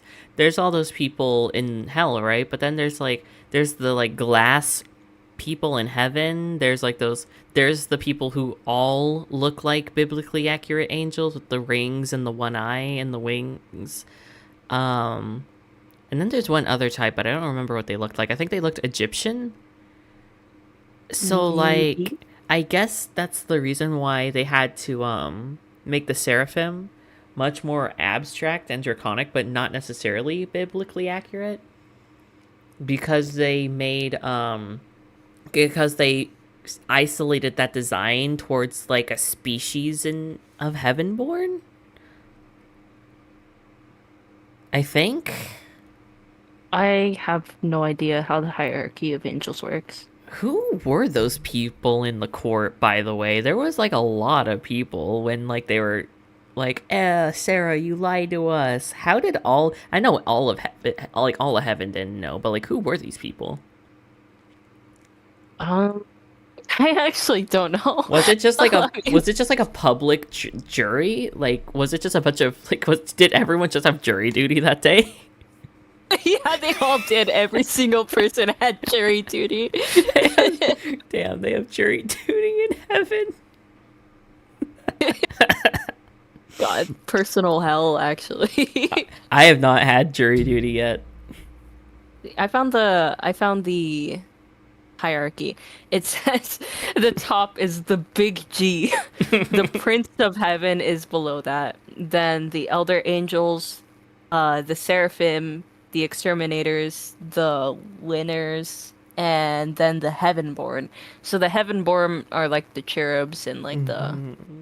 and like all those characters who were born in heaven. The Mhm. winners are of course the people who got like they died and went to heaven. Exterminators, I guess, are like kind of like hellhounds, but not really.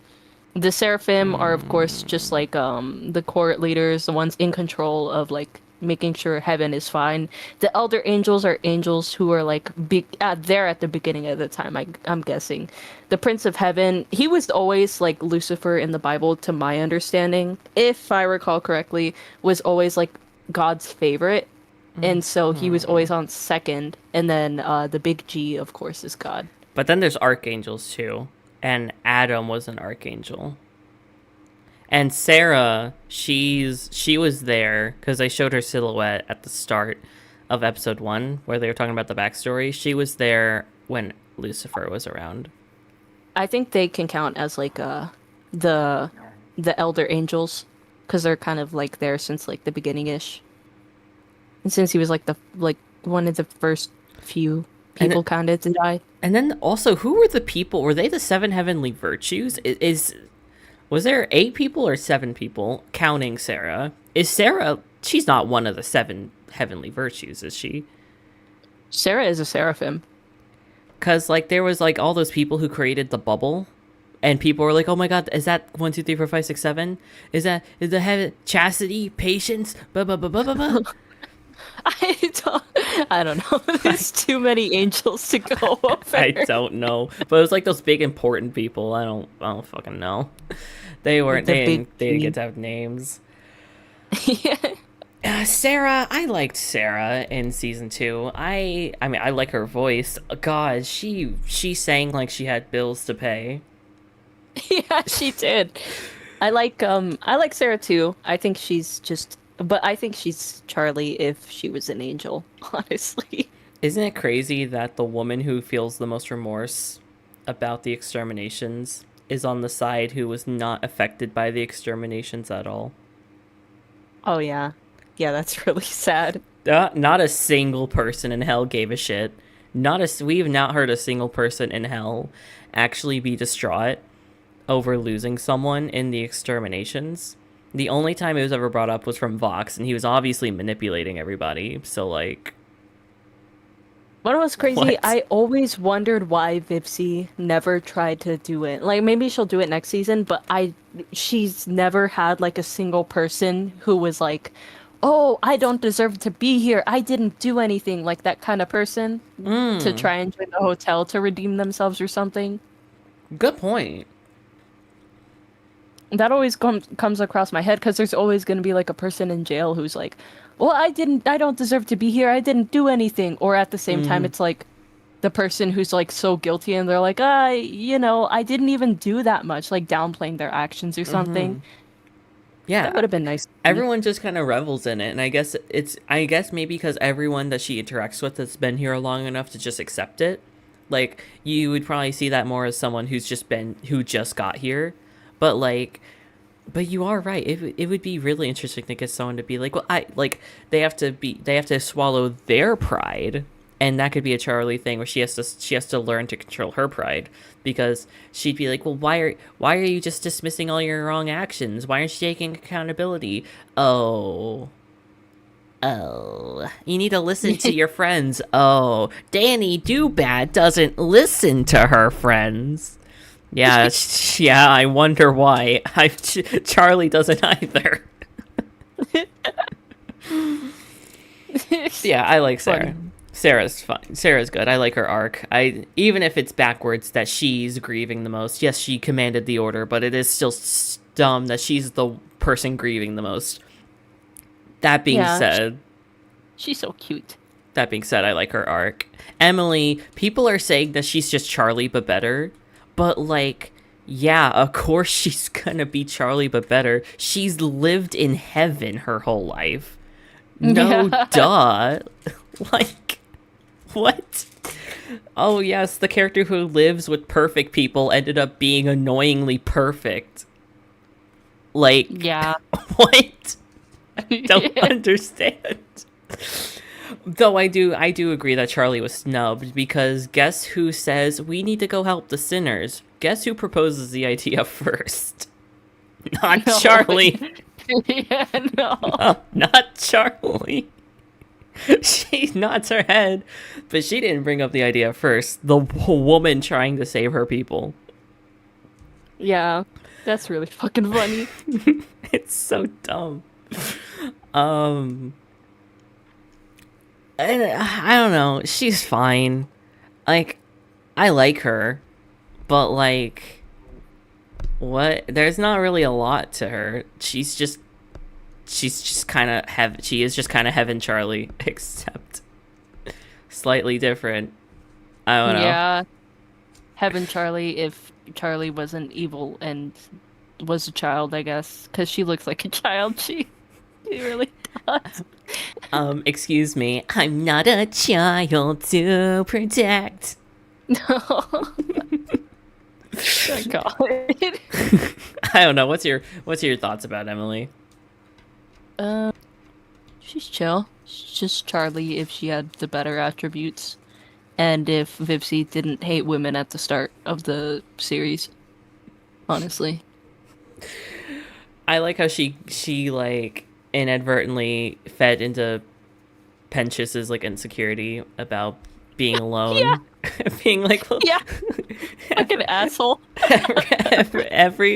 everyone will like you because no one here is like you. There's not one person here is like you. Oh, it's terrible. You're all alone in this world. And Pentious, did I mention you're all alone? And you're so alone. And there's No not one will ever understand. there's not a single person who could understand everything that you've gone through. There's not a single person who can relate to you. Yeah. It sucks. Evil. God, fucking imagine if Vox got redeemed next, though. And him having to be friends with Vox because he's the only other person who he has to relate to.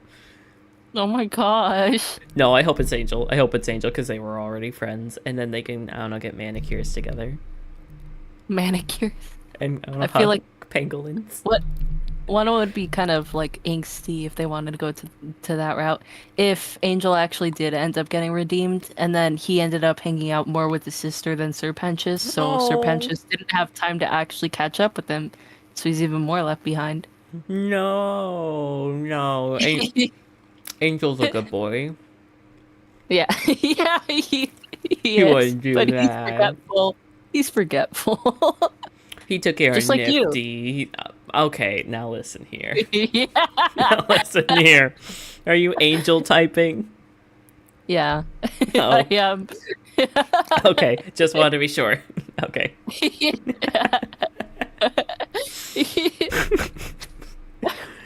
Oh, and then I guess there's just Penches.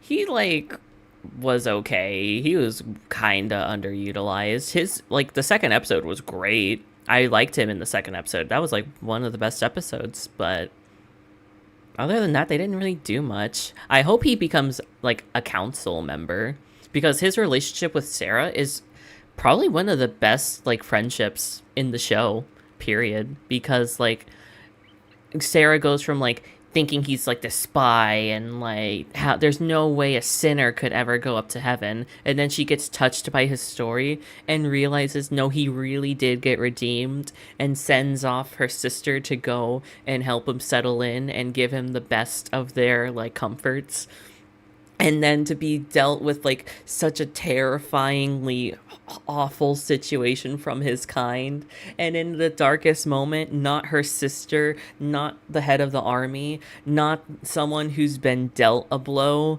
by the Hellborn, but one of the Hellborn, well, not the Hellborn, but the one person from hell who she, like, no one close to her, right, but this one stranger from hell is the only person to come to her in her time of need. A literal snake came to her and gave her advice that actually genuinely helped her, and she made like her first real friend. And through their teamwork, we're able to create the device in order to prove Penchis is in heaven, and that redemption is actually possible. Like, I hope, because like it would make such sense to have someone from the inside, to have someone who's been in hell before, someone who used to be human, who got redeemed, to be a part of like heaven's big boy council. I just feel like it would make so much sense. It'd be very cute. I kind of like that idea. I think in like Penchis was really nice this season. He was like really nice to watch, and I liked his arc. I didn't feel like it was like maybe this is just the side of me that doesn't want to see him sad, but I didn't like that the whole time in heaven he was just spent crying. That like hurt me. Yeah. We could have at least spent some time like having him be like, "Oh, this is great. This is amazing." And then like Emily comes in and it's like, "Yeah, this is great because you've never experienced it before. No one else will experience it for the first time like you did. Yeah, you must have been tortured so bad." You Yeah, or she could have said one thing. Oh my god, what could I think? Oh wow, this is so good. This is so great, Emily. Thank you so much for showing me the mechanical factory in heaven. And oh yeah, it's so. You're very welcome, Penchis. Oh man, it's a good thing that you can now help. Do you want to go build something? Yes, I would love to start helping people with machines. I love building my machines. Oh yes, that's wonderful. You won't have to make such nasty weaponry like those big bad guns and those bombs and bombs. Emily, I'm sorry, but I have to ask you a favor. Could I possibly see my friends? I haven't seen them since I died and went up to heaven a month ago, and I just want to make sure they're okay. Oh, well, no, I don't think No. so. No. You know, Why are you so good at doing his voice? am I? You are. I mean, he's voiced by Alex Brightman, and you said I did a good. Hey, kids! It's the robotic Fizzeroli. Oh my gosh. Hi, Hi, Chaotic. Welcome in. Hi, Chaotic. Apparently, I'm Alex Brightman, but femme. Angel is. Yeah, you are. I'm Alex Brightman if he was a trap. Oh no! I said that once, and it wasn't even the intended way that you're using it. Said by Tell themselves. No.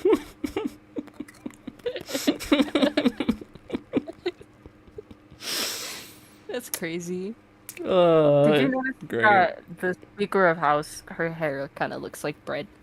I've been looking at that the whole time. It's kind of bothering me. I like how all of the Goetia, even Stella, their hair kind of looks like feathers, which is kind I of like cool. the feather.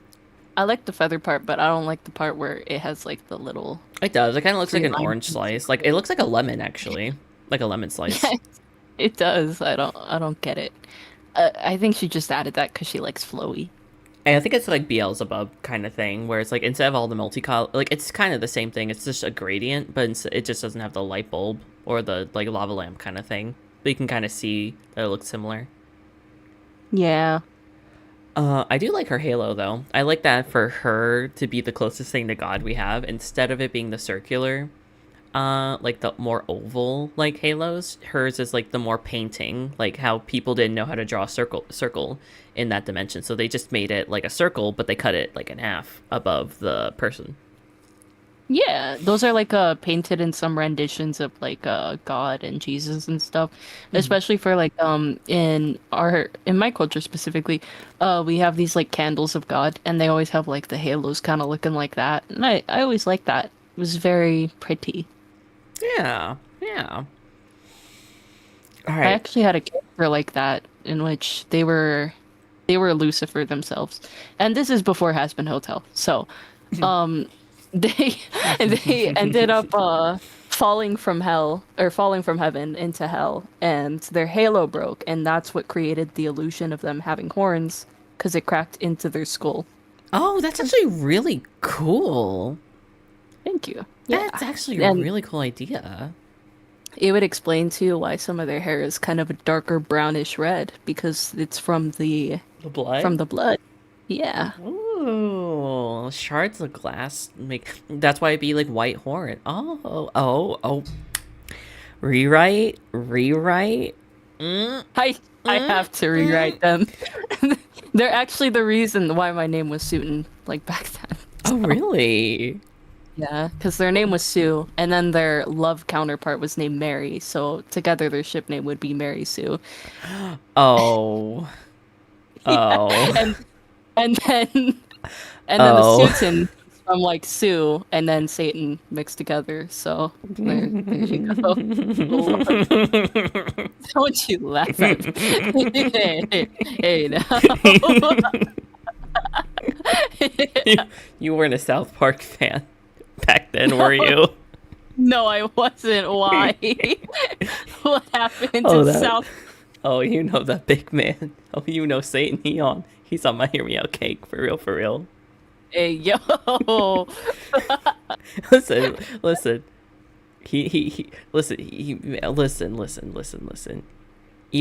Even if you don't like him, taking control, he can't get pregnant. Yo. He's literally, he got pregnant, having, the president's baby, Oh my god. It's so currently, well, they're not together anymore, but back when the episodes were airing, Trump was literally fucking Satan. What the hell?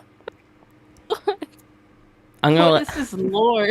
I'm gonna let the silence speak for the wordplay there, so that way I don't have to get political anyway. Let's move on. You're losing it. I am. This is the last thing that I have before we get into the really, really good meat. I just had to throw these two together because I don't know, I was running out of things to group together. I'll get the easy one out of the way. Fuck Katie Killjoys. Listen, I like Brandon Rogers. I do. I think Brandon Rogers is great. But why does Katie Killjoy just sound like Blitzo? Like, why is it that you could animate Blitzo into Hazbin Hotel with Katie's VA lines and they wouldn't be out of character? Yeah, I really, really dislike the voice because I understand wanting your friends to be a part of your passion projects, but like the other voice actor was like, she was great. Faye Mata, She was she a- was great. She was amazing at that, and Mm-hmm. she deserved that role so badly.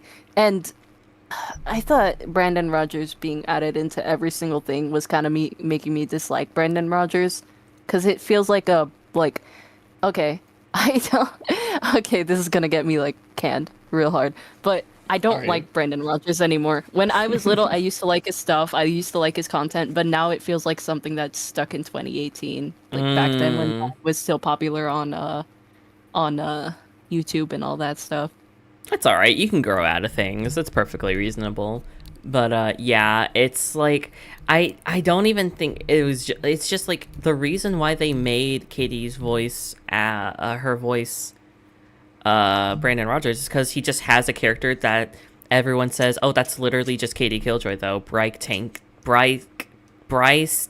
Thrust, I believe her name is. That's the character name, where she's just like, uh, uh the show. How do I say this without being bad? The not nice woman boss who slept her way to the top and is very homophobic and mean. Okay, What? they made her bitchy. Okay, I'm just gonna rip the band-aid off. In their own words, the way they would describe her is she had the bitchy attitude. The news anchor attitude like that. That's how they would probably describe her. I can't dance around it. I'm sorry. Yeah. Just that's You're how good. yeah.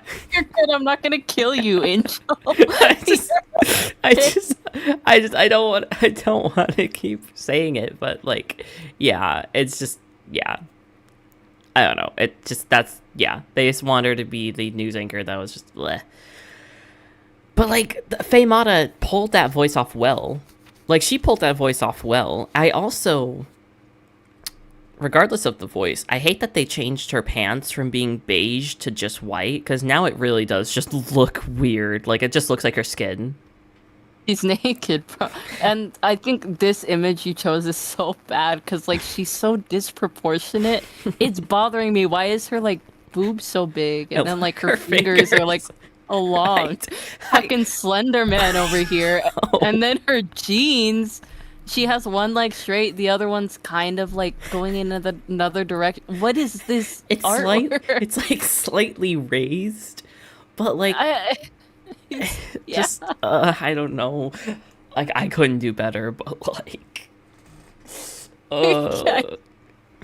I think you could. it reminds me of your it reminds me of your commission. I should have made the thigh a lot more raised because Hey, I like my commission. I like it. but no look good in leg though. It does. You just hate yourself. You hate anything you make. You're your biggest hater. And if you were to make the Sistine Chapel, you would have said, "Oh, these people look so bad in my style." I didn't put the brick in the right place. I used the wrong bricks. I'm sorry. I'm such a screw up. That's you. So you keep saying about yourself. Stop beating yourself up. No. I'm sorry. Oh yeah, I think she's a cool character. I think I could actually see her getting redeemed to spite Vox Tech because of Vox being a dick. Yeah, When- I think honestly, it would be. I like the dynamic she has where she's like kind of wanting to sleep with Vox Tech, but I don't know why I said it like that. I'm so sorry. But You're like the opposite of like every other Hazbin Hotel fan, because like everyone else likes Husker Dusk, but also hates and cringes at Katie Killjoy wanting to sleep with Vox. I really like it. Honestly, it's kind of funny that she's trying to sleep with someone who's gay. Cause like, girl, you're barking up the wrong tree. And then like but the only thing I find annoying about her to be fair, it's not her fault. It's mostly the show writer's fault. Is Mm-hmm. that she does not have any respect for Lucifer or Charlie. And like Mm. that makes sense because Charlie is shown to be weak, but what about Lucifer?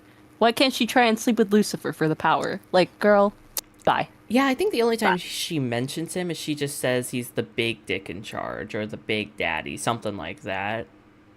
Yeah. They don't really praise him, but again, no one likes Lucifer because he neglected his people for so long. They liked Lilith. They didn't like Lucifer because Lucifer didn't try to connect with his people.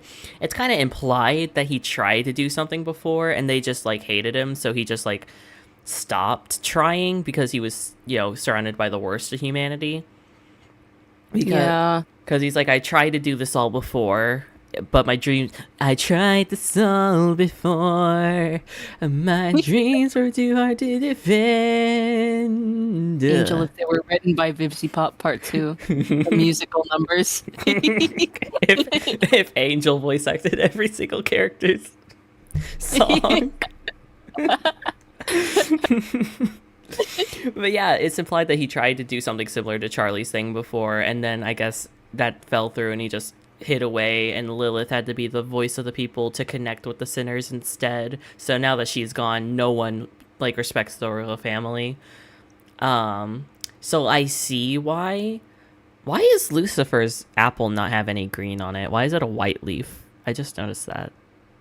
I don't know. Didn't he also have like a golden like caterpillar on it or something? Or am I wrong? Maybe, yeah, maybe I'm wrong. I'm thinking of snakes on his head. Oh god, sorry. Oh my god, guys, Angel's dying. Lucifer took them. Like and subscribe. This is so sad. Ugh. All the money that goes to the Patreon is gonna go into Angel's funeral. Yeah. Oh my god, Angel's Oh alive. God. You guys, we did it. We reached our goal. Now Angel's back alive. I started coughing again. Angel I choke again so we could get 5 subscribers. get me monetized so I could stop joking. Yeah. I actually think I screwed up the Patreon because I don't think I'm gonna get the initial funds for January because I didn't set up my bank and nothing got put in there and I can't draw anything out. So I don't know what happened there. I don't know. That's maybe you should just call them. Call them and be like, hey, where's my money? And then be like, oh, sorry. We sorry, Angel. We didn't mean to hurt you specifically. I'm, I'm scared. I'm a little. I never called us moving people, by the way. No, which ones? Oh, the moving people? Yeah, there was. Why? Yeah, because I got scared. But now Cal's coming up here, so now he has to call them. So ha. Why are you scared of calling people? I don't like it. I don't like it.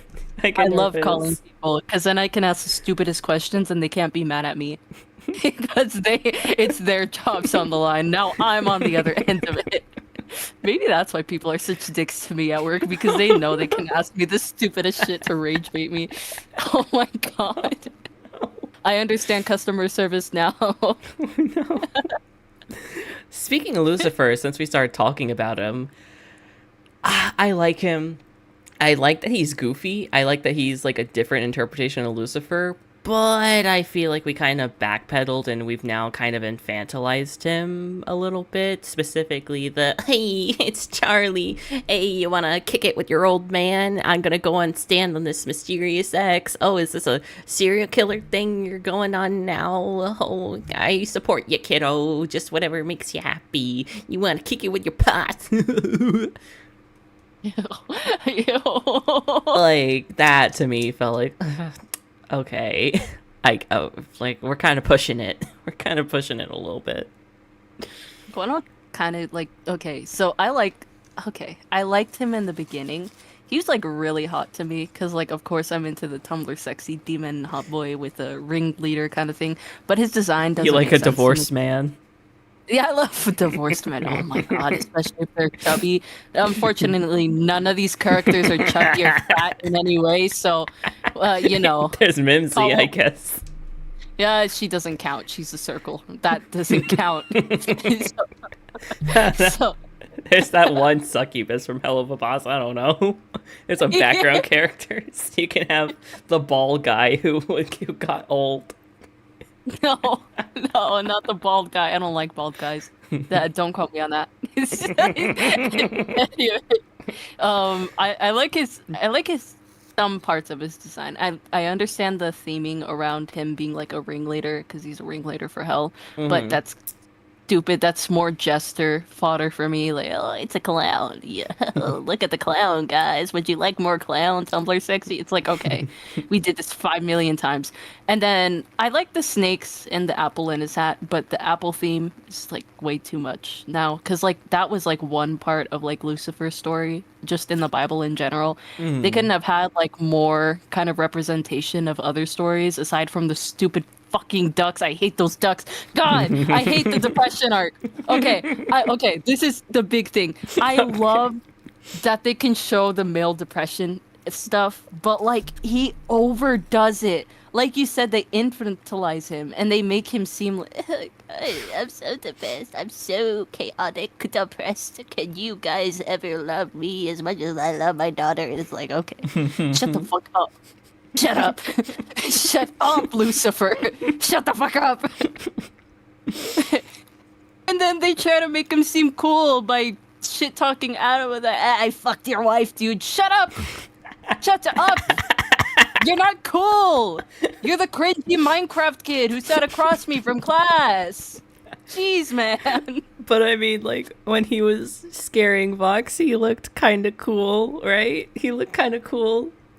Yeah, that was daddy. Yeah, you know, he can pull it. He could pull out the dad card, you know, when he needs to. Too bad he doesn't. He doesn't. No. Fucking asshole. No.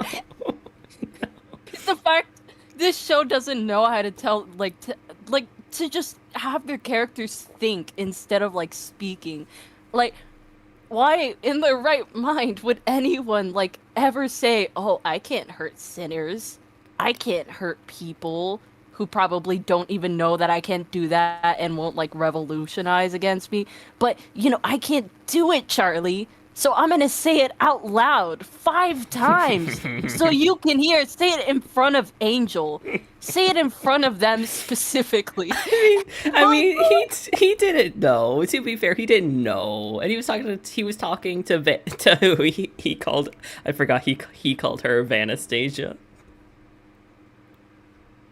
I hate that name so bad. Fuck you. I'm gonna rename myself Vanastasia. Just to spite you. It sounds like a STD. I'm sorry. I can't hear it. Is that even a real name? Let me hold on. I think it's about as real of a name as Bassandra. Bassandra. Please tell me you get that. Please tell me you got that reference. Please tell me you got that reference. I don't remember, but it sounds familiar. No. Becky Prim. Yes, I love Becky Prim. Oh my god. Oh my god. Such a good. Oh my god, the scene when they were in, like, when she was like killing the popular. Oh my god. Yeah, it was such a good scene. It was the first time I knew about the song from Eels, "I Need Sleep." I downloaded that because of that pilot. It was so good, and I like her design. And that was good. It was good. Are they continuing it, Becky? I don't think so. That shit is so old. I think she remade it. No. I think so. Maybe I could be wrong. The latest one is from 2016. That sounds about right. That sounds about right. 10 years ago. 9 years ago. I'm gonna cry. God. Why am I so old? Oh my god. I watched that At least shit in, like, middle school. At least they're still making like a. I don't know if you know the series Welcome to Hell. That one's about like a character named Scott. No. It's so good. It's like one of those old things where like this character ended up killing their family. This is like the beginning episode. They ended up killing their family and they went to hell. And now they have their goal is to have some guy kill himself in order to be free or something. It's so good. I'm gonna look this up. And they just started like finishing it up. Wait a minute, is it on YouTube anymore? What? Welcome to Hell or Becky Prim? Becky Prim. Oh wait, Yeah, did they remake the thumbnail? Yeah. Oh, that's why I didn't recognize it. I'm gonna put it in my watch later. Hell yeah. And then I'm Such gonna. a I think this may be a video essay. I'm gonna save that for later. video essay on Becky Prim. It's like 17 minutes, so it's not essay, but you know. But yeah, there's things I like about his design. I like that his vest is actually kind of musical like because Conductor. kinda, yeah, because he was supposed to be like, the someone with like the most beautiful voice in all of heaven, right? And he did shit with music, or at least at the very least, my stepdad was like, "Oh, that bad music, that music's gonna make you go to hell," and Lucifer knows that. Satan's gonna make him like he's gonna make you turn to hell via music because he was so good at charming people with music when he was in heaven. So if you're listening to bad music, that's gonna get you in hell. That's why you like it. Oh. So okay, like whatever. I kind of want to hear him. Has he sung? Oh yeah, he did. Hell's Greatest. That one. That was so good. Okay. Yeah, I and the start of Vox Populi. Oh yeah. Oh yeah. I wish they like made him pop a little more with his roles, because if he's supposed to be like the greatest singer, it's like, give me that daddy vibe. Yeah, I do. I get it. They want him to pop out with all the white because he was from heaven, but I do think the white, like he already has the white skin and the blonde and the bits of gold. I wish that they did give him one other color. Maybe a little, I don't know. I was about to say a little bit more red, but like he has the inside of the collar and the drape on the bottom. I just feel like there's something missing. Like maybe another A note. color, a pattern. Give him a nose. Give my boy some smell. He's so bad. Also, why is he like kind of mannequin like with the cheeks and shit? I don't know. That's what I was just looking at, especially with like the eyeshadow. But if you were to remove the eyeshadow, it would look kind of unnatural. So I kind of get it. But he Mhm. looks just like I don't. He looks horrible. I don't like his face. It ruins it. I don't like his ugly mug. He's so ugly. Yeah, I don't know, Oh, ringmaster guy, cause yes. he's a clown. He looked like clown. This I is don't like his boots either. His boots going like his pants going into his boots. Oh yeah, I don't like that. I don't like the poofy pants going into the tiny tight boots. Yeah, tiny little feetsies. Bro, you are not a duck. That means he has like really tiny feet. Ew. So it means like No. anyone who makes like feet fetish art of him, they're incorrectly drawing Lucifer. They're not. That's not What? canon. I'm not even gonna like think of what that would look like. I'm gonna put that in my head. Why you a foot fetishist though? That's the I'm best. kidding. That's the best part. I hate that shit, but it's so funny to joke about. Listen, it's low hanging fruit, but I'm short, so you know it is what it is. I got. Yeah, sure. Whatever you say, Angel. Whatever you say. Okay, are you ready? Are you ready? Are you ready? Totally.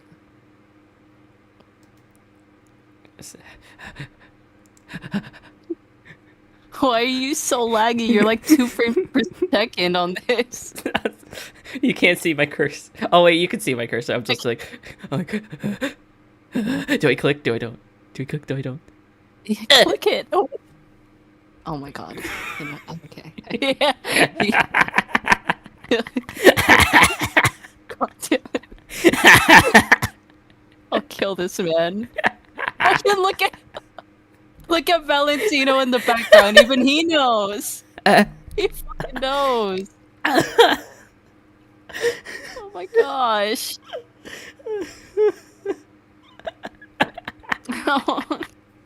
It's bad. It's bad. It's bad, Angel. It's bad. I'm gonna throw up. Oh god. Oh, laughing for like a minute straight and eating salty foods is probably not a good combination. Yeah, you gotta stop stuffing your mouth and stuff. Okay, I'm I looked for this specifically because I knew it would piss you off. You're a rage baiter. You're actually rage baiting me. God damn it. Oh my god. You have to say the line, Sue. Say his line.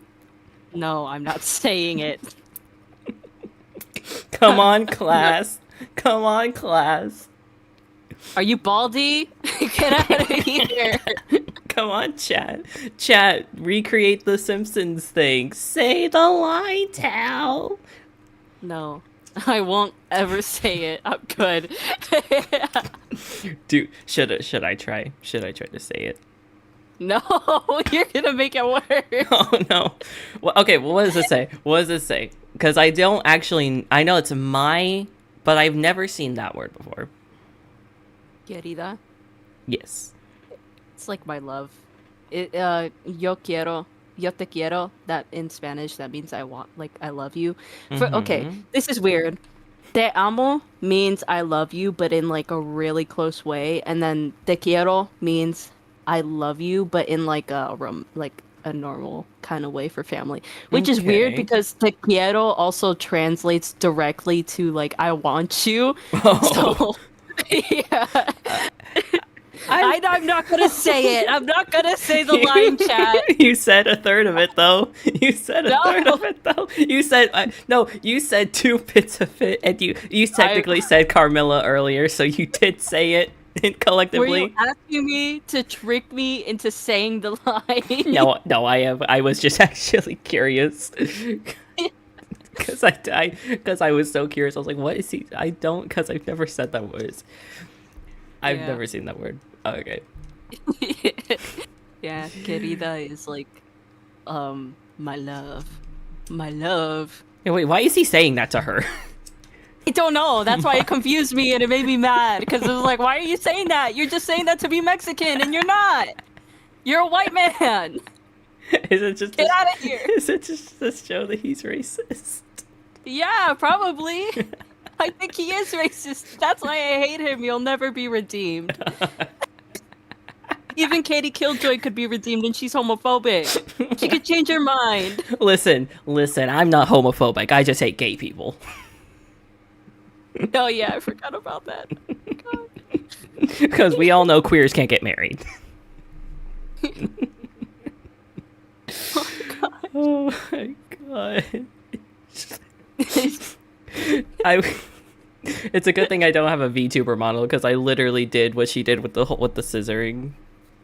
What? thing. You scissored? What? Remember she does that where she's like our little something something princess. I forget what she says, and she does it. She does the little scissor motion with her hands. Oh my god. Angel was scissoring their fingers. I monkey see monkey do. Monkey pee all over you. Sorry. Oh, ew, no. Yeah, God. sorry. Go to the pooping room, at least. No. This is the poop room.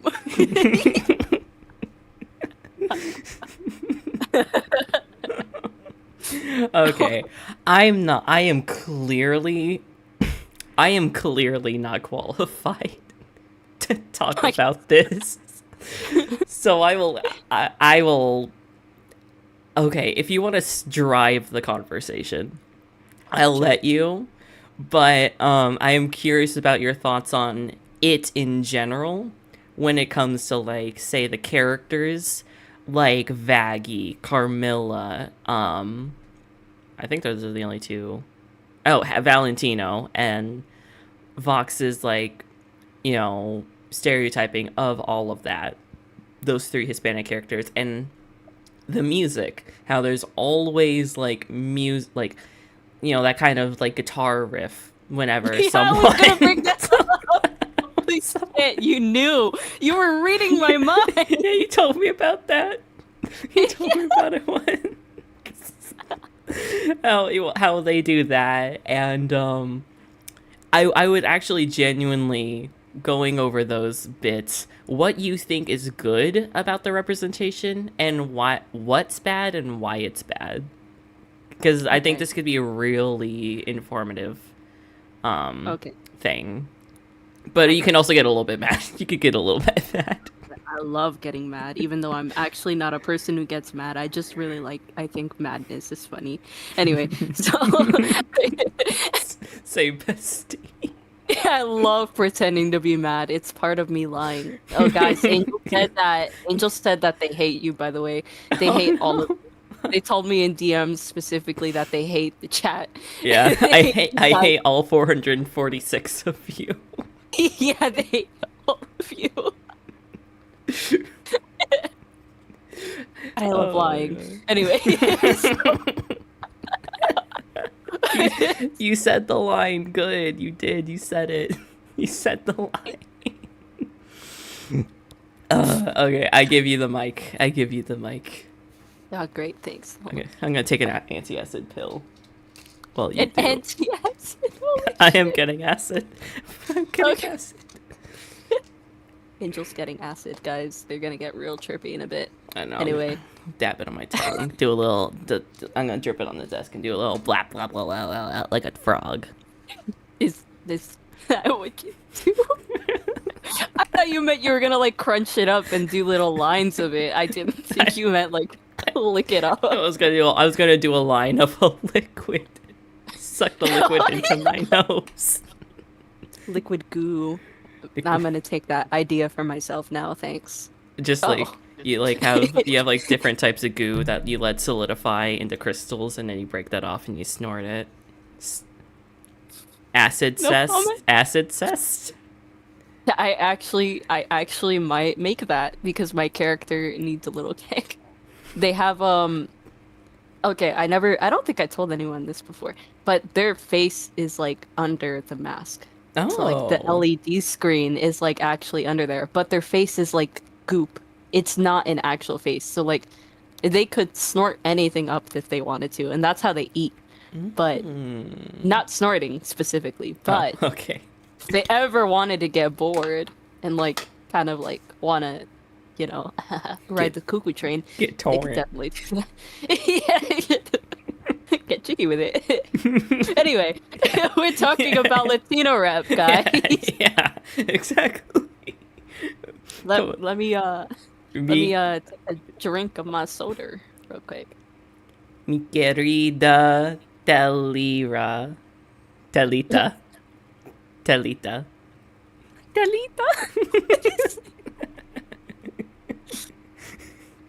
Oh, yeah, okay. Are you pulling a Valentino? Are you pulling a Valentino? No. Please, oh my god, do you draw it? Please, just draw this straight. Just redraw this. It's me on the table and you at the chair and Cal is in the background with his hands over his Fine, send me the screenshot after stream and I'll do it. I'll focus on it. Oh. Angel choked on their antacids and died that day. Okay, I gotta focus. Focus. Focus, SpongeBob. Focus, SpongeBob. Rah! We're going fucking crazy, bruh. Okay. This is what happens when you're a Hazbin Hotel fan. Oh no, you know we go crazy like Deltarune fans after no chapter releases for like 5 hours. Okay. Exactly. Alright. So I think, personally, the Latino rep is so bad in this show. And it actually extends to all of the rep. Of course, we already went over Nifty with what happened with her in the beginning. Especially if, like, you create a character and then just turn them into a race just so it either appeases your story or it's because you under-researched your stuff. And I get it. You know, back then, when I started out with Groovy, my OC, I didn't do much research into, like, Chernobyl or radiation or whatever. And it was kind of offensive at the time, but I was, like, 14. And I'm sure Vivian was, like, how old was she? Like, maybe 18, 16? She was, like, younger. Probably.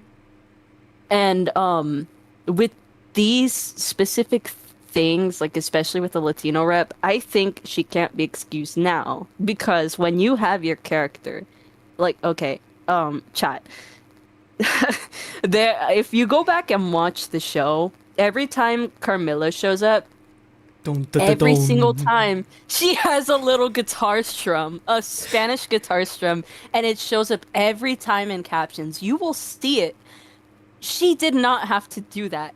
And one of the big things too is that this kind of like annoys me. It's not a big issue, but it is. It shows kind of Latinos as kind of aggressive. But whenever a Latino person is mad in the show, they always get so angry to the point where they just like start cursing and beating shit up. And it's like, you're just adding to the stereotype that Latinos are like super aggressive after. Did you send me the image as I was I talking? did. You did. I did. I was slowly sliding in your DM. It's like an Yeah. envelope under your door. Sliding you the racist image under your door. Oh my God. Sliding me a hate crime. I love it. Yeah. It's. Oh, Oh my God. you know, anything for my bestie. Yeah. I send this to all my homies. All your homies. All your Latino homies. Yo, Exactly. Look at this racist shit. We love it. Look, you can hear the maracas in the picture when you look at it. Oh my god. I do gotta say, how since that's the last thing you were talking about, how do you feel about not only when they get angry that they get kind of violent, but also when they start like cursing in like Spanish, but only specifically Spanish. They curse in Spanish, talk in Spanish, and they like slip into that. How do you feel about that? And then you can go on to the rest of what you were going to talk about. That honestly makes me a little upset too, because then it's like it's appealing to people who like seeing like Spanish people, specifically like Latinos. It's appealing to people who like seeing characters like that, which I don't want to say is kind of romanticizing the country, or like not the country, the language itself and like the people, but it kind of is, because then like you got to think about the people who are only into Latinos because they think, oh my God, the language of romance, and they're using it in like a mean way, therefore they're going to be dominant. I mean, that's what I always saw it as. So I think that Do you think it's like like romanticizing or fetishizing? both. I think it definitely is both, because the romantic thing is like when people like see it as like, oh my God, the language of love, you know, they're like, yeah, oh, I want to learn Spanish so I can like learn how to use these swears too. Because a lot of the times people only learn Spanish so they can curse. And I only know that because there's a lot of people on TikTok who fucking do it. There's a whole genre. Yeah, there's a whole genre of people on TikTok who are looking up these words so they can learn to curse in Spanish and Oh my curse other God. people out. And it's like ruining, like, to me, it's ruining Spanish because it's making it seem like an aggressive language, which it's not. You never see anybody else going out of their way to learn like another language, like let's say it's from Africa, like a language from Africa. You don't just go to another country and be like, oh, hey, I only learned the curse language of your words because like I want to say it to other people. That's disrespectful. But people don't see it that way because, you know, we're Mexican or we're Spanish or we're from Spain or something. And it just feels wrong. And nobody wants to talk about it because then you're sensitive. And then the fetishizing thing mostly comes down to like the throwing stuff, because then it shows, oh, they're either dominant or they're, you know, they're aggressive people, which is also unfair to say because people who are Hispanic do tend to have like bad upbringings and stuff, because at least when I was growing up, a lot of the times my family was either fighting or they were like really loud, or sometimes they were, you know, just like they didn't like talking about emotions. They were the type of people who were like, well, I'll give you something to cry about. I think I told you about that. But in other Latino communities, there are families who like to talk about emotions and they don't yell. They instead like to like have that camaraderie where they like end up, you know, making up. But people don't talk about that side, and people don't want to like, okay, this is the thing. If you're gonna have a character be aggressive, and you're gonna make them Latino, at least make it so that they have a reason to be aggressive, opposed to like, oh, this is an angel and she's just mad because, she's mad. So we're gonna have her yell in Spanish because she's supposedly Mexican or Spain, like Spanish or something. That's just weird to me. Because, like, I know we were talking about it before, but she has no, like, she's an angel. So Yeah. why is she yelling in Spanish? And then with Carmilla, it's like, I like that she's a mom and that she cares about her daughters. That's the biggest thing I like about her. And she's actually one of my favorite characters because she does kind of give me that motherly vibe. But they want to show the diversity without actually showing any kind of like extension of the diversity. Like for Valentino, since he was born in Florida, why didn't they make him like a güerito, which means like someone who's like white passing, as I told you before, where they're white passing as a Mexican. Therefore, they could have had it so he either doesn't like to speak Spanish as much because it was like a negative stereotype growing up that like he was gonna get made fun of, or he speaks Spanish so much to compensate for the fact that he looks white. Because that's the pipeline that you go down as like like especially for me, because I'm white passing. Like I don't look like an actual Mexican, but when I was growing up, I actually disliked Spanish because I didn't want people to think of me as like one of those people who is like because they kept calling me white. So I was like, you know what? If you're not going to see me as Mexican, then I'm not going to be Mexican. But then growing up, I was tied more to my roots because I was like, that's stupid.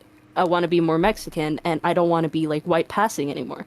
So I started going into the roots a little more. So I think that Hazbin Hotel has the issue where, like I said before, they don't want to get into the crux of why a character is acting the way they are. And if they have their culture, they're not actually going to be shown like actually getting into their culture or why they're like doing the things they do for like speaking Spanish out of nowhere because they're mad. But I kind of see where you're coming from. They're like yes, Valentino is a different character.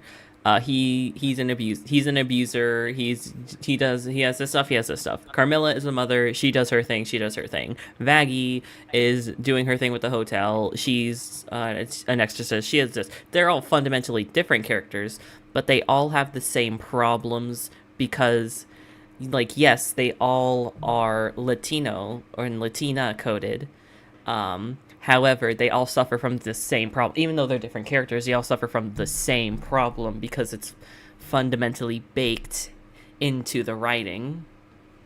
yes, yeah. And that also is just an issue. Like if you wanted to show LGBT representation, you can't just show like, oh, these characters are gay and then never have those characters kiss. Because or like actually showing that they're gay, they have like those gay traits. And yeah, there's no like stereotype technically of what's right or wrong in gay media, but like most gay shows would show like this person thinks about this character, this person has like a rainbow flag, anything small. But like with Carmilla, you don't see her with any of like the traditional Latino kind of culture with her like colors or anything, which is fine. Yeah. She died in hell or whatever. With Valentino, you don't get that. The most you get is that he's like probably a drug dealer, which is also like a negative stereotype. Fine, whatever. Have your negative stereotype about Latino people. But if all of them are negative stereotypes and none of them are about celebrating the culture in which you were apparently raised and you died in, then you're just kind of whitewashing the history of Latino people and saying, yeah, we're gonna have the Latino character, yell mierda for the 50th time. That's gonna be so funny to all the white kids. It's like, okay, my culture's not funny to you. It shouldn't be a joke. It's It actually shouldn't be. kind of funny that there's one person who's not like Latino coded in this room, but there is two that are in the screenshot, and he's the only one that remotely is even showing any signs of that culture. I was actually going to ask about that. Is there anything I thought maybe her mask could have been like her little face thing, but like is there anything about her that even remotely gives off a vibe that she could possibly have any like Latina coding? because like Vivzy Pop loves doing she loves doing small, intricate, like little small details and designs and shit to the point where they get overcomplicated. So I was so interested because you basically told me, yeah, no, basically not for Valentino because he's already based off of negative stereotype. Vaggie should not because she never went to Earth. She doesn't know what Earth is like, so like she shouldn't. But like, is there anything via Carmilla that could give you that vibe? No, no, she doesn't look like Spanish at all. Not Latino, not Spanish, not Mexican, not Cuban or anything like that. She just looks like a ballerina girl who, like, honestly, if anything, I thought she was like African American or something. Because, like, the skin color, like I said before, she was like a little darker. But, like, I guess the only thing you could say is probably maybe the makeup and the hoops, but that's literally it, other than her accent. And that's all that kind of tells me that she might have like a bit of Latino rep at all. Oh, and the guitar strums, of course. Oh, yeah. Because how else are we gonna know? Actually, I was gonna say that because, okay, I want to. Gosh, I'm so interested in this like discussion because these are like all the questions I've been thinking about for a long time. You know, on Steven Universe, right? Steven Universe, each character has an instrument. That like Pearl has the piano. Amethyst is more like no. There's a difference between Garnet and Amethyst. One of them has an R&B kind of vibe, and the other has another vibe, but I don't remember. Maybe it's like good. No, I don't think it's guitar. I think Amethyst had like a little more of a gemstone kind of sounding thing. Like if you go into like Minecraft caves and you like hit Amethyst, she kind of sounds like that, like crystal. And then with Garnet, it's more like a boom boom boom, like a bass. That's what it is. Maybe it was bass, like an R&B kind of thing, and then a bassy kind of thing, because they're three very distinct ones. Steven Universe, gems, instruments. The motif. Yeah, Steven has a chip theme. Amethyst has an electric drum kit. Garnet is synth bass. Pearl is piano. Ruby is... Oh, there's more. Ruby is drum. Sapphire is a synthesizer. Peridot is kind of like square waves. And synth I love that Celestia. one. Lapis Lazuli has Celestia. Jasper is a distorted synth drum kit. And then the fusions are like different variations. Like Opal is piano and electric drums. Sugilite is electric drums and bass, etc., etc. Yeah. So yeah, I was gonna ask. I'm curious about that because if those characters having an instrument, tied to them, is not bad. Is it only bad here because it's every single, like it's singling out, oh, it's like kind of like a dog whistle. Like, oh, this character, that they're like Latino coded because of the fact that they have the guitar riff. Yeah, and I think the issue also stems from the fact that none of the other characters are getting that treatment. Like no one else has like a kind of a, what's it called? No one else has like a musical motif like that. Vox is probably like, well, everybody in the song has more of like the Living Tombstone kind of music. Everyone has that same kind of song. And then, oh, what was that? Are you okay? I just took a sip of water. It sounded like, how did you got like clicked out of existence? I don't know. Gummy goo. Gummy goo, yeah. Sorry. Yeah. All the other characters don't really have that. I guess Charlie has like the Disney princess kind of sound, and then but it's more like genre than it is instruments, which is the difference. Yeah, you're right. There's so many different characters. They couldn't do that. And it's such a musical show that it'd be hard to transition. So yeah, you're right. Actually, yeah, it's not like a thing. It's not a thing where it's like, oh, these characters just like they have their special musical thing when they play. Isn't that so cool? It's just a dog whistle, just like, hey, oh, that one's different. Yeah, and that's the thing too. it sounds messed up, but and like not all characters need a reason for having rep, but if you're gonna have like a character who does have rep, then have a reason for why that rep is important to the story. Because I have a lot of characters, at least in my stories, where they do have like that kind of they have like that difference where some of them are repped like there's gonna be like Mexicans in my story, and then other characters are like African American, others are just white, you know. And the reason for that is because of like the different nations that were like living there. Like the town was a community that was like welded together before that was actually like right. Like it was equality basically. The town was based in equality. But here in Hazbin Hotel, there's no reason for them to be Latino other than them being like, oh, this is a Latina baddie, which I also hate. I hate that term so bad. It's really messed up whenever I hear it. It just makes me like, okay, you're just gonna look at every woman who's in Mexico as like a person who like with a person who's wearing makeup should never be referred to as a baddie if they're not out looking for that term specifically. That bothers me. And also, isn't it crazy that Vaggy's big lesson she had to learn in season 1 was that she needs to not let her anger control her and fight for love when she's literally like she never once lashed out of anger. Yeah, the only time we saw her lash out was like her like cursing out Alistair in the beginning, like in the pilot episode. And that's because he was being a dick. Like that's literally it.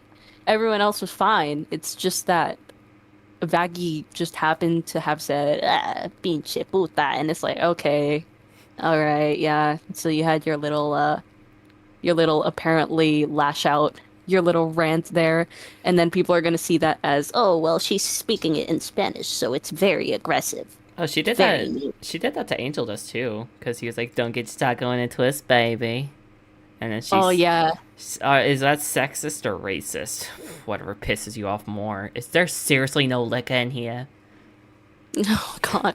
And you can tell that a lot of it is driven kind of by like, yeah, this is also something that bothers me. I understand Vivzy is also, I think she's Latina specifically, but like I that think doesn't so. give, I don't think it gives her like the right to like constantly perpetuate, because this also bothered me when I was like 14, 15. Every single time I told my friends I was Mexican, and I grew up like, you know, I grew up like talking with them or whatever, they would always bring up specific Mexican stereotype jokes. They're like, ah, let's hope your mom's not hitting you with the chancla, or your mom's gonna hit you with the Oh. yeah, that shit pissed me off because it's like, okay, you're gonna make fun of Mexican abuse, and then you're gonna get mad when I say, oh, don't hope your dad doesn't get the belt and hit you tonight. Like, girl, Oh, yep.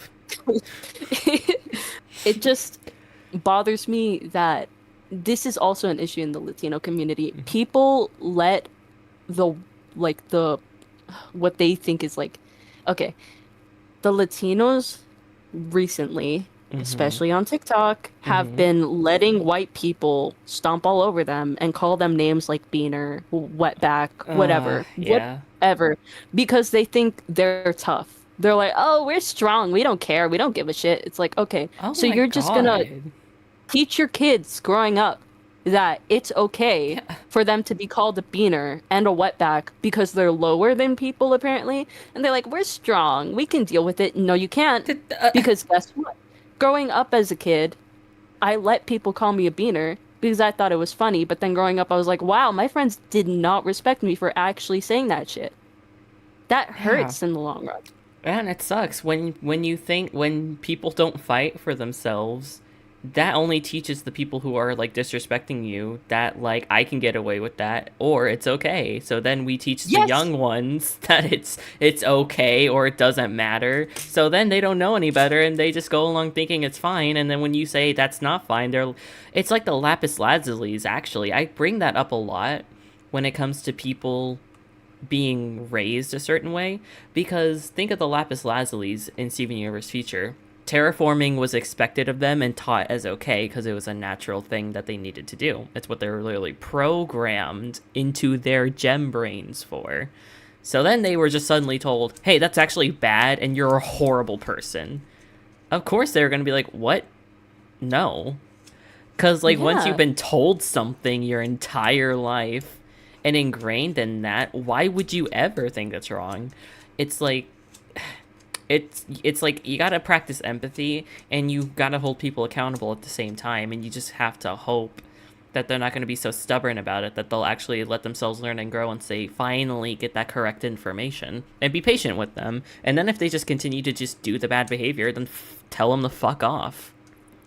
Yeah, exactly. And it just sucks because like I think okay, there I don't know if anyone knows it. I learned this just like about maybe this year where a lot of the regions of like, you know, Spain, Mexico, Cuba, Puerto Rico, a lot of those people don't like specific regions. Like those people, like I only know this because I keep going, I keep going on TikTok and making myself mad. I rage bait myself into watching these content where people are like, "Oh, well, Mexicans are this," and I go to their profile and they're from Spain. And I'm like, "Why are you saying that? You're from Spain. We both speak Spanish. What the hell do you? What are you talking about?" And they always like stereotype other regions as other regions, and there's racism everywhere within that. But like the Oh. issue also stems from when you're stereotyping specific characters in a show to be like that, then people are going to perpetuate that more. Like with the anger thing, people think that Mexicans are angry and they're either too clean or too unclean because shows keep showing them as too clean or too unclean. And then you also have the thing where people I remember on Instagram back then when I was actually using it, there would like be like reels of people going around dressed up in like sombreros and like ponchos and stuff, and white people just walking around trying to rage bait like Mexicans and being like, "Hey, are you mad that I'm wearing this? Are you mad that I'm wearing this?" No, we're not, unless you mean for us to get mad at you wearing it. Like, what? And people would just laugh and be like, "Mexicans are so chill." No, we're not. We shouldn't have to be chill like that. Like, why do you constantly want to make it seem like we're the ones who have to be like relaxed, even though we were also oppressed by a lot of people and we're still being oppressed Yeah. today? That's why today it's making it so much harder to stand up against other people because then people are going to be like, "Oh, well, I can call you this because I saw on Instagram that you guys thought it was funny." Like, no, Yeah, I don't think it's it's funny. exactly the same shit my stepdad would say when it comes to like black people using the N-word, and then saying like, well, if they can just say it whenever they want, then I can say it whenever I want because they're just degrading themselves, right? Exactly. They keep like this is the issue too. It's like there's gonna be those idiots who go out there and see that no matter how like if you are personally okay with being called something like the R word, this is also something that goes into that. If you're saying the R word, it's just gonna make it okay for other people to call you the R word. Mm-hmm. And that's why I don't say it. And I don't think it's funny because Mm-hmm. people back then who were actually oppressed with that word by being called the R word because they had autism or like they had like neurodivergence and they were killed for it are Mm-hmm. not going to find it funny if they were able to actually see it being used today. Yeah. God, yeah, it's yeah, that's why these kinds of like talks are like important, because like because there's stuff that we're talking about I didn't even know. I'm like gaining a new perspective, and that's why it's so cool to like have these discussions, hear from different perspectives, and to hear things from the horse's mouth from people who are more knowledgeable, because the more I am the information horse. no, I am the horse. I'm gonna oh my god, I'm gonna call up your boyfriend and be like, Mr. Mr. Tell, the horse is here. Mr. Tell. I don't know his name. I don't know his name. I'm sorry. No, I'm gonna call him that now. Miss, Mr. Chore. Mr. Turn. I'm gonna cry.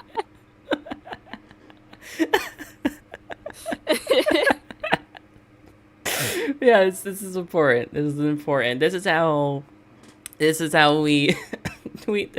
is how we don't become a Vox. This is how we don't become a Vox. Don't be Yeah, Vox. Don't be Vox. I hated that Vox said it too specifically because he is a white cis male. Like, boy, I don't care if you're gay. You can't. How do you feel about Valentino being like this is the thing that I think about sometimes when it comes to like gay rep. Like do you believe that any character should be able to have like any personality, like any kind of thing? Like there's some people who hate, it's because I watched a video about asexuality a couple days ago, like asexual characters and why some of them are good, Mhm. some of them are bad from someone who is asexual. And apparently it's a stereotype for asexuals to be the cold, unfeeling, nerdy kind of type. Oh, sorry, had to hiccup. You're good. And they see it's bad because it's been overdone to death. Even if they're a good character, they're still perpetuating a stereotype, which is like bad. Or if you have a character that's flamboyant or very, outspoken, that kind of thing, regardless of whether or not they are gay or not, because of the fact they are gay, that's seen as a negative stereotype. Like you're perpetuating a stereotype, so therefore it's bad. Do you think that because I bring this all up because this is me coming from my stepdad's perspective, because my parents are racist, so Oh yeah. they kind of dumb down Mexicans a little bit and think they're all stupid and can't drive. And coming from that perspective, Valentino's a bit of a dummy. I wanted to know what you thought about that, about him having that kind of dummy personality. Himbo, I Oh, guess. I think that's fine. You think so? I think that it's okay as long as you have your reasons and the reasons are valid. Like Mm-hmm. when I mentioned my childhood, that's not meant to like be like, oh, poor Sue. It's more meant to be like, oh, well, this is the reason why I grew up hating like Spanish and why I hated like being Mexican because I didn't pass as Mexican. But for other characters who are going through that like kind of struggle of like culture, I think that it's fine because I've known Mexicans who are dicks. I have family members who are dicks. I understand that like I literally have a cousin who is in jail for doing drugs and stuff. Mm-hmm. It's not he shot a person. It's not good. Yeah. And like it's like I understand to have like to show that negative stereotype, but it's okay to also show why that negative stereotype happens so that we could nip it in the bud. It's the Mm-hmm. same for like if let's say Valentino, the reason he got into like this weird video stuff is because, in Mexican culture, a lot of like people grow up kind of hypersexualizing kids, which is really gross. And Mm. it ends up like ruining your mental state. So what if he became a hypersexual person? And not only that, he also was okay and comfortable around drugs and like hurting people. Because when you grow up as a man in Mexican culture, you also grow up with the traditional values in some cultures, or like in some like households at least. And so he could have just grown up around those people and ended up becoming that way. So that being shown to the audience could at least tell the audience why that happened and not make him a tragic character, more so as like a character that is like a victim of like his childhood, but then grew up to take the wrong side. Because there are people who grow up in that culture and end up being like normal people. And it happens, especially in other like if you're having like a diverse group of people, there's always going to be one person in the bunch who ends up being like a bad person. But like, of course, it's hard to avoid like all characters being good if they're Latino, especially in a show if it's hell. Mm-hmm. I think that they just need to actually show the reasons. That's all they have to do. Okay. Okay. I thank you. Yeah. Okay. So I'm thinking because I'm thinking about Valentino specifically. And then I got so engrossed that I forgot what I was going to say. Now I'm the stupid one. No, you're good. So, okay. It's fine. It's okay. So it is okay if some stereotypes are used because they do come from somewhere. But if it's a negative stereotype, we should explain why it's bad, and either try to improve on that, make it better, or show why it's bad. We shouldn't romanticize the negative stereotypes. Exactly. It's like how some like a lot of shows actually back then when I was little at least, they used to show why in Asian culture it would be very, very difficult for a character to grow up with all the expectations that Asian culture puts on a child for like the expectation of education and becoming someone that they don't want to become. That they always showed that. But for Mexican culture, they never really showed that. They never showed why it's bad to constantly have to work hard or to constantly accept low-end jobs like, you know, becoming a maid or a housekeeper or something like that. They never showed why it's bad to do that. They just showed, oh, this person is hardworking, therefore they're like a good person. And the person who's good is also like not struggling that much from what we see. So, you know, they're fine. So growing up around that really does affect you, especially when you're growing up as a kid watching those things. And I'm not expecting like, well, actually, you know what? Yeah, I am expecting kids to be watching this show because I've seen it. And I think that if you do have that Latino rep, just show that, yeah, we have this character being called a taco vagina person. I don't know. Yeah. And then have that other character who's calling them that have like severe consequences and be like fucking murdered or something. I don't know. Have them punched in the face really hard and be like, actually be like, I'm so sorry. Like, damn. Yeah, or at least I don't know. They can't die unless it's angelic steel. I'm gonna get hit by a truck or something, Looney Tunes style. Exactly. Okay, yeah, that's good. That's good. Okay, I do like your little like kind of like theory for. Well, I guess it wasn't a theory. It was more of like a concept for his backstory. But I do really like that because it's established in like. It's established from like something that could actually be a reason. There's like an actual reason, and it would actually. I do like the way you put it that it's like he's not a tragic character, but he's a victim. He is a victim of circumstance, and you can kind of. I think one of the things that I hope the show really goes to show is that you shouldn't feel bad until you keep doing it. Like if you don't know something is wrong, then you can't solely be to blame. But if you continue to do it knowing it's bad, then you have no one to blame but yourself. Exactly. And I You think gotta and then I think Valentino is that embodiment, you know, embracing everything that's bad and selfish and horrible, you know, even though he knows it's wrong. Yeah. Yeah. You got a donation. Donation. I'm walking here. I'm walking here. Oh my god. Chocolate. I'm He's a little walking on Whisperware. chocolate. I got a donation, please. Please read me. I haven't read a donation since I was 87 years old. I always hated them.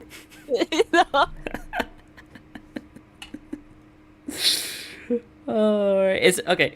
Let me get this, and then I'll ask you if welcome to the angel tour. I think the angel tour. Oh, because you're telliture. Angel tour podcast. Jokes aside, y'all speak facts. Thank you for the $1 Angry. I appreciate that. Oh, Thank you, Angry. I don't. Very happy. Did I transfer the commission money into my account? Did you? You just leave my money there? No, Wow. I need to do that. Wow. Oh, you just leave my money in your bank like that? Wow. You don't even want to touch my money. That's sad. Transfer that shit. My account needs it, please. Transfer until 1 to 3 business days. Oh my god. I do it instantly. I can't wait. I can't wait. I can't waste any of those cents. I can't afford to miss any of that 60 money. cents. No.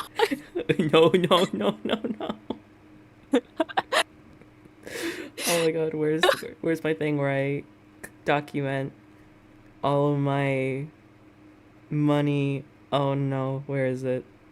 I'm scared to do my taxes. I still haven't done them. I I don't want to go to the H&R Block because they charge me $80 for someone else to do it. 40. Okay, there we go. There we go. I have it logged in case I earn more this year. Yeah, I had to pay. I basically got nothing from my taxes because the exact same amount of fucking money I paid for Bro. my tax return. Was I didn't know TurboTax wasn't free if you use it multiple times, so I got bumped up to the premium version, and I thought Oh. I thought I didn't hit confirm payment. I apparently did, so I lost all of that money. It's free the first time? Yeah, it's free the first time if you never filed with them before. Okay, let me write this in my tab real quick. TurboTax. I would just do someone who's free out right out the gate. I don't know if it is. It was free this time. I'll check next year, but the site that I used was free. I think it was a government site actually. Ooh, So I'll see I'll it. try that. Next time taxes come around, I'll see if that one is still the same, and then I'll get to you about that. I'll get to you about it because I'm gonna have to look for a free tax person. You're not gonna know what the site is. How you're gonna get to me about it? I just know. You just know. I know better than anyone. Well, did you know that we're talking about ships now? God damn it! Damn it! Damn it! Yeah. Romance in this show, huh? No, I'm traumatized by Hazbin Hotel or Hell of a Boss. Sorry, they both have similar names. The Helvers.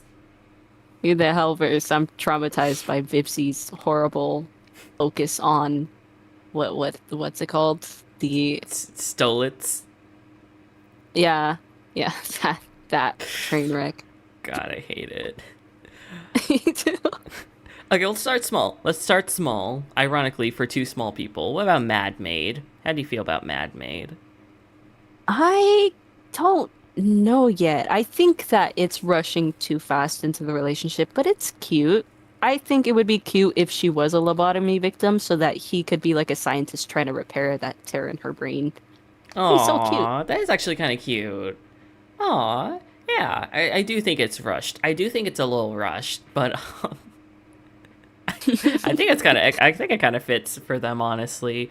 I think they would be the kind of people. This is more nifty coding. I could totally see her just being like, yeah, we like each other.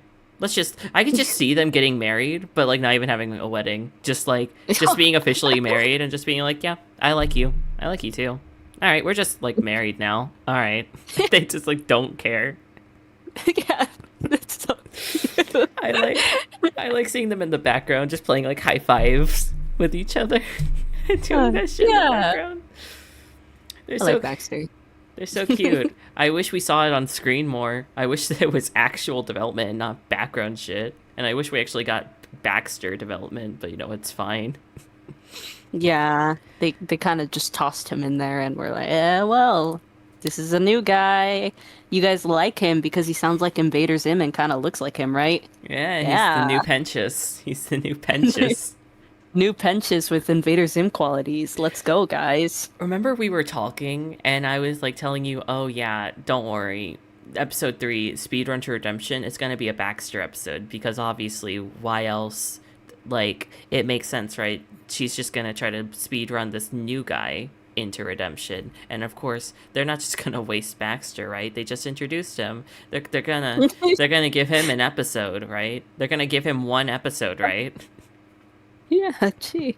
I totally thought I was so sure it was gonna be the V's, Charlie, and Baxter, but no, he was in the episode, but like for 3 minutes just to have a little gay joke.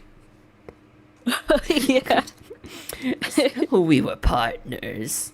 Oh, so you partners. I couldn't take that seriously. I did the hand motion, by the way. I know I could hear it through my like headphones or something. It came through my mic.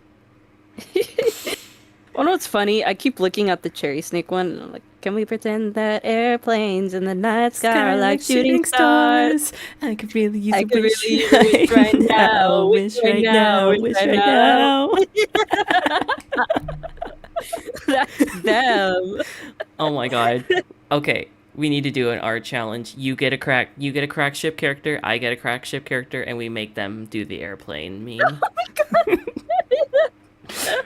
Quick, think of a character. SpongeBob. No. Rig, Fuck. Rigby from regular to show. Why? Why? I don't know. God damn it. Give me a second. Can we prevent like airplanes in the night sky or like shooting stars? I could really use a wish right now. Wish right now. Wish right now. SpongeBob, no.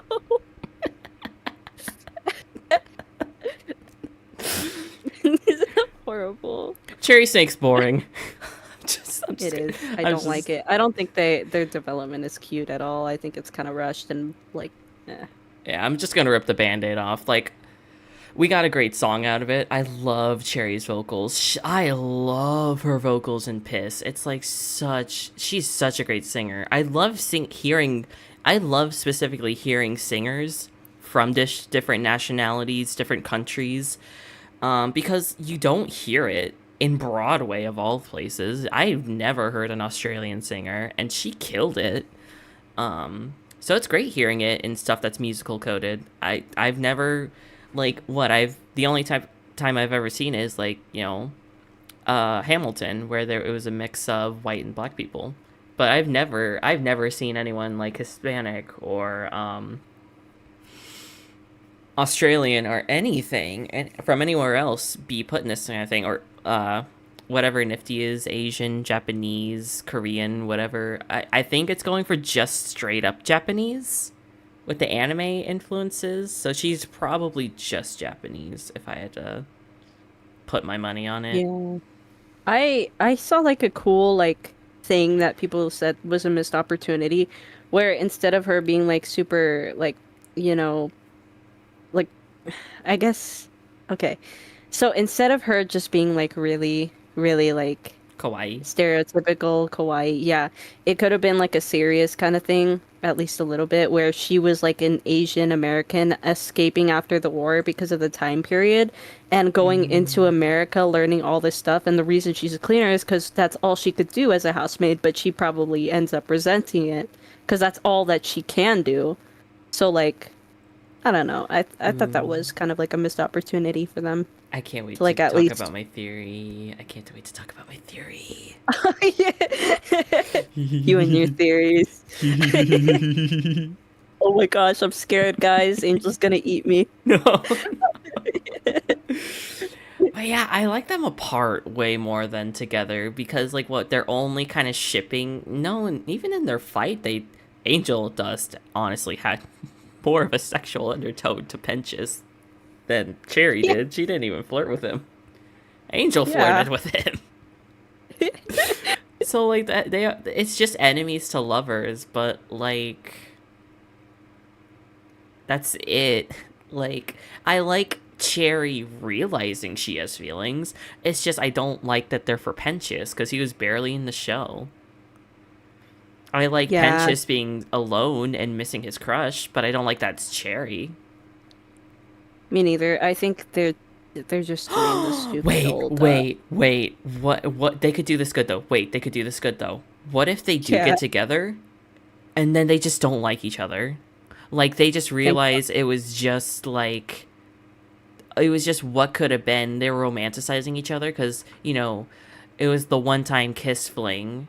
So it was just like, oh, maybe that was good. But it was all just sexual attraction. Like, none of it was actually... It was both sexual attraction and romanticization, but none of it was actual feelings. That would be good, well written, actually. I'm kind of hoping they do that, because I don't like, I really don't like the idea that, what's her name? That Cherry, for some reason, likes this guy she's been fighting with this whole time. Because then it, like, does that thing where it's like, oh, they're fighting because they like you, and that thing always annoyed me when I was a kid. Mm-hmm. They're just gonna hit you because they love you. Bitch, shut up. Yeah. You got me becoming a misogynist again. You are. Yeah, I'm a misogynist, guys. It's the man in you. He's the man in you. He can't stop. He won't shut up. Quiet in there. You're gonna start slowly getting some more arm hair, just like slowly sprouting out. You know. No. It's the testosterone. That's what happens to me whenever whenever I'm like mad. I just get a little more arm hair. It's my power. One of my friends actually made this like really weird joke when I was in middle school, saying that because I was such a femme quote unquote guy before I knew I was non-binary, they thought I just had no testosterone in my body, and that I actually had higher levels of what's the other one? What's the other one? What's the opposite of testosterone? It's when you Fuck it. yeah, I don't remember. It's, the people when you want to get the boobies. Estrogen. Estrogen, yes. They thought I had higher estrogen levels than testosterone, and that was I don't know how I feel about that. I mean, when I was growing up, because like sometimes people would mistake me for for a guy. Always thought that I had like higher levels of what's it called? The thingy of testosterone. Testosterone. Yeah. All right, and now we have to talk about it. I love Husker Dust. I love Husker Dust so much. I love it so much. It's just, I don't know. There's just something about it. The slow burn, how they became friends, and then they like got to understand each other, and now they're like on a deeper level, and then they're slowly starting to like each other. They're having a little bit. They had a little fight, but they didn't mean it, and like they're just chill around each other.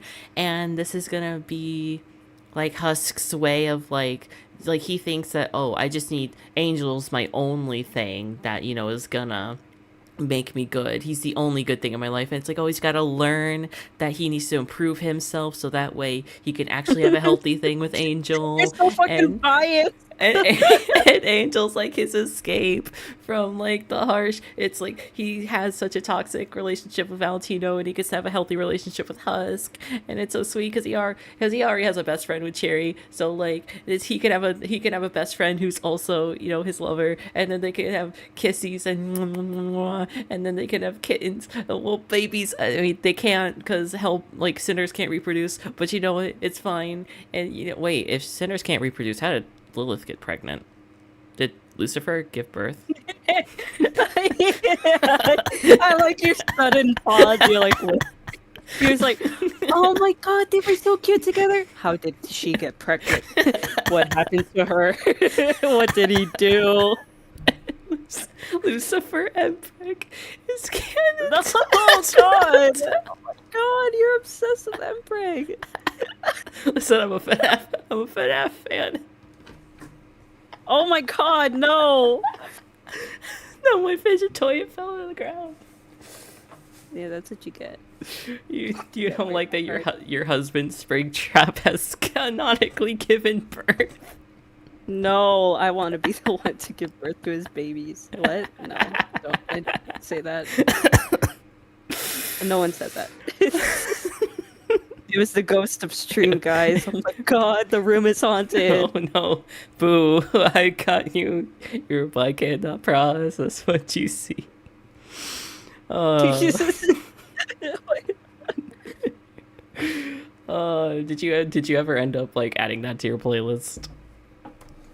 Unfortunately, no. I don't add any more songs to my playlist. Go put it in your playlist. No reason. I haven't been listening to music in a while, actually, which is kind of surprising. I've been more so watching TV shows. Go listen to music.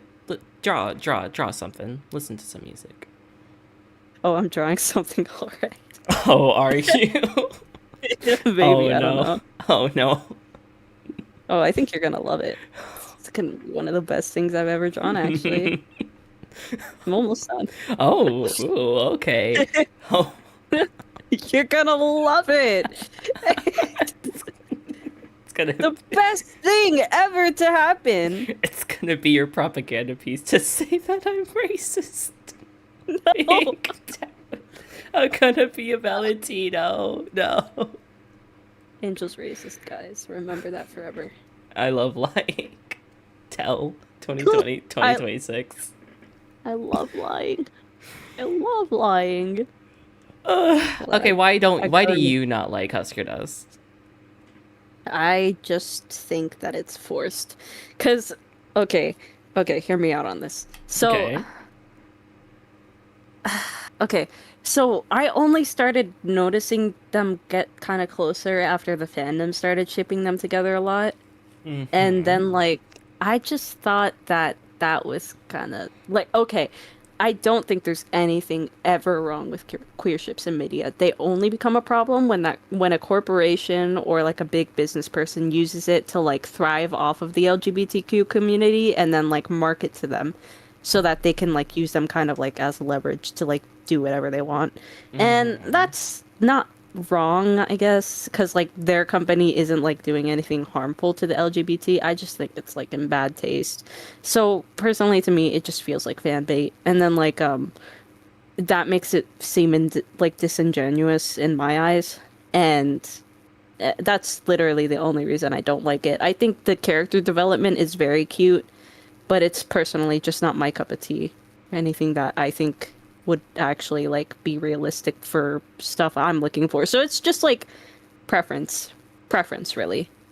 Why I are wouldn't shame anyone else for liking it. why are my two recent like MLM ships an old guy and his twink? You know, What? Toadster and yeah. and Bitter Giggle Husk and Angel. Hey yo, I mean, okay, Loki, I could see you on that one as long as I'm the third. But like we won't talk about that. That's okay.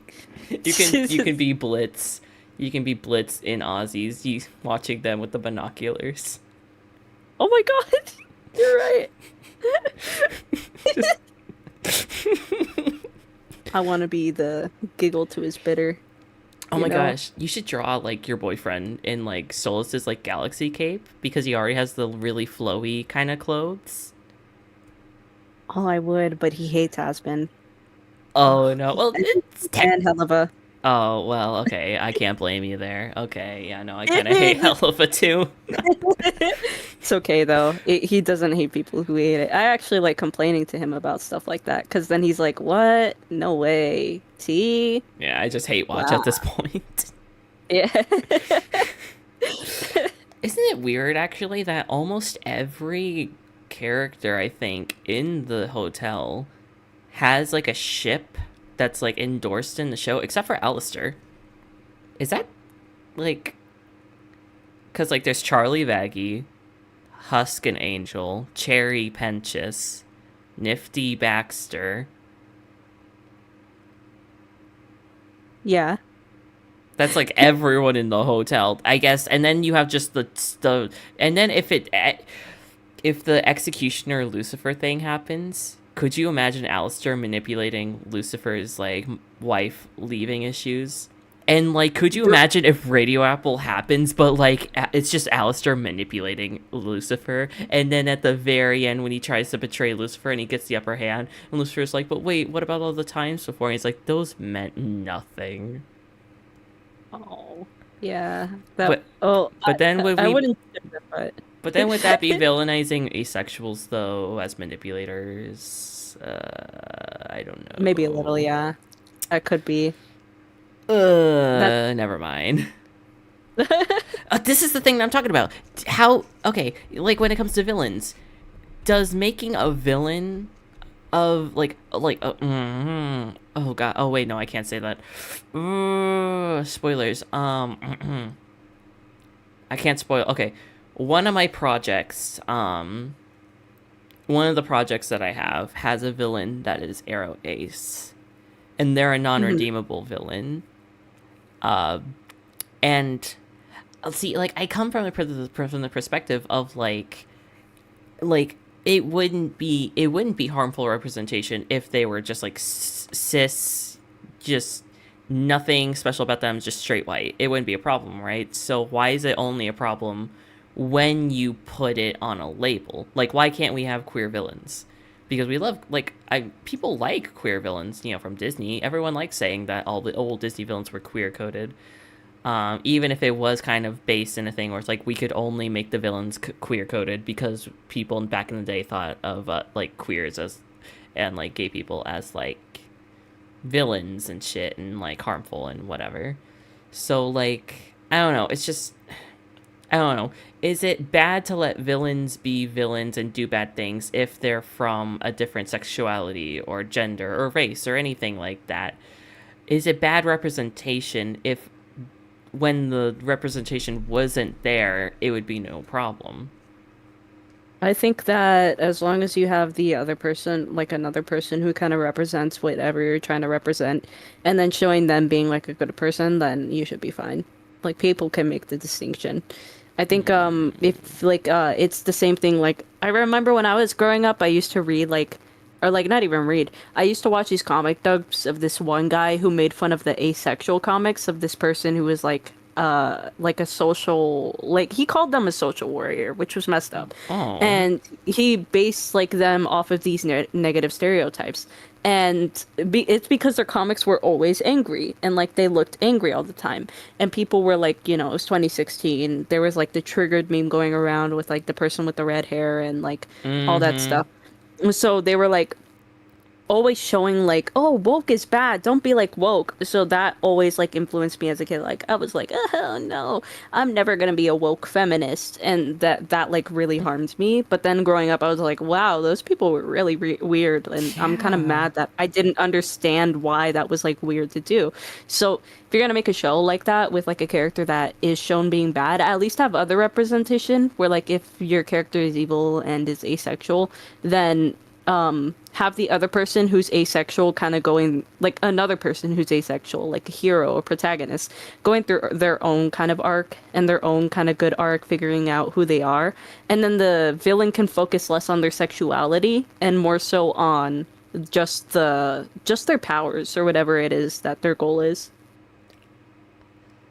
Telly, you might have to be the only, other than Callie, you may have to be the one other person in the world. I think I may have to info dump onto you about my about the project, because I think I actually need your writing to help me with this thing, because holy shit, I want to get into it, but I can't let the greater public know because spoilers. You'll be the one other person who knows about this character design that I purposely kept hidden. Oh my god. Whoa, exclusives. Wow. Exclusive interview.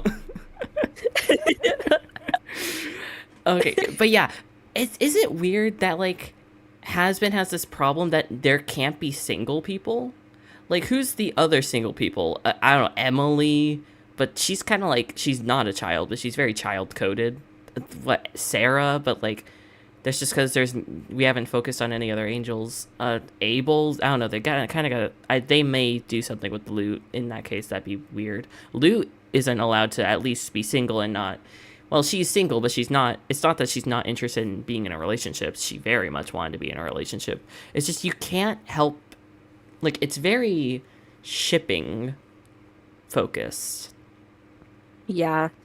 That, Vivsy just doesn't want to let go of, what's it called? She just doesn't want to let go of, like, shipping in her series, which is fine, whatever. But it's giving me more of the vibes of boyfriends than it is giving me the vibes of like Steven Universe, where they focus on relationships and sometimes they focus on like Steven and Connie, but like the reason that works is because it's not the main focus, or it's not in the focus all the time. And while you could argue that like Hell of a Boss or Has Been Hotel aren't technically focused on the relationships all the time, you can tell it's going in that direction where all you can think about when characters are together is their relationships and who they're romantically interested in, rather than who they're connected to, like familial ties. No, the interesting parts are usually relationship things, but I feel like Hell of a Boss has that problem more than way more than Hazbin. At least Hazbin has had a war to at least kind of be interested in. Hell of a Boss just went from funny comedy with no story to like fucking telenovela. I finished my drawing. Check co-host. Let me see. Okay, let me take a sip of water. Yeah, take a sip of water for this. I gotcha. Yum, yum, yum, yum, yum, yum.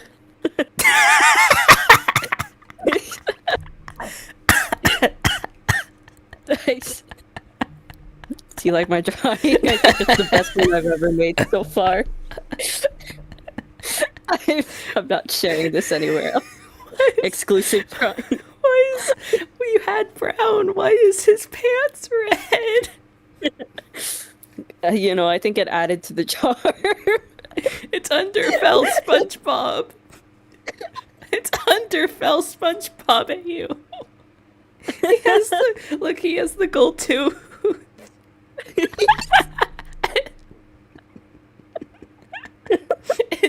It's what? Oh my god! Wait, what is it? Under sponge or sponge tail? It's Spongefell. SpongeBob. SpongeBob. Fell Bob.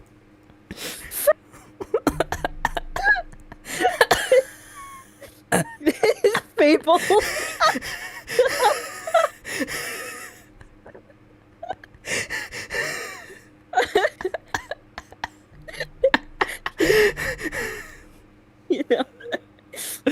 I thought it was detrimental to the stream. If I didn't make it, I thought, the world would explode or something.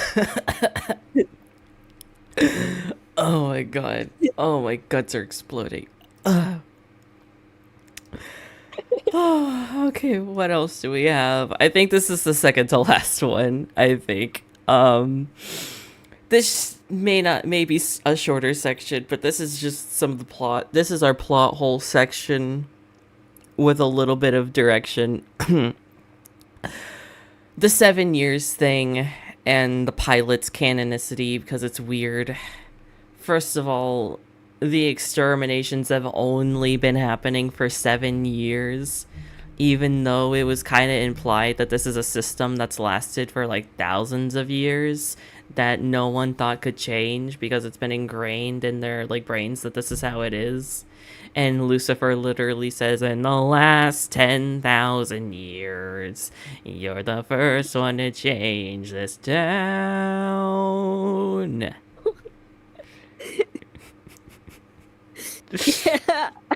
I was surprised when they said 7 years, because like when I heard that in the show, I was like, really? 7? Not even like 10 or like whatever. Yeah. What's the significance of 7? Yeah, so it's like I'm guessing that this ties into my Lilith thing where I thought that they stole her voice Ariel style, and I'm assuming that she went up there. That's why she's been gone for 7 years.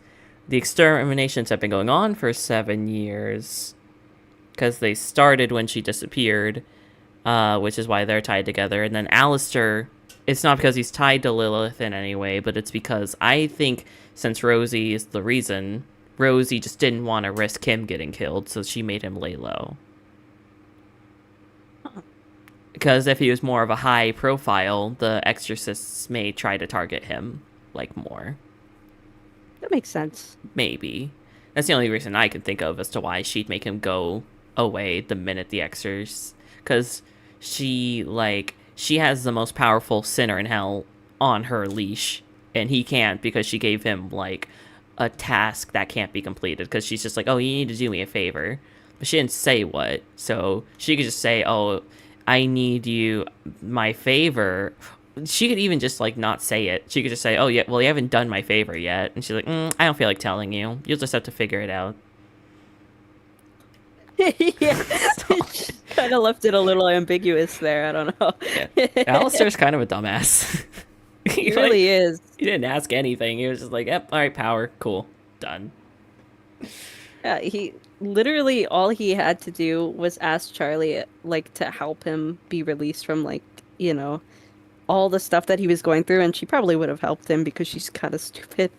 But no, he had to make this very specific point. Imagine if Vox just went, like, he went to go touch her shoulders. He went, oh yeah, I can't do that. My bad. Oh. Like, nothing would have happened. He would have been the strongest sinner in hell, and they would have raided heaven. Like, yeah. That's just it. Like, Alistair would have never gotten out of Rosie's deal. He would have never gotten out of Vox's deal. They would have never fought. The bomb would have never gotten set off, and no one would have banded together. And just, no. That would have been it. Yeah. So that's crazy that the other timeline was not hard to like get out of. So yeah, 7 year. That's dumb. That's dumb. And the pilot. You know how many people want Viv to redo the pilot?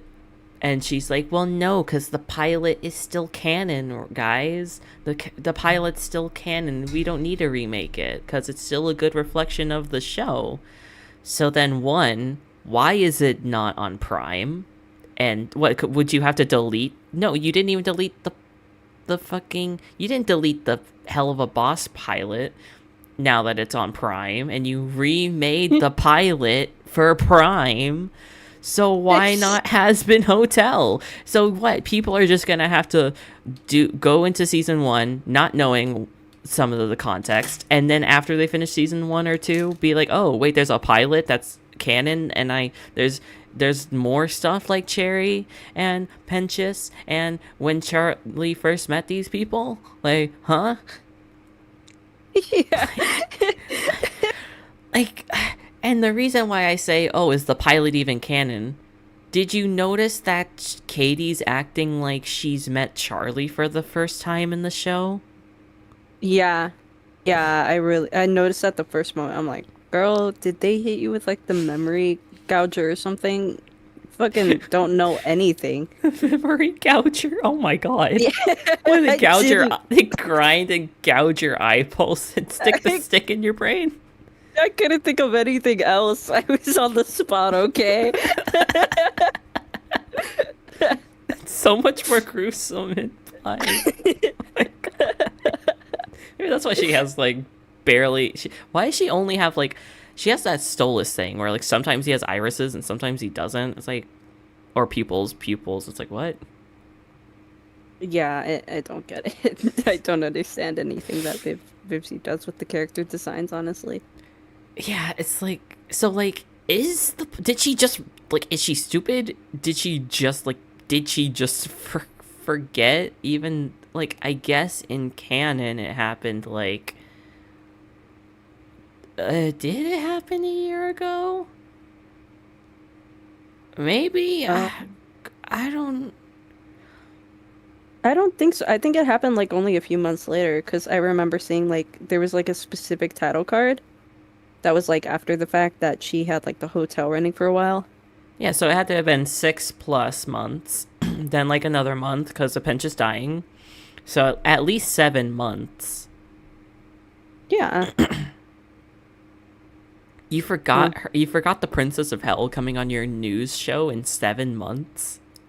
Maybe she was just doing it to fuck with her, but I still think that's kind of stupid. Because then it's like, that just sounds like giving a reason. That's just like pulling something out of your ass. Like, yeah. Like, yeah, she could have, but that's just like, I can't disprove that because only Katie knows that information. So I'm only gonna know that in case if she says something. That feels weird. Yeah. Vivsy Pop just does stuff to do stuff because she wants to. Also, She's kind of bad storyteller. Also, we're not gonna talk about Tom because he has no character. He has like no character. No, yeah, no, he seems like a suck up to Charlie, if anything, but even then it's like not that noticeable, I think. Yeah. He just... I don't know. I guess he's the underdog. I don't know. He's just Moxie, you know. It's just Blitz and Moxie. I'm the like boss that's terrible to everybody, and you're my bitch.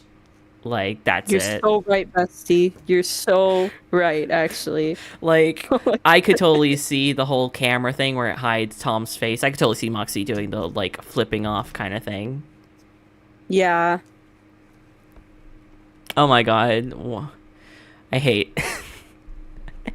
I hate everything. God, it's the same fucking dynamic. God damn it. So All roads lead back to Moxie. I hate Moxie. I don't like his character. Like, he's fine, but like, I hate Unhappy Campers, and that's just soured my opinion of him ever since. Me too. Because why do we need white male validation? Me, Like- me, Maxine. Me, Maxine. Me, me.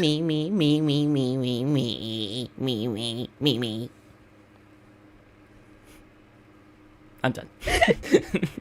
Yeah, you better be. I'm gonna be a like asshole to my wife who has insecurity issues out of nowhere. Out of nowhere, yeah. Who would have ever expected that? Like it's like it makes sense, but like you never established it before. It's like in retrospect, like yeah, I could see a whole family where their entire thing is like they're not afraid of killing people, and you know the strong survive. So her being a good killer wouldn't be especially impressive because that's the norm. But then like Blitz gives her like constant positive affirmation, like all the time based on her skills. He praises her. So like why do you not feel it important? God. Sequel hell of a boss street. Oh my God. Just like make that a one.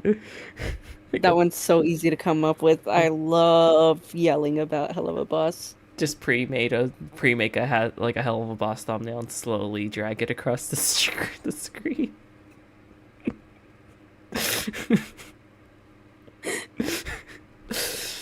Oh my god. Yeah, okay.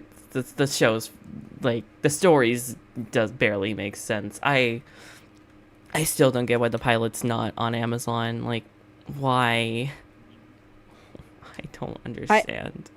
I don't get it either. I think she genuinely just might be lazy there. And I don't like calling people lazy, but like that is so lazy. Like what?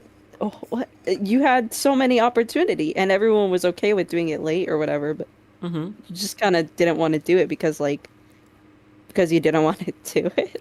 I could get like with it being a new show if they didn't want to remake it because they don't want to remake a whole episode, give you a ninth episode if they don't know you're going to perform well. But after season 1 happened, I don't see why they couldn't have done it, or even why they couldn't have just downloaded the video file and just put it on Prime. Like they have the pilot of The Amazing Digital Circus, and it looks a little wonky. Have you noticed that the eyes were so much more smaller in the pilot than they are? They became bigger and expressive in the main show. Yeah, a little uncanny there, but you know, I mean, it's the pilot. Yeah. No one's gonna remember the big ol' goofies. They're gonna remember the story, and then they're gonna think about the animation now. Yeah.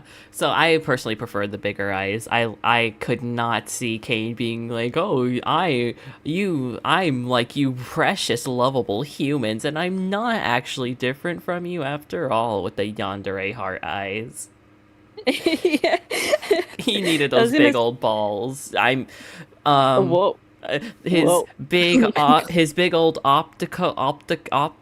optical spheres. His orbs.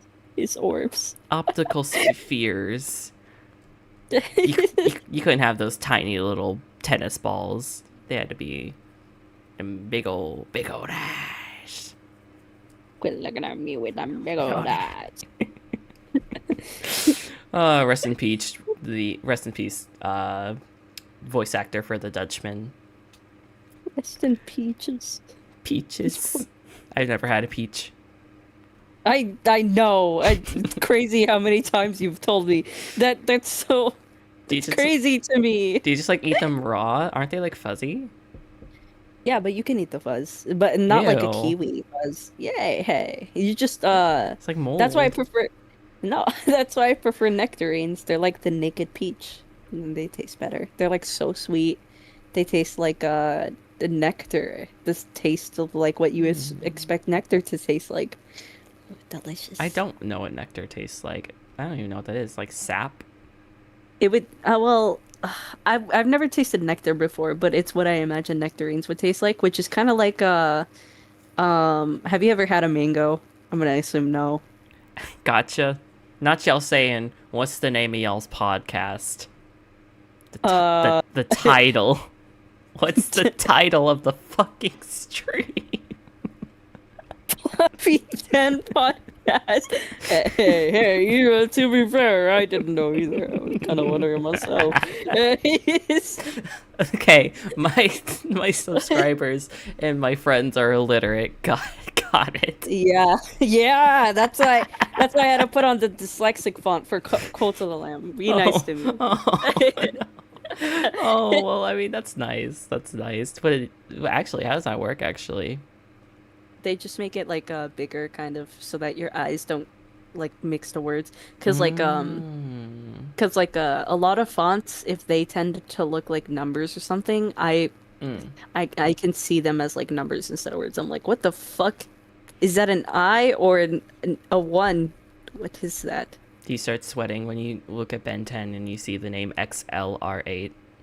Yeah, that's how I was when I saw RXQWSFS Oh, yeah. AX something something. I Yeah, know no. those beginning. I dead named that guy. He will always be Shadow Bonnie to me.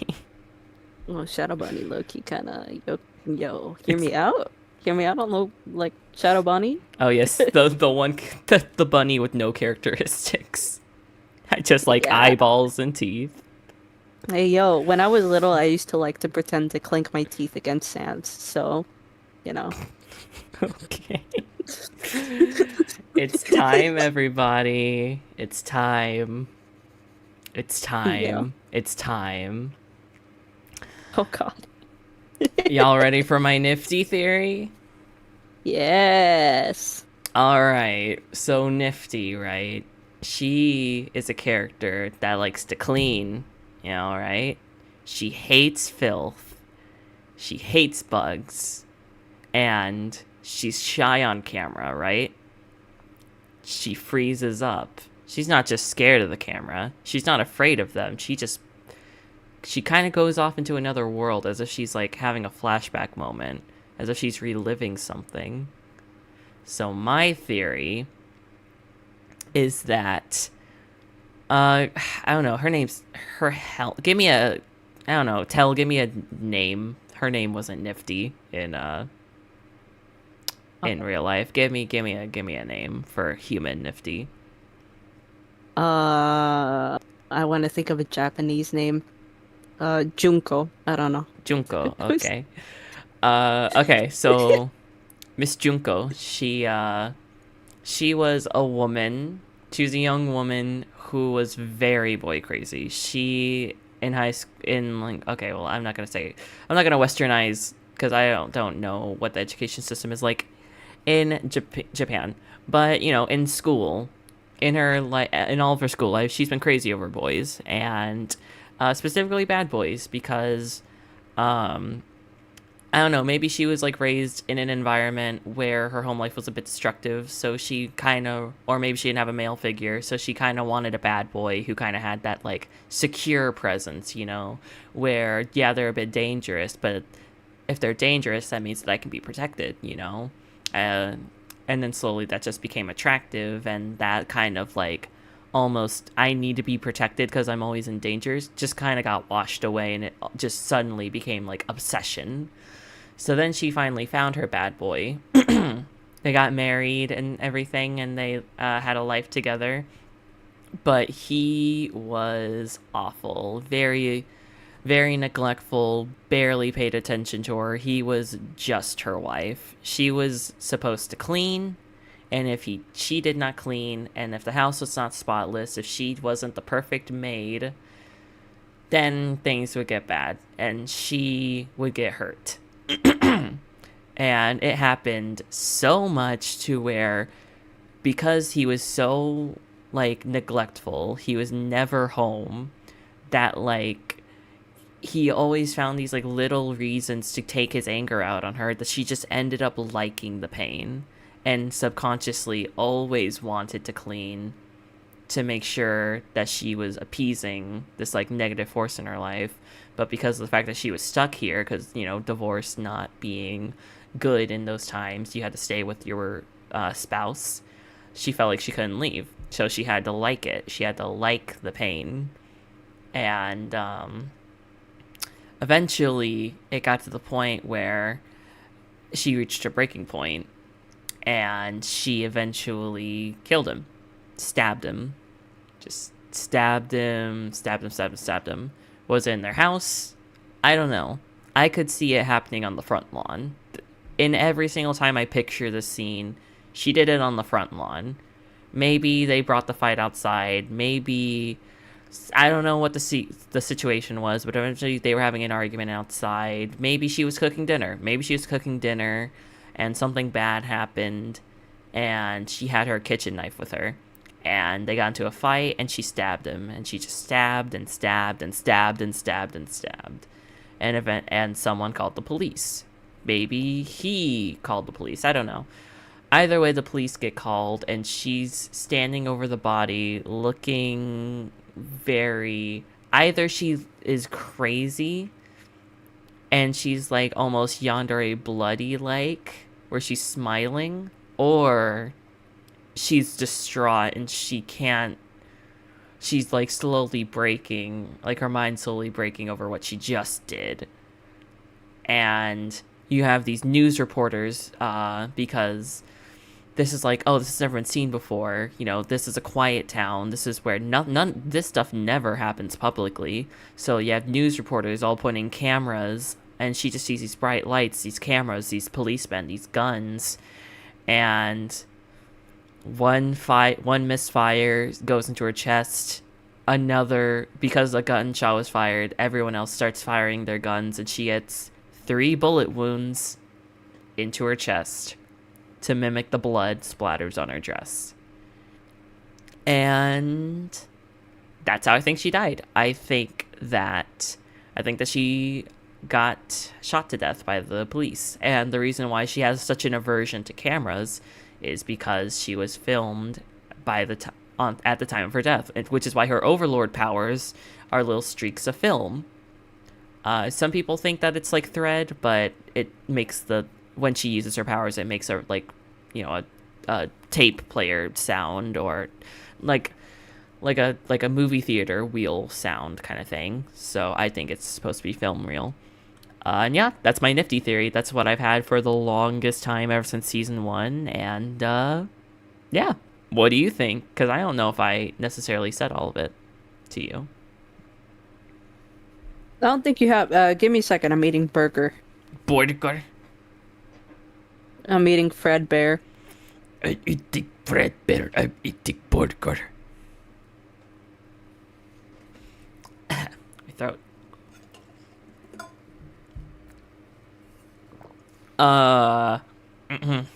Choke on your water. No, why? Maybe in past canon she had a poodle, but she doesn't have the poodle on her dress anymore, so that's not canon anymore. Maybe the house burned down and she had to rush outside, and that's why she has a streak of yellow in her hair to imitate like a streak of fire. Yeah, maybe. I can't tell you why she has one eye though. That I couldn't say. The poodle thing is actually a reference to like a 70s skirt back then. I only know that because I used to have one when I was like a little kid. I was not born in the 70s. I just know what it is. So it's like one of those, I think. It's like a girl's poodle skirt costume thing. I don't know the reference exactly, but they were everywhere. Oh, it's from the 50s. Never mind. Anyway, so I think it's a good theory. I really like the idea of her like freezing up after being shot because of the news reporters. But I don't really have any other theories on her other than the fact that she probably was related to like cleaning, of course. She was probably like I don't know, something related to insects because she is one.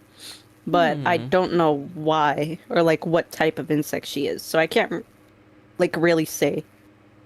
You think she could also be like, because it wasn't a thing specifically in Japan where like having tiny feet was like seen as attractive at one point. I don't know if that was like way older or not, but I feel like that was a thing. Do you think that that's why she could have like such spindly little legs?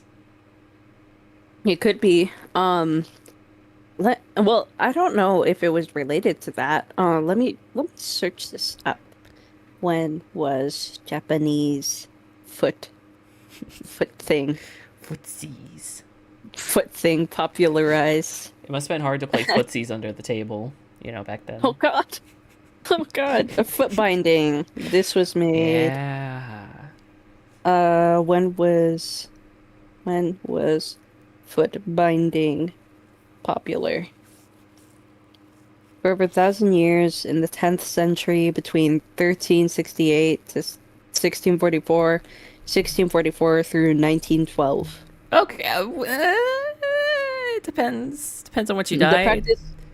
practice was formally banned in 1911 through 1912, though it continued in rural areas until the 1930s. I don't know. That's kind of I think it's a stretch. I don't think she probably did that only because like I don't know. She doesn't seem like the type to do that to me because like the practice was used mainly to actually prevent girls from fleeing their homes instead of having to like instead of it just like looking pretty. Like that dog whistle thing where they're like, "Oh, you look really tiny. You're kind of cute." Like the young kind of thing where like they're like, "Oh, keep looking younger because you're so cute like that." That's what it is. It's kind of a dog whistle for people who are kind of Oh. creeps who don't want their lives to run. Lollipops. Yeah. Yeah, that kind of thing. And for Nifty, I'm thinking I definitely still think that she probably went just like to America as like someone who was younger, like a young woman. She ended up making it to America and she was probably alive during the war at that time, which was against Japan and all that stuff after specific war. I don't remember which one. And because of that, she probably had to deal with a lot of violence. So she ended up getting used to the violence. And then she ended up having to take on a housemaid thing because that's all you can really find as like an immigrant to like, yeah, what is going on in chat? Is everyone being each other? I don't know. It's just my community loves violence and starting turf wars with each other. It's how it is. Why is she tiny in the afterlife? Did going to the afterlife shrink her? Honestly, It I could be think an so. insecurity. It could actually, it could be like a symptom of her thing because I saw someone having a Hazbin Hotel OC where like this like female character hated being looked down upon. So when she died in hell, she like literally got smaller. So people would always look down on her.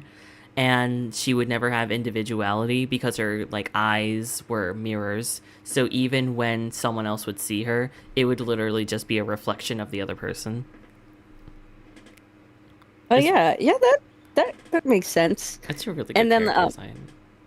Yeah, and well, okay, I gotta think about. I remember Angel Dust is like 7 feet tall, right? So Something like that. how tall is Nifty? Let me look this up. You'd probably have to like say, okay, if this character is 7 feet, you'd have to probably break him up evenly into like 7 individual parts, and then see how Nifty stacks against him if the heights are in any way consistent. They said that she's around 3'7". Let me check Okay. this comparison chart. 150 centimeters, which is hold on. Which is 4 feet 11 inches. That's kind of short. That is kind of short. Well, it's like a regular size for like a shorter woman, but yeah. I think it's just that she's probably like that because just the comparison of all the other characters who are like 500 feet taller for some reason. Oh, Satan keeps looking at me. I don't like this character. I hate this guy. God. I love him. Of course you do. Of course you do. He looks like Cal to you. He does with those horns and He's your furry bait. he's Calypso if he was a dragon. Yeah, actually, he really is. I don't like it. I don't like that he looks like the leader of hell more than Lucifer looks like the leader of hell. Ooh, best. Oh no, you're right though. Yeah. He's more like tradition. He's more traditionally like. He's what you'd think. Expectation versus reality. It's you use Satan when you want to catfish someone, and then you get Lucifer. Yeah. You get Buff Daddy. You end up getting a quirky twink. It's the fact that he also made all the imps too, supposedly. So like he's the one who's technically in charge of the population more than Lucifer. That Well, I guess, Lucifer gets the sinners, Satan gets the imps, Beelzebub gets the hellhounds, Mammon gets, I don't know, the shark demons, I guess. The goat one gets the candle demons, the twin-headed one gets the aquatic demons, but then I don't know why the lone sharks are different, but whatever. Osmodeus gets the succubi, and I'm forgetting one person, because there's always one that I forget. Loth? No, Sloth is No. the candle one. Sloth, envy, wrath, pride, greed, lust. Florida. Florida. You forgot Florida.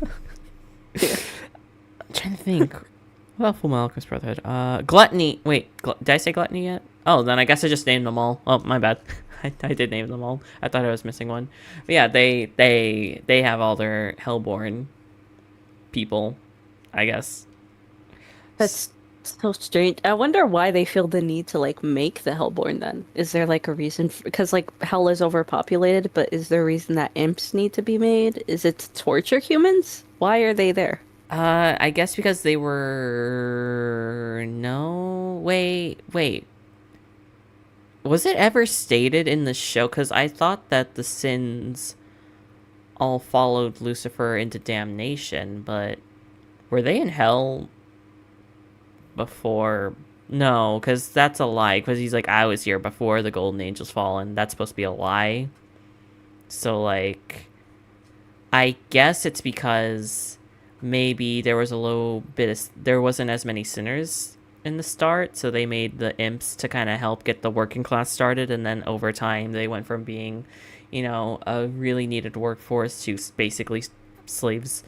And then each ring kind of got designated to one person, and they wanted their own, like, species, I guess, to help work in their ring. So then they just made them. I found.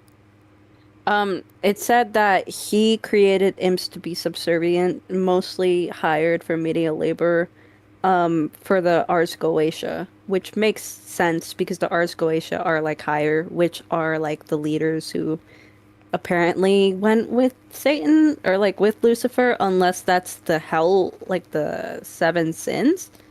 I don't get it.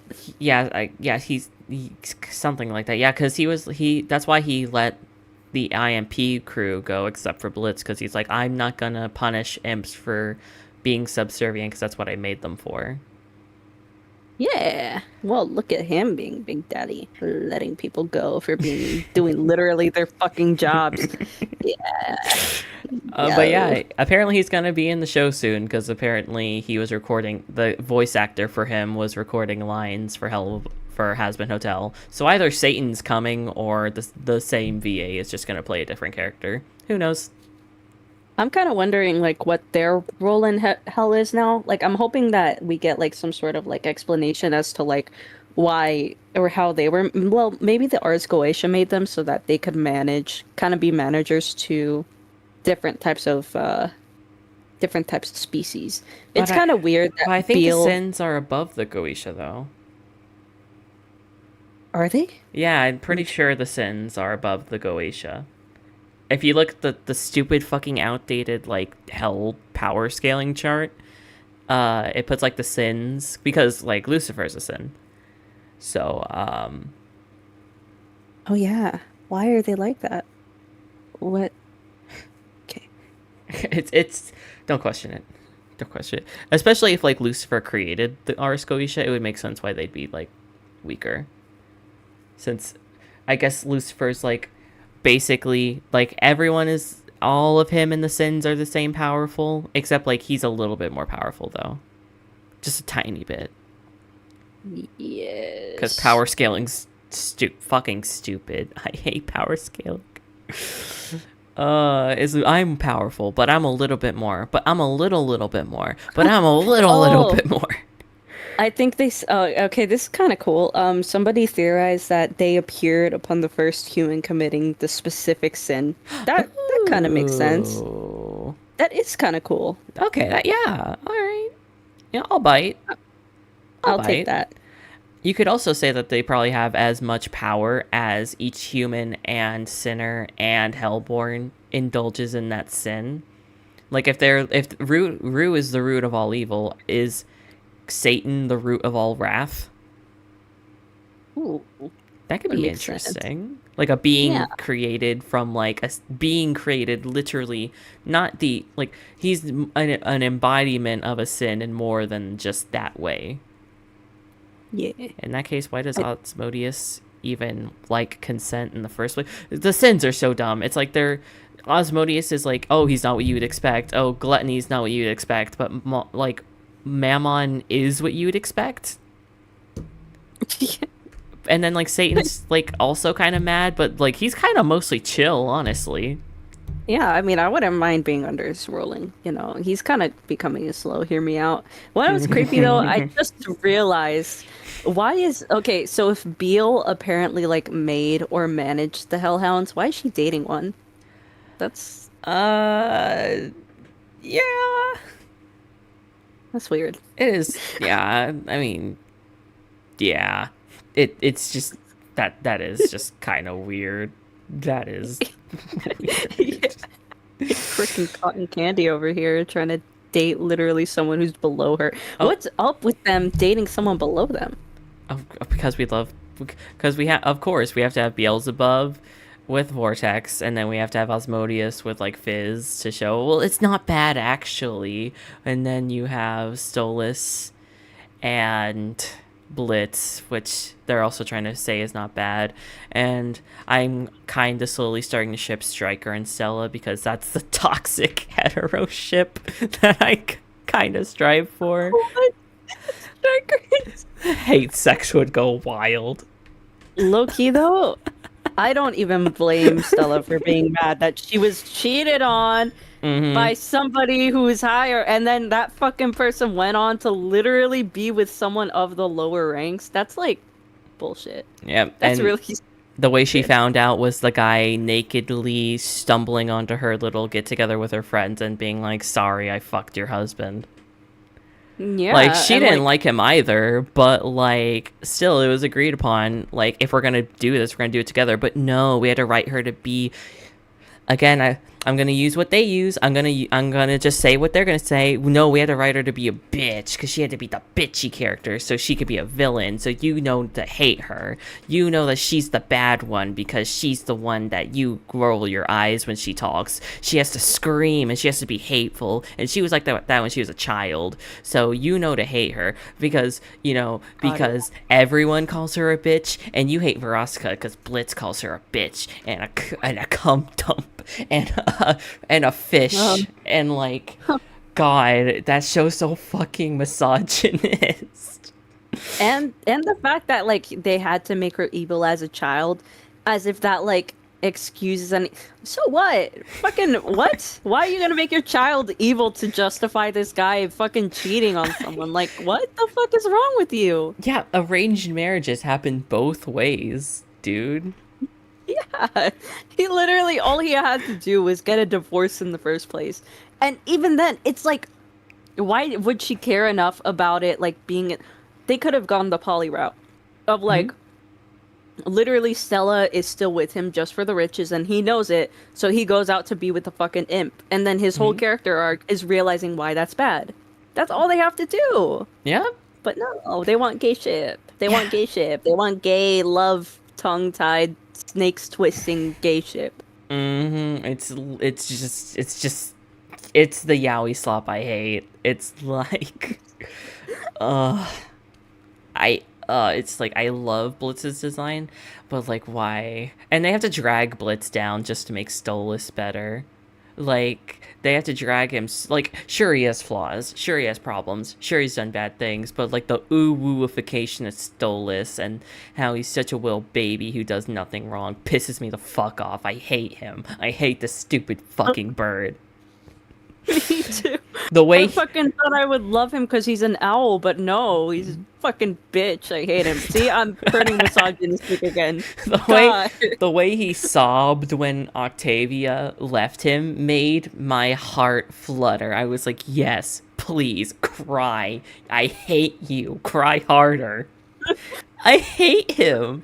Because, like, everything she said was right. And you know how many fucking people will, like, say that the child is wrong for, like, having complex feelings about her parents, being like, oh no, like, well, because she's like, man, did you really need antidepressants? Was I the only good thing in your life? Was I a fucking obligation? It's like, yeah, you were, and that sucks. Like, Wonder what it is? It's Vivzy Pop taking advantage of the fact that most of the people watching her show are teens, so that way the teens can be like, oh well, I'm a teen and I would never do that because I love Stolas so much. I would never do that if he were my dad. So therefore she's just doing it so that people would be like, Well, you guys, I kind of understand why people hate Stella. Like, shut up. Shut up. Oh, she's bad. I should give my father chance after chance after chance after chance after he repeatedly breaks my boundaries and lies to me all the time. Yeah, Like, God, I hate Stolas. Victim blaming. Victim blaming. God, and then they had to make Stella so much less interesting by making her a brother that doesn't even look like her and giving him the bad writing because he doesn't make his fucking color sense. palette. His color palette is so ugly to me. I hate it. I hate the blues that they use. He's so like he's Elsa. I can't. Yeah, I hate it. I can't like him. Gay bird Elsa. Why is he gay? Why is he gay? Well, I thought that was bad in the Goetia. Was it okay, but like not? Like, does he have an heir? Does he have a wife? Is he just allowed to openly be gay by like not hearing? Why is he not married? Why doesn't he have a spouse if he's supposed to continue the bloodline? What's up with him? Why can't Stolas? What? Yeah, it doesn't make any sense to me. Do you think there's incest in there? Because I just realized the Ars Goetia are kind of like all birds. Oh, definitely at the start. And then that just kind of had to like, they kind of had to just, down. Yeah. That's nasty. Oh my god, I just realized that. Yeah, it kind of becomes a thing where, like, if two people were created at the same time, they are technically brother and sister, but if they were paired to be, like, husband and wife, does the title mean more than logically being siblings? It's weird. Like, it's that weird shit. Blood relation kind of stuff is kind of weird. Because, like, okay, well, this is what it is. It's blood relation because then if your child ends up, like, growing up to be, like, really fucked up, that's on you. And then it's also with growing up with, like, a stepbrother and stuff. If you end up growing up with a stepbrother and having sex with them because it's, oh, this is just a stepbrother thing. No, that's weird because you grew up around that person. So, yeah. We can move on. Don't worry about it. So, with all that being said, God, I genuinely do love Hazbin, but god damn, am I being so fucking... This stream's making me more negative. The show that's female driven that has more interesting male characters is gonna maybe cross over with the show with the terrible male characters that are the focus. Yay! Yeah. We can hate women together. Let's all hate women together. The power of misogyny. How Let's much go. do you want to bet that one of the first things that's going to come out of Blitz's mouth is he's gonna call Charlie a blonde bimbo bitch? I bet so much money. How I think he's much? gonna do it. Like, 10 yeah. bucks. Bro, I'm gonna give you $10 if he actually does it. I Yeah. swear to God. I got 25 on that shit. 25. Whoa! Gonna Yeah. pay my mortgage with that shit. Holy fuck. I would be interested if they're gonna do something with Luna, because I think Luna actually likes her, like likes Charlie. She was like watching. Yeah, she was watching the one. She was watching the TV with Charlie in the pilot, and she was just like watching the broadcast. Which, like, sure, that could have been a one-off thing. But in the trailer that they, well, not the trailer, but like the little teaser they did that these two shows could cross over in the future. Luna like goes out of her way to like get next to Charlie and take a photo with her, and still stay next to her. And sure, you could say, oh, it's a celebrity, of course, but like, I don't know. That could be I a think thing. she likes her policies on equality or something. That's pretty sweet. I'm sure the Hellborn probably don't like Charlie because she's so focused. She's so focused on sinners, and because of her focusing on sinners, it's just making hell worse because of all the war and shit. They're like, man, fuck Charlie. Well, you know, that would be good character development if Vivsy Pop would have thought about that in depth. But no, we had to make all the Hellborn in a separate show, so we can't actually go into that issue because like this is the sinner show. Yeah, we can't focus on any of that. Can't focus on Blitz talking about like Charlie's stupid plan and be laughing at her, being like, "Hey, we're not gonna be like the Princess of Hell, right?" I hope they do more shit because they legally can now. I hope so. Oh yeah. It'd be a little bit funny if like Osmodius Loki had Angel Dust's like phone number because they just like they're chill. Fizz, I would love it if Fizz and Angel Dust were just unironically best friends that just like hung out with each other like on the weekends and no one knows about it. Cute. I would actually really like that. That's very nice. I would love that so much because they just like drink tea with each other and they just talk about their boyfriends and like, oh my god, oh my god. Now look at you, you're making like friendships. I mean, Friendships, that's an actual word. Whoa. I'll make a fan fiction. That's what I'm making. Oh no. Okay, and then the last slide I have. Oh my god. The ending. Power of friendship compels you. Hear my hope. Let it echo. Till Why'd they do every that? last soul sings. Why is Charlie's power music? That's gonna bother me. What the fuck? Because her dad is music, you know. Oh yeah. The devil go down to Georgia. You know. They got really lazy and just fucking made Husk like a little golden line. Angel's not even throwing anything. What are you doing, Angel? He's not a powerful overlord, but Nifty is, I guess. Yeah, Nifty is a fucking overlord. She can do her little sewing thing, but fucking Angel can't. Oh my god! I mean, like Cherry and Baxter aren't either. You know, it's they're not overlords. What is Baxter doing? He looks like merch. he's proud. He's crossing his arms. Vaggie's not doing anything. Look at Vaggie. You know, she's just helping. You know, she's just holding Emily up. You know, she's fine. Vaggie, you lazy asshole! Jesus Christ, you were an angel before. But she's not a seraphim. You know, it's the seraphims and the overlords. They're the ones who have to do it. You know, it makes sense. It makes sense. It's not their fault that everyone else is an overlord. I hear me out. I like this ending because it's like, you know, it's less of the power of friendship. It's just, you know, the people, like, there's this like, oh wait, hold on, I gotta read this donation. Go ahead. Thank you for the $1 angry. My little has been. My little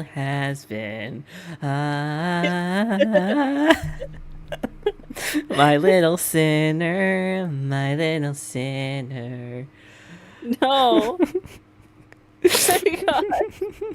But yeah, it's like, you know, they're like, okay, they're faced with this impossible situation. If this bomb goes off, literally more than half of the Pride Wing will die forever and they won't come back.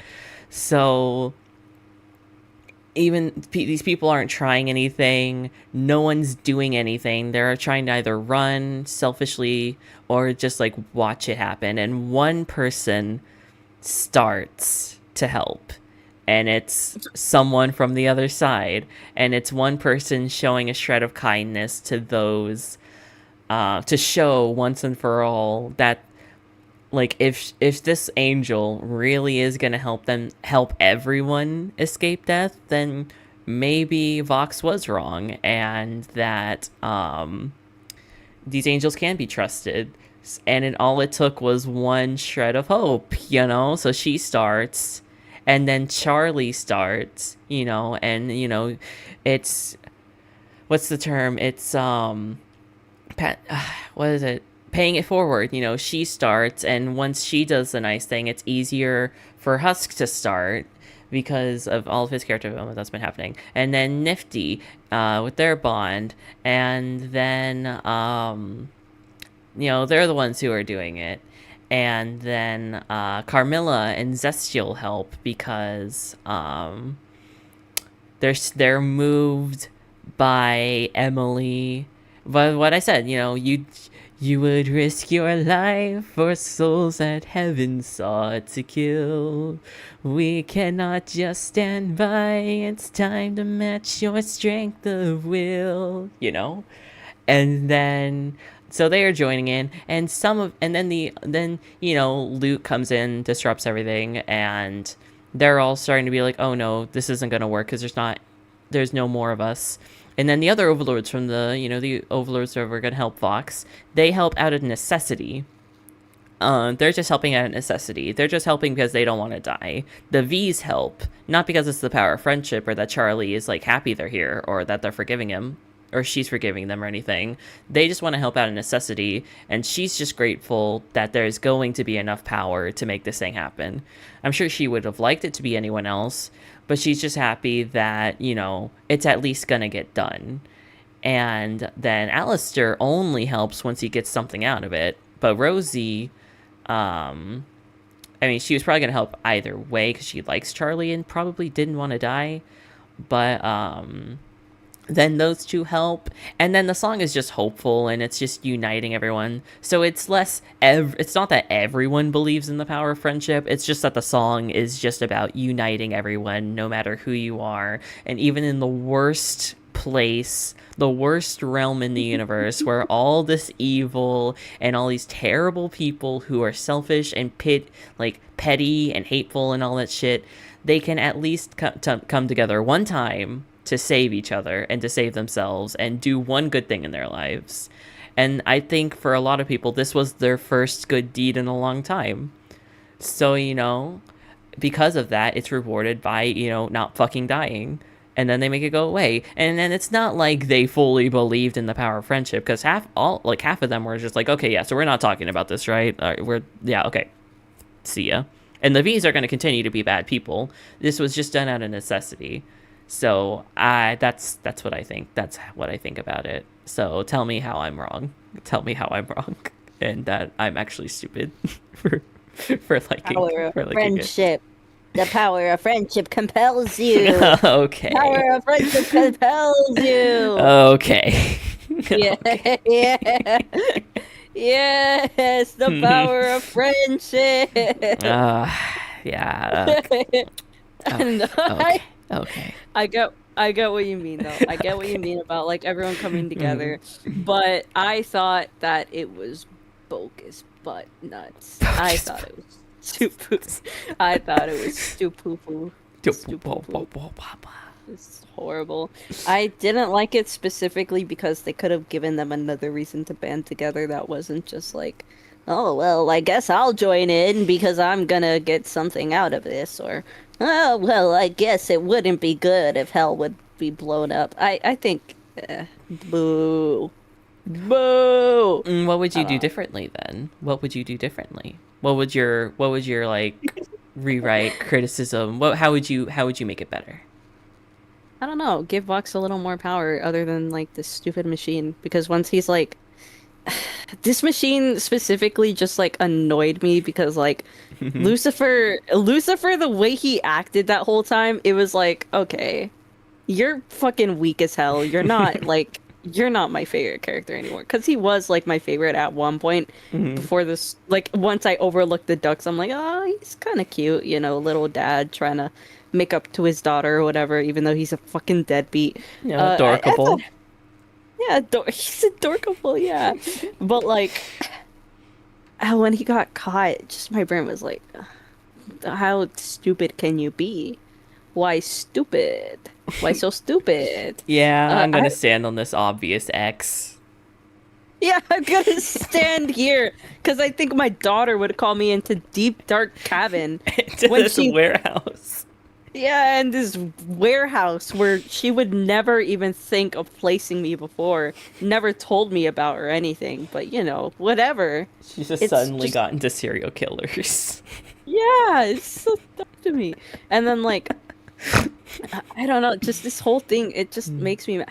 They should have at least had some of the characters not like be standing close. At least make it subtle that Alistair is helping, just so he can like, you know, like have him do it from like a roof, so that he's not seen. Because like before he was like, oh, poor Alistair died helping his friends, because then it's gonna be the same thing, and he's gonna throw a tantrum if he almost dies helping his friends. Which he Put did. him on the roof. Fucker almost died again. Yeah, this guy really loves friendship, you guys. You think That's why he's that's why he's asexual. He just really likes being friends. he loves friends so much, guys? Can you believe it? He almost died for his friends again. That would literally kill him inside, dude. He would actually like fucking rage so hard. And then like, oh my god, I get the Vox and like well, you know what? No, I don't even like the Valentino. Valentina. Yeah, Valentina, whatever. That's a type of chili in Mexico, okay? And then like freaking other V, I forgot her name. I can't. Velvet, yeah. Velveta cupcake, whatever. Fucking them helping. Why did they help? Because they were mad at Vox. Because Vox was like, "Oh, They didn't. They didn't want to die because Val got his wing burned off from Husk's, you know, bombs, so he couldn't. They couldn't fly away. Do they even live in the Pride Ring? Yeah, Could they not have run? they live in they live in V Tower, and the bomb was gonna detonate at any moment.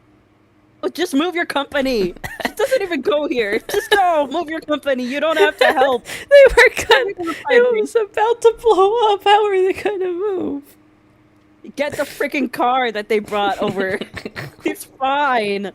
Make Angel take them with the fucking mind powers. Why was Angel there? Angel was being manipulated. Because Stop smiling, Angel. He's with his friends. You know, he forgot about Valentino. He forgot. He was so sad and he walked away. What the fuck? That's because he realized, oh, they were there, and Valentino gave him the look, you know? I hate hell. I hate hell in this universe. I hate it. I don't want humanity to shine through here. This is terrible. This is the worst part of humanity. Why was Rosie there again? Because What was her problem?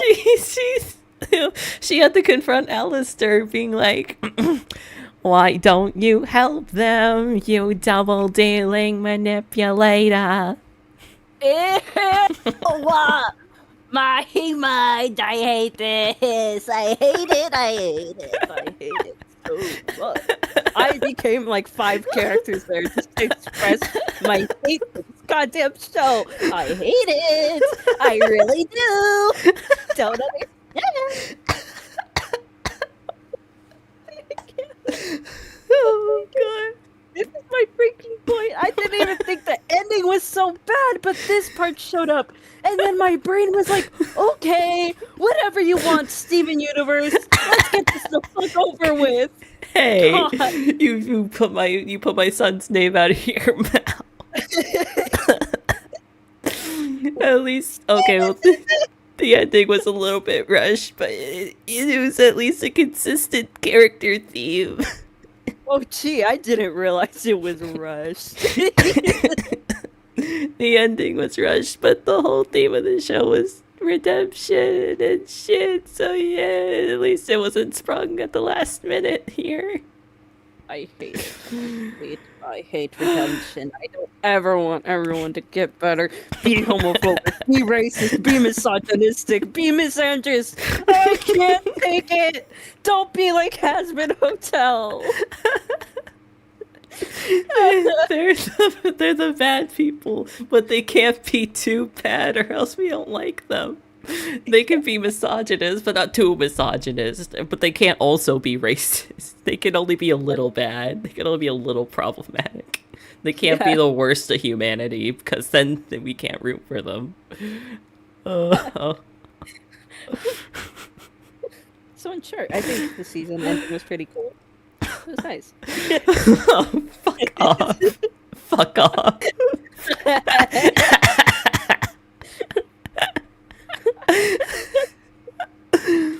Oh, okay. But it could have been very, very intense. Were you also like when the thing was being exploded, did a part of you be like, are they gonna kill Lucifer? Is he gonna die?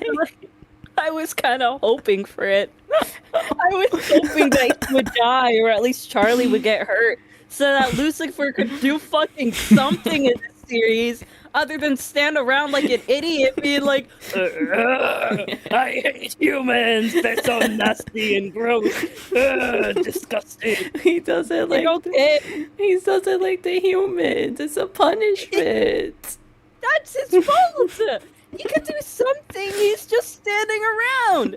Charlie does more than this guy, and he was Hey, at least she doesn't do anything. You know, she could have said Penchus is in heaven, and these people are gonna say why, but no, she let the angels get roasted by Fox and the other sinners. She didn't say shit. She at least is trying to help her fucking people. Lucifer tried one thing. He was like, alright guys, let's try to get better. One person went, nah. And he was like, okay, fuck you then. I fucking hate you guys. He's a pompous guy from heaven, you know. He thinks they're disgusting because he's like, you know, he's like he's like Loot if like she was less murdery but just more racist, you know. I'm gonna pump him up.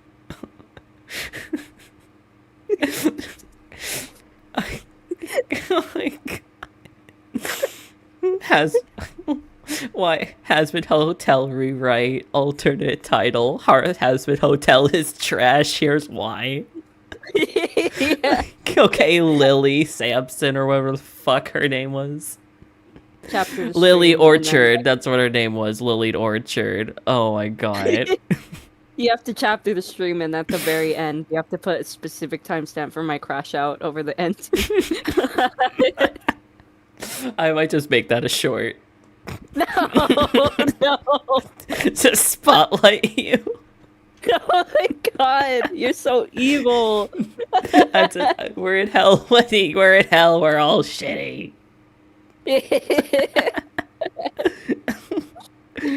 Oh, that's so bad, right? Because like, oh, we're in hell, everything's bad, and like, oh, it's like the reason why we were allowed to have these people do bad things, but they're just like kind of not terrible people, actually.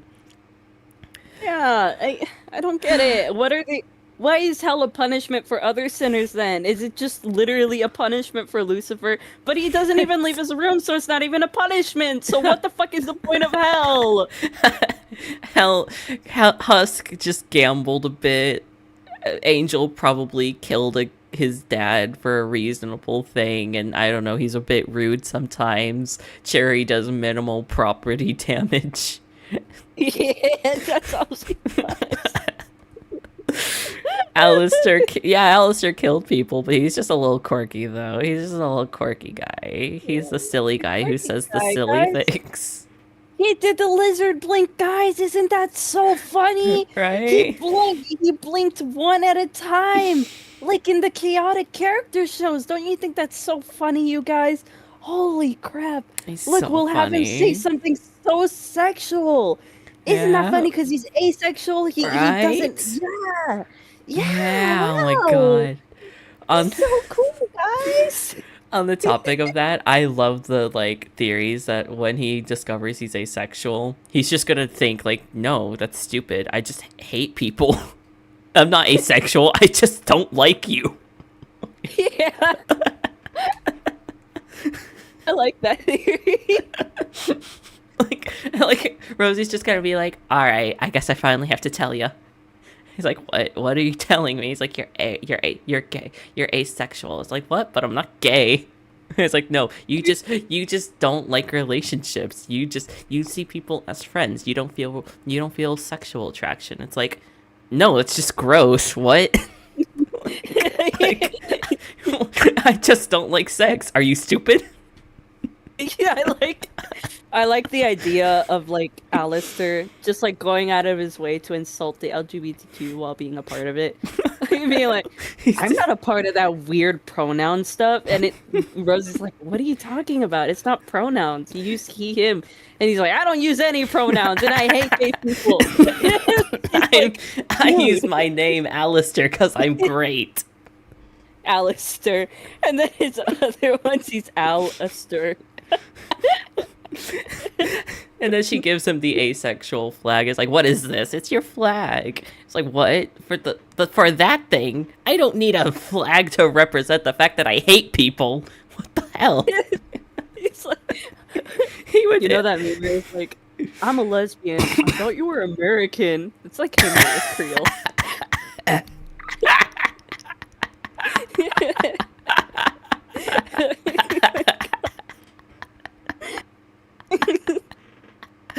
God, so still brings out the worst in people. Oh my god, Angel screaming. Oh my god, if we got more time with like Alistair and the V's, I swear to God that would have been said by Valentino. Yeah, it would. So my friend Rosie's saying that I'm this asexual whatever. You're a sex guy, right? You know those things. What do you think? I'm gonna be honest, I thought you were Creole. I hate you. I'm asexual. And then fucking Vox takes that as, oh, you're a sexual person? We could really use you on site, you know? No, I'm fucking asexual, you stupid idiot. God, those are actual cut like scenes with like him and Velvet and him and Valentino. That would have been so cool. Ugh, I hate everything. Yeah. Missed opportunities everywhere. Okay, well, since you're already in your breaking point, what do you do you have any other crash out thoughts about fucking Lilith at the end there, where like, oh no, Alistair has his sights on Lucifer and Vaggie changed her name and Angel is still gone and Charlie is talking to Lilith and then oh no, she appears on the phone and you don't hear anything from her and then it's just Mom. And then it's just black screen. They could have gotten rid of all of the scenes that she's like appears in and have like the characters talk about her and it would not have mattered at all. It would have probably just changed the screen time just a little bit, just like removed some minutes off the show because like she does not matter to anybody. She does not matter to me. She does not matter to the show. Charlie fucking just keeps calling her and it's like, okay, Charlie, we get it. You miss your mama, girl. You miss your mommy. You know, she was mad that her mom was like getting misconstrued. Like Vox, I actually saw this one reactor who was like kind of confused. She's like, wait, but Vox is saying that Lilith wanted an uprising, but Charlie's saying that it's peaceful. What's going on here? And it's like, dude, like no shade and no hate, but like Vox is just manipulating people with misinformation. That's his whole character. What? Yeah. How'd that go over your head? I think that's interesting, at least, that they brought up that she kind of wanted, like, an uprising or something, but, like, for it to be peaceful. Because that would make sense. Like, that would give a little bit of insight as to why she's not in hell anymore. Like, maybe fucking Adam came down and killed her again, and she actually ended up in heaven, but it was a secret thing. So, Oh. So person ended up like she ended up going back into heaven, and that's why she looks like two different people. Like God, she has like her heaven form and her form. That's why you never see her. you know what would have been so interesting? I could see that if they went the route of like in the old biblical text that you would forget all your friends and family who aren't in heaven with you whenever you go into heaven, because that would imply suffering and pain and loss, and you can't have that in heaven. So like it was, cause I found that from an AU where Serpentius became like a part of the Exorcist army, and his inventions were used against the people of the hotel because he forgot who they were, because none of them were in Oh. heaven. It was so cool, and Cherry just looks up at his like blimp, and it's shooting these like atom level laser beams down onto hell. And like imagine if it was like that instead. That would be like the dark side of redemption, you know. You get to be in a better place, but like at what cost? So then like Yeah. if Lilith just genuinely forgot she had a whole other husband and daughter, sure, it would kind of be weird that she's just ignoring the phone calls and not just like swiping them away or blocking the number, but like I don't know, it'd be something. Yeah. I'd say that maybe like for this to like work, maybe instead of like just forgetting like everybody else that you knew, like that you knew in hell, it's like you forget the Hellborns kind of stuff, because then the Hellborns are more like the kind of nightmares that are like the things that are made to scare you. So like instead of forgetting like relationships and all that, she would probably forget Charlie because she's a Hellborn. Maybe like Lucifer, because technically he would count, well, not as a Hellborn, but similar. Maybe if So there's a yeah, more traditional version of hell, but like the Hellborn are just kind of people. They're not that's really true. nightmarish or like the things that go bump in the night. They're not like something you have to constantly, like, you don't have to worry about an imp breaking into your house and like stabbing your guts or something That's just for the true. hell of I it. hate the Hellborn because like the Hellborn had a cool opportunity to actually be like rising against sinners and like kind of scaring them, torturing them or whatever. Like cuz I get she didn't do the traditional hell, but there should be a reason that they all end up down there to like try and like either be like to be miserable. Like hell should be a place that's miserable for people who did miserable shit. But no, it's just a place where people kind of do whatever. It's like jail. It's really Yeah. just like jail. Yeah. Yeah, I will forever stand by my thing that like I wish, because I want this headcanon to be true. I wish that God was a thing in this universe, so that way they could do a thing where it's like, oh, what are y'all talking about? No, why? No, it wasn't supposed to be this. Sinners were supposed to, escape hell. They were supposed to, like, it was supposed to kill all the people, like the Epsteins and the Hitlers, but, like, for all the people who wanted to change, people were supposed to climb the ladder to the pearly gates. Like, what? And that makes sense. And I feel like the only cool thing, like the only cool theory that I personally kind of have, I don't know if people looked into this, I'm sure they have, is like when sinners are like exterminated or killed, they either turn into a hellborn or they become a new human on Earth. And that's like their second chance at life, but they don't remember any of it. But I don't know. Oh, that would be a cool idea, bestie. But Yes. but no, they just turn into a part of hell. They just become an eyeball. Really? Yeah, they just become a part of hell. Yeah. Yeah, those eyes you see all over the place, yeah, those are just dead sinners. I don't remember eyes. I gotta find this. Yeah, and you wanna know why? It was stated in a Reddit thing /interview/YouTube live stream, because all the important information is not in the show.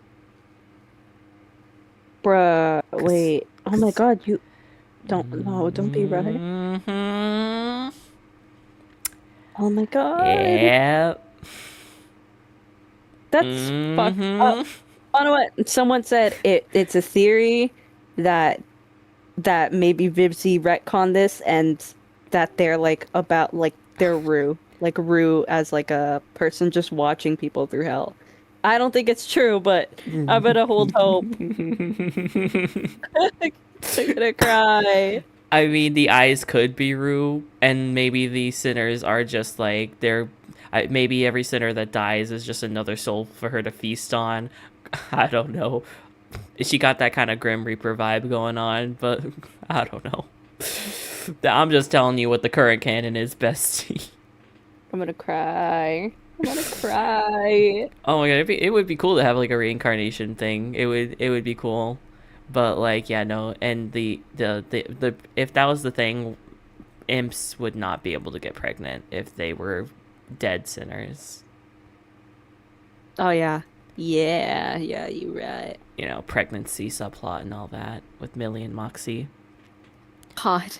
Which, Fucking hate. I hate that. Which like, to be fair, I just hope they do it right. Because, yes, it is kind of weird that every single time you want to give a woman something important, it has to be that she's pregnant.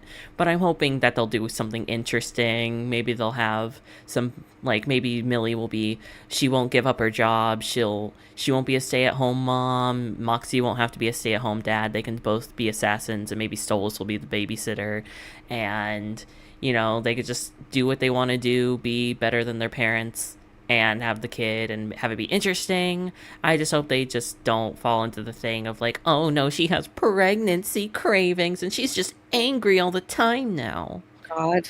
I hope they go the route of BoJack with Peanut Butter and Diane, where they kind of just, I don't want it. And they're like, okay, let's go. That's kinda what I'm hoping. Like, I could see it being a not now thing, but narratively, I don't know. I don't think that's going to go in that option. Because narratively, why would you set it up if it's just going to be, like, dealt with in one episode and it's just be like, oh, well, no. It's just gone. It's out of there. And I think the VAs, like, I think Brandon Rogers has hinted that they're going to keep the baby. And Hell of a Boss kind of has that, plot thread of, like, family, parents. Because, you have Blitz and Luna, you have Stolas and Octavia, and now you have, like, the M&Ms and their baby. There's, like, parenthood and family and found family and all that shit. So, like, thematically, it would make sense, I suppose. I just wish they waited, because I don't know if they're in a financial situation where a baby's going to make anything easier. Yeah. I think that, if anything, Viv might actually retcon it only because she saw so much fucking backlash. Like, holy shit. The amount of videos that dropped within the same hour of that episode was fucking crazy. About being like, we don't like this plot! And then she might be like, oh, guys, it was a fake pregnancy test. I promise. Oh, do you know how many people try to do bad faith shit? Like, oh, Millie actually cheated on Moxie, and it's gonna be a whole thing about that. Which, like, no, Millie wouldn't do that. Like, don't drag her character down just because you don't like the writing. Yeah, I don't think she would do that at all. It's kind of weird that I don't know. It's just kind of weird that they would just do that to her at all. It sounds like Vivzy did that here. Damn, like that for the baby. We asked for more character development from her. That's not going to develop her. That's going to develop the baby. $10 that the baby's going to be a boy. By the way. I would like it to be a girl. I would like it to be a girl only because that Hazbin YouTuber that I like has a fan child between them called Minnie, and it's a little tiny baby. She actually made up lore because you know how the imps have horns, right? She was like, okay, so if a baby's gonna come out head first, they can't have horns, right? Because that's gonna like really hurt the mama. So she had this idea that like maybe they're like soft little jelly kind of like little bits on the top of the horns, and then so they don't have their horns at first, but they're gonna grow in later. And when they're little kids, their horns start to grow in, and it like really hurts. So they have to wear these like little ice pack things on their head to like soothe their horns because of how like painful it is when they grow in. They're just like little goats. That's cute. Yeah, it's really cute. It's so cute. Like, so now I'm just like, I'm just biased. I got influenced by someone else. You are biased. I don't personally think a baby would be good for them, like just in general, because like you have them focusing on like 5, maybe 6 broken families already. I don't even know. I can't count. And then, like, they want to add another family to the mix, and Viv is not very good with family dynamics at all. Like, I don't like Luna specifically because of how annoying she is towards Blitz, which is like I get it at first, but then after the 50th millionth time, it's just annoying. And then with like what's the other family? Oh yeah, with Stolas and Blitz and what's the other girl? Octavia. I forgot. Octavia, yeah. I think that's also kind of annoying because you have this grown man who's like acting like a little infant towards his whatever he calls his like little daddy boy. He's dominant. My little impish plaything. Yeah, that. It's gross. It's creepy. And the fact that he flirts with him in front of his daughter is disgusting. And then you got Stella and Octavia. I'm really fucking hoping that Stella really likes Octavia and that she is at least like I don't think so. I don't think so. That episode, the 12th episode, she was just being manipulative. She held her child crying when Octavia thought her dad just got his head chopped off, and she held her, but she was like wickedly smiling. They're just gonna paint Stella out to be the evil wicked witch of the West, because that's all she is. She's just evil woman who's dumb and hot, I guess. They can't even give her like a Mother Gothel thing where like Mother knows best or anything. They literally have to make her the worst person ever in the whole wide world of hell because we need to ensure that our gay characters are allowed to be gay. It's like, no, get out of here. They don't even like have her manipulate well. She's just like, ha ha, look, he's trying to call his daughter. Oh my goodness, that's hilarious. Hilarious. Okay, but for real though, I kind of like her being comically evil though. Like I kind of like her as a bad bitch though, because I like she's funny as hell. But oh my god, so I just wish she had good character. I want her to be evil for a reason. She's so funny, but yes, she does need to have a better character other than stupid hot girl, I guess. Yeah, you see how quickly we changed from Hazbin into like hell of a boss already. I don't get everyone. Let me know if you want a hell of a boss. Stream. Yeah, make Angel do it, and I'll give you like a free cookie through the screen, or I'll give you another free Rigby drawing ex SpongeBob. You'll release it to the public. I'll release it to the public so you guys can see. Trust me, it's amazing. It's so good. I've never seen anything like this. It's like perfect shading and everything. It doesn't even have shading. It's so great. It's great. I mean, it has shades. Shades, yeah, shades of like blue and stuff, I guess. Yeah. Yeah, we could win. You have half of the color wheel. You have half of the color wheel. Yeah, you get it. You understand. So what are we predicting? That's the last thing. What are our predictions for what's gonna happen in the next season? It's gonna be the purple-green logo, right? So we have Alistair and Lilith and the Morningstar family and Angel Dust and Valentino and the Angel Dust family all together. How do we think that's gonna go? I have no idea. Honestly, I don't know. I can't guess this show anymore. It's like when you create something so unique, it doesn't mean it's that good. You can't predict chaos, and that's all the show is. Yeah, I can say that the music will probably be great. The animation will probably be great. Well, the animation will be better, but I'm gonna predict like 5 more of those circle around sequences where they pan around the characters. Apparently, can you believe I heard that they didn't actually get a bigger budget? I think they just put the right people in charge of those scenes so they could do it at a more effective cost. Yeah, that makes sense. I mean, I feel like honestly, I think that probably Helluva Boss is a lot better animated, only because they have so many animators working on that, and like you can tell in some of the scenes that like the body proportions just don't align when they're like doing specific scenes. Like it's pretty, but it unfortunately just doesn't capture the same kind of vibe. Yeah. I don't like Hell of a Boss. It does look good. It does look good sometimes, but You don't want to admit that it was okay. Just okay. You like the power of friendship more than you like Hello Boss. I do. I'm eventually gonna have to put it on Patreon, and I'm gonna hate every second of it. Oh, I hope you do. I'll be there watching, laughing. Gonna hate that rewatch so fucking much. You know what? This is your punishment for the Camilla image. With That was my Mi punishment. querida. That was my punishment. Yeah.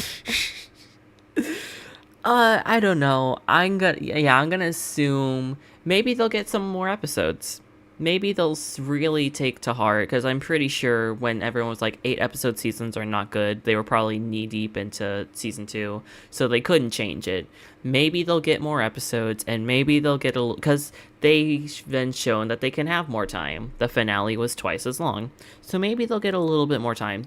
The regular episodes were already like 3 extra minutes, and that helped a lot of it. The pacing was way better this season, if you noticed. The pacing was a lot better. It was still rushed, obviously, but some scenes were able to breathe better. So maybe they'll get more time, maybe they'll get more episodes, and maybe that'll help fit everything into one, because it's not like you can just have all these things going on and it be reckless. Y'all need to watch. If y'all are on my Patreon, fucking look at Full Metal Alchemist Brotherhood. That's a show where there's a lot of characters and there's different people doing different things, but because it's not fucking split up into like 8-episode seasons, it actually has time to fucking pace itself and breathe. It actually knows how to balance all that shit. And it's a really good fucking story.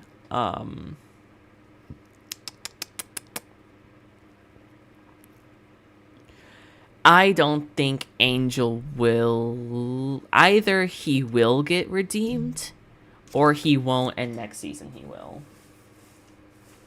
I think. It just depends on how they're gonna redeem the sin of murder. Because, like, what do you do if you murdered someone? What, take a bullet for someone? Maybe. Something like Perhaps. that? Angel will probably die a gruesome, horrible death. I don't know why I said it like that. I'm so sorry. That's gonna be bad, though. Because for now, we know that Penchis died, but we don't know if that's a requirement. If so, that's gonna be kind of... Imagine not knowing you did everything you needed to do to get redeemed, and they die, and you don't even get into heaven. Yeah. That's really fucking funny. I'm sorry. That's so funny. Right? All that effort and you fucking die and become eyeballs in the sidewalk. That's so sad. People literally walking all over you. Oh my god. Oh no, Angel, that would be so sad for him. Oh. Yeah. Oh, that'd be so bad. One little nice bit of character shit before we hit the road. Notice in Angel Dust scenes that when whenever he's having a positive moment or is having good character development, you'll usually see side profiles of his left eye. Well, it would be our left, his right. But for his right, our left... No, it'd be our right, his left eye. Fucking hell, his pink eye. For his pink eye, whenever he's at a low point in his time, he's going through a rough patch in his development, or is going through something bad, they'll typically do side profiles of him from that side of his face. That's why, if you'll notice in Losing Streak, when he's all about Husk and he's singing to him and shit, you'll notice his right eye is just like gone, the pink eye. It's just like covered up by the hair. which is a neat little detail. Yeah. Why does he have his eye like that? Is it just because he has like one good evil side kind of thing? Well, not even evil, it's more like a cynical versus hopeful kind of thing. I'm kind of giving, it gives me Ragatha vibes where it could be like a black eye. Maybe he bumped his head before he died from the overdose, probably. What probably happened is he may have gotten into a fight with his dad, and his dad punched him in the face, and then Angel killed him, and he got really scared and took the drugs in order to like calm down, and then he overdosed because he didn't watch his levels. Ooh, what if he did? Oh, you glitched out. What was that? I don't know. I don't know what.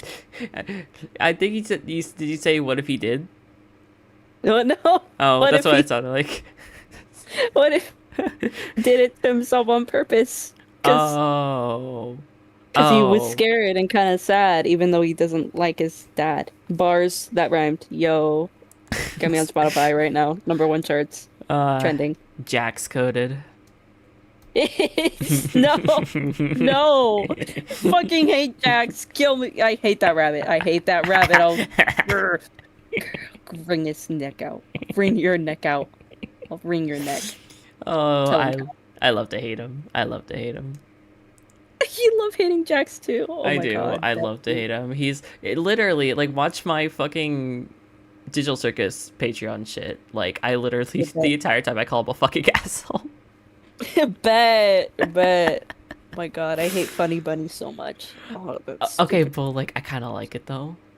I hate it. Just I because hate it's toxic and like it's so. I mean, Gooseworks literally said that Pomni is just like so stubborn about forgetting about him, and like she won't stop trying to help him, and he's just too. But he's also reflectively too stubborn to let himself get help, so they're just two fucking stubborn idiots.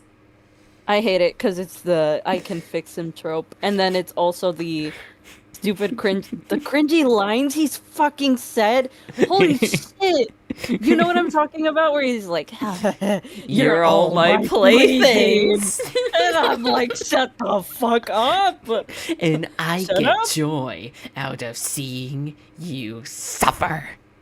If I led you on, that was just to make this part hurt more. I seem like.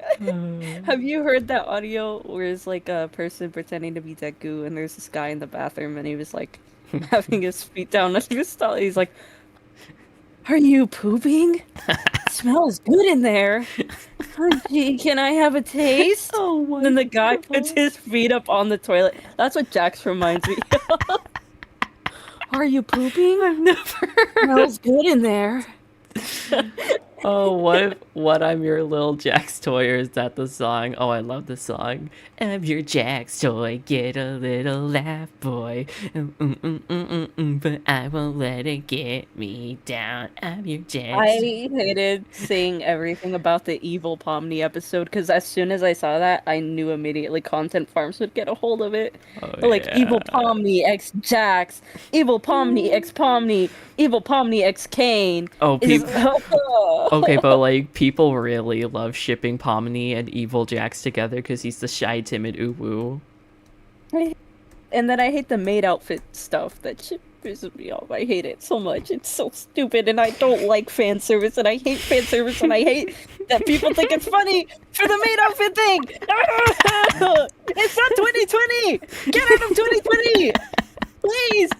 It's 2026. It's been 6 years, guys. But like, but then people were like, oh my god, my Jax trans headcanon is true because he didn't like the maid outfit. And it's like, no, he just doesn't like being emasculated. That's just his thing. That's like it. You can see his little buddy ass. Why would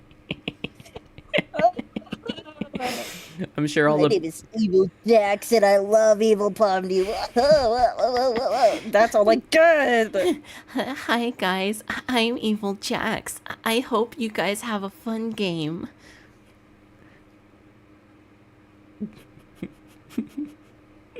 fucking show. We need to talk about Digital Circus. Okay. You know what? If I get through all the digital circus stuff before episode 8 comes out, fuck it. We'll just fuck it. We'll watch it together. Fuck yeah. So we Fucking watch party. Hell Have yeah. Fable join in so he can finally watch it for the I think he watched it, did he? No, I don't think he did. Fable, have you watched Digital Circus? If Yeah, you I think haven't, I'll so. spray you with I the think hose. so. I'm gonna spray him with the hose anyway. Don't spray with. I'll probably record it for Patreon and then I'll just post it to YouTube as like a video. Oh yeah. Because if I do it through YouTube, I won't be able to download it as easily in the high quality. You download the episodes? Oh no, you meant the video.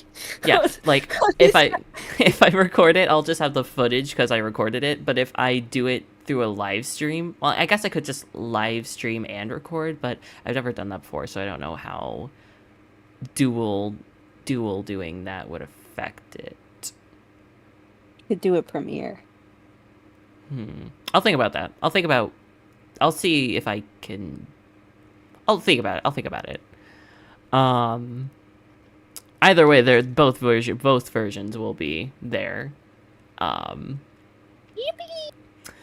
But or should it be on Patreon? Because Digital Circus is already Patreon exclusive and will have to be edited anyway. Sorry, could you say that again? I was spamming myself with the boing sound. Oh my god. I said, let's go think I can't hear it.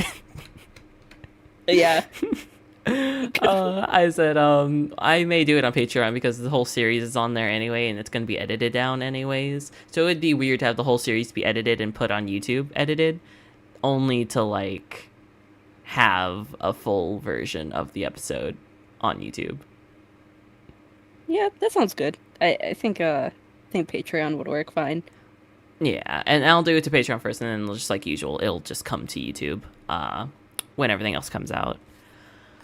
But yeah, everybody, I guess let's go to the hangout spot, and yeah, hope you guys liked this stream. I did not think we would be talking for that long. Oh my god, it's been 7.5 hours.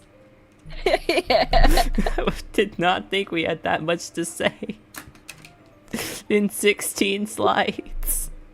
Yeah. You know what? It was fun. Being constructive and then just being angry. It was. I like being angry. It's so fun.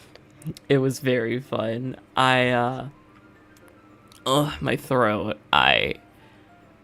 God, I cannot wait for Hazbin until season 3. We're gonna have to do this again for season 3. Oh no. Okay. Well, Yeah. Actually, yeah. Peak. It'll have to be our seasonally fucking return to form, so we could just like it'll be probably way shorter, right? Because then there won't be like as much new stuff to talk about. Like, so season 3, am I right? It's gonna be so fucking bad. It's gonna be all fresh in my head, and then I'm gonna have that fresh hatred. It's gonna be horrible. Oh no, if this was you stewing on that hatred, oh no. Oh no. Oh no. Oh my gosh. Well, this was fun. Talita. Delita. Yeah, Angel. Yeah. Angel. Angelito. Angelitex. Angelitex. I always wondered, since like the O is for boys and like the A is for girls, if like E would be for the gender neutral instead of like chico, it'd be like chique. No. Or is that something else? Did I actually say something else? No, you didn't, but Okay. O is technically gender neutral too, but some Latinos like to use Latinx. So like the X would be like the gender neutral, true gender neutral. So Angelitex, that's you. That's your Mm. general literal name. Would be Cheekex. Cheekex. Cheekex. Oh my god! Congrats on the transition, No. Zane. I don't know. Royalty, royal babe. No, the babe is a girl I- thing. But damn it. I think for royalty, I've always just been like, lad, cause like ruler. Yeah, there is no like my Your liege, Highness. my liege. Your Highness, that one works. Mm, Yeah. I like my liege. I like being like my liege. You sing it like that. That's you. I like the ja. I like the ja, which isn't a ja. I like the J that is no J. Hi, my Liege. liege. That's What me. is wrong with us? I think we're actually going crazy. It's like 1 a.m. for me. That's like 4 a.m. for. Oh my god, it's 4 a.m. for It you. is like What the 4:30. It's 4:37. fuck? Dude. I know. I'm gonna get my earful, and I'm sorry, Cal. I'm sorry. It just the yappening. It happened. I'm sorry. The happening is happening. I'll just blame you. No, why do you always blame me? I'm gonna kill you in my cult. I'm gonna sacrifice you and I'm gonna record it and make you No, watch it. no. Don't Then Cal is sacrifice next. me. Yeah. Just like put me in the stocks at least. I'll put you in the stocks and make you watch as I incinerate Cal in front of you, and then I'm gonna do it to you next. You're gonna kill him and put one of those burials in front of the stocks and make me look at his grave. I actually will. I will do that now. Thanks for the idea, buddy. No. Great idea, buddy. Amazing idea there. Yeah. Hello, Tair. Or Tair? Let me know how to say your name right, and I will, because you deserve that respect. I did not think the first thing I'd hear when tuning in was Sue wanting to strangle Jax. Oh, it's Ty. Hi, Tyree. Oh my god, bro. Oh, Yeah, hi. oh wow. Hi. It's one of my friends from like oh my god. They've known me since Amino. Okay. Hello. Well, hello. It's a pleasure to have you on the channel. I hope you enjoy your stay, which isn't going to be long. I'm going to make y'all get the fuck out in a second. Yeah. Wonder how far back the stream is because we were talking about Jax like 30 minutes ago. We were, right? Weren't we? Yeah. Let me see. No, the stream's caught up, I think. I think the stream's Cool. caught up. Maybe it was just a while ago and maybe I didn't see it until now. I don't know. Yeah, maybe. Who knows? Well, I don't know, guys. I'm gonna stream eventually. It depends on how this job thing goes, because either it's gonna happen and I'm gonna have to work, or not. But should I say which games we're gonna be doing? Because first we're gonna be doing my personal gauntlet, and then we're gonna do a poll gauntlet. So I still need to get that together. But I guess as a little preview, I'll tell you what you can expect. And then I'll tell you what you guys can expect, and then you guys will I'll try to make a promo thing for all the thumbnails, and I'll show that off tomorrow. And then I guess we'll try to decide if I do stream tomorrow, what it is, and I'll play it, and if not, I'll probably do a recording day, because I need to do like 5 video analysis. I just got the hiccups now, apparently. You ate your crackers too fast. I haven't ate my crackers in like 3 fucking hours. Yeah, it's a delayed reaction. Anyways, okay, let me pull out my notes, because I have them written down. There it is. So the gauntlet stuff is that for the non-horror game, it's gonna be. Does anyone know Chip Flake? Mm-mm.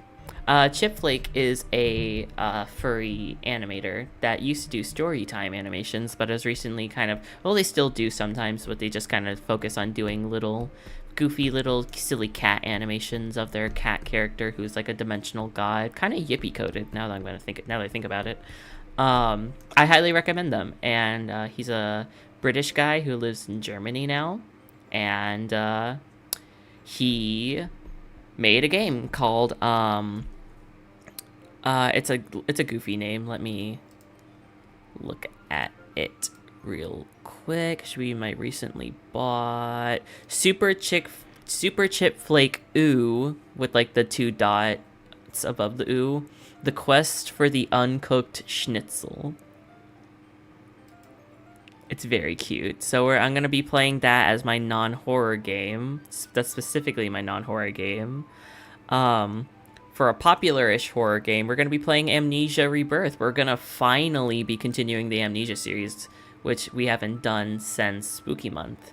We're going to do the 3rd installment in the series, which is the one where the woman is pregnant, and people don't like that, apparently. This is accurate, I guess. Yeah. And then for the indie horror / smaller horror one, we're going to be doing a game that is actually, I think, Tell, you may know this. This was way early in the channel days where I put it as a poll, and then it just somehow got replaced and we never actually ended up doing it. Little Nightmares. Yo! Yeah. Yo! Yeah. Finally!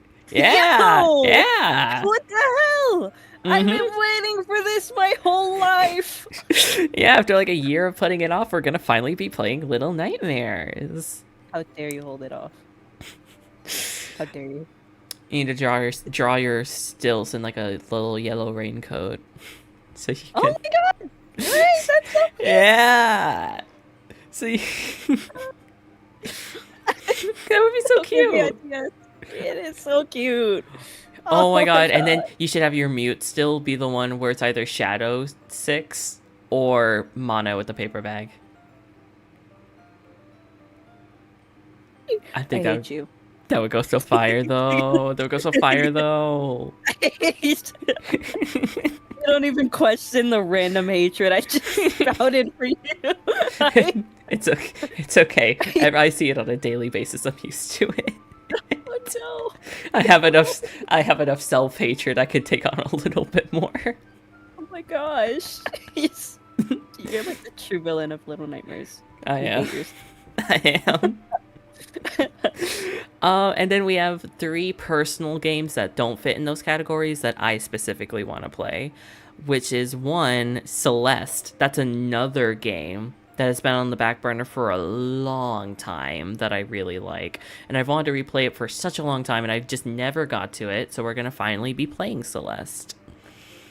Sounds cool. Then we're going to be doing Fusion Fall, which is the game that I keep talking to everyone about, which, please, everybody watching this, please watch it.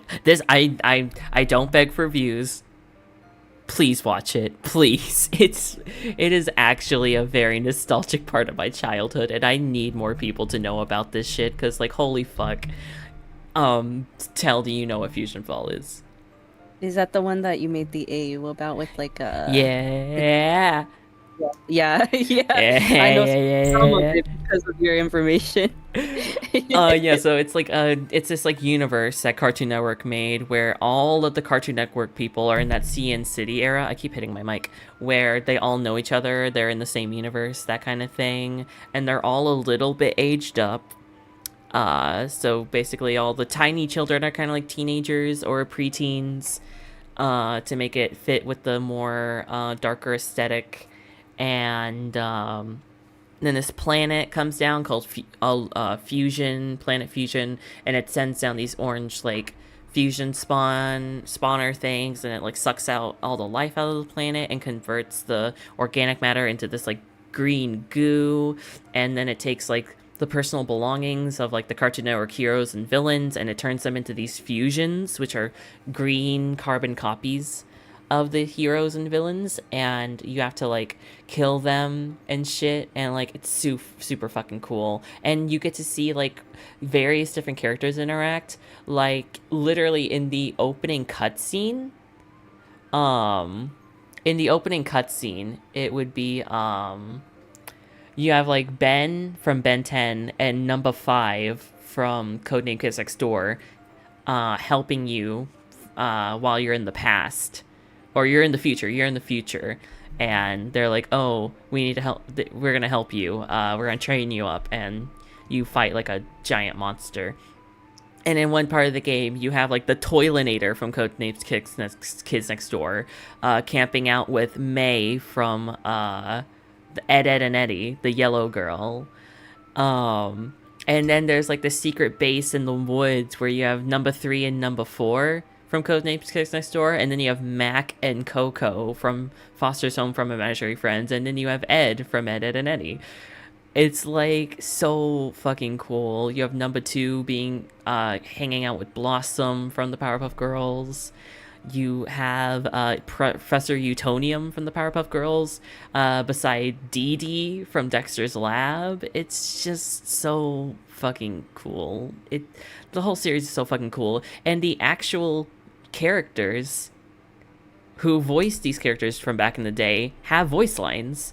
So when you hear a voice line from a character, that's the actual VA. It's so fucking cool. That is pretty cool. I like games like that. Like the only game that I saw that was kind of similar to that was actually from like one of my favorite artists of like SpongeBob does like an AU mix of like Jimmy Neutron, SpongeBob. Oh, yeah. I know. It's based off of that game thing. Yeah, you know.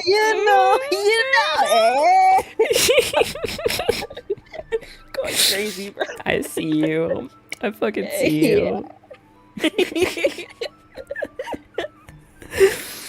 Oh, and that's the one where like they have that weird kind of romantic angst against like, what is it? Is it Timmy and Jimmy?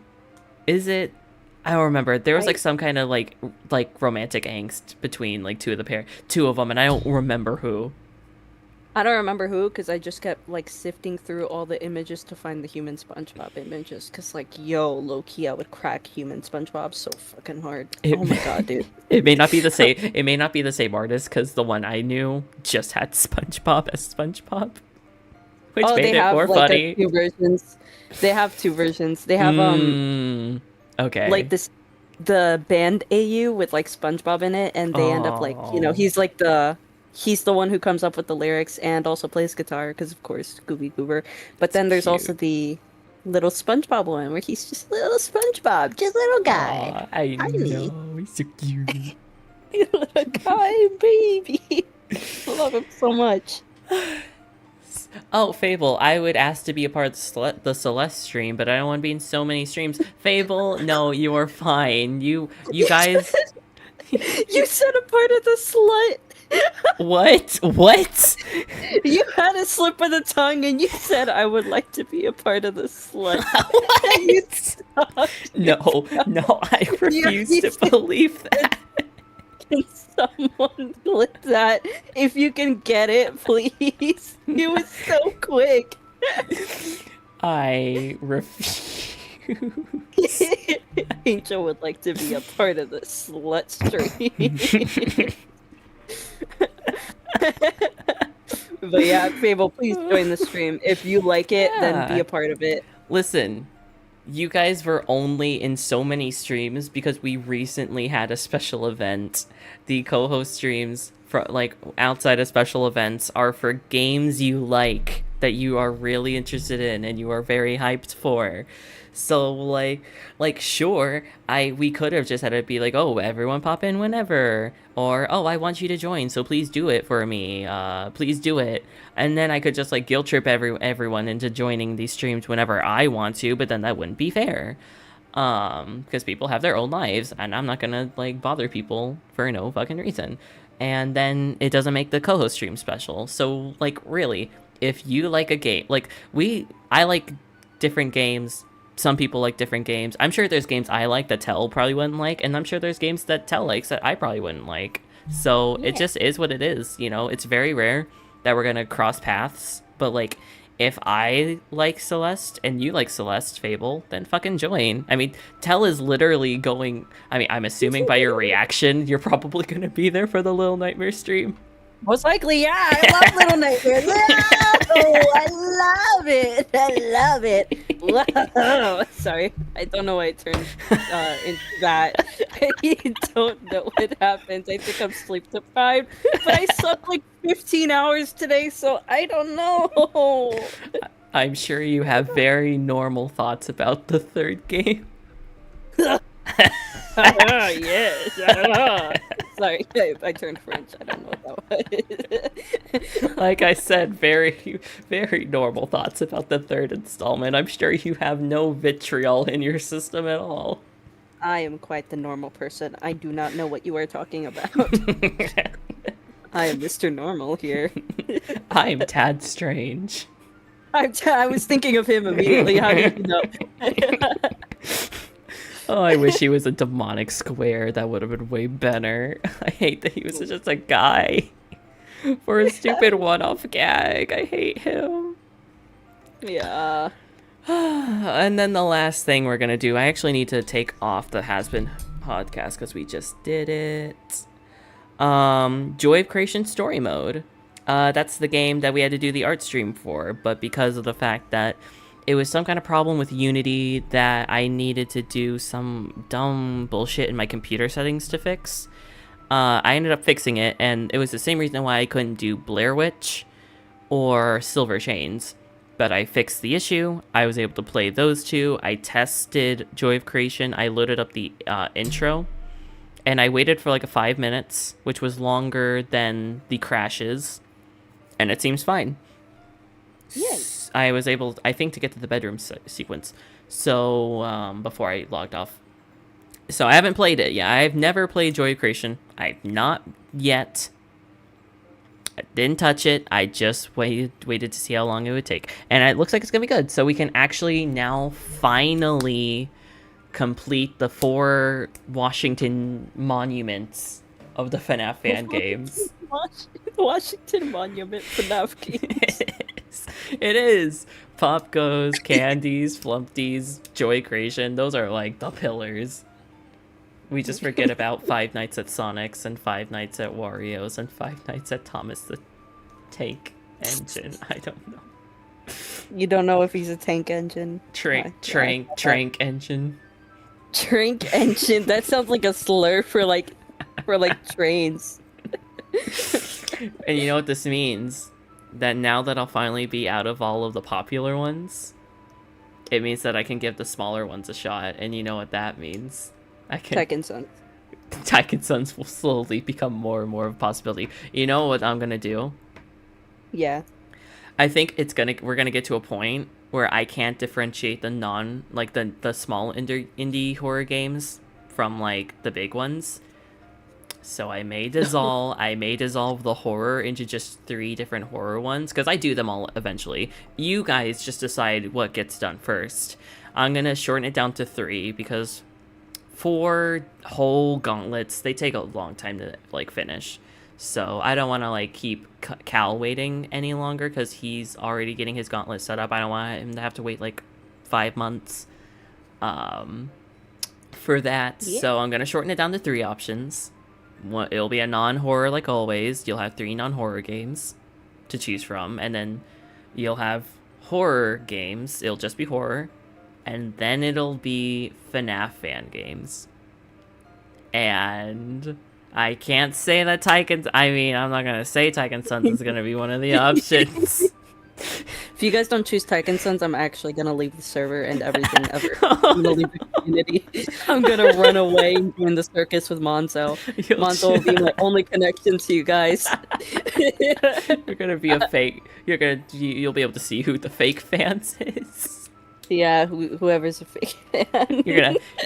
You're gonna do the smiling friends thing where they showed Glep's like home address and all of his personal information, but it'll be for every single person who didn't vote.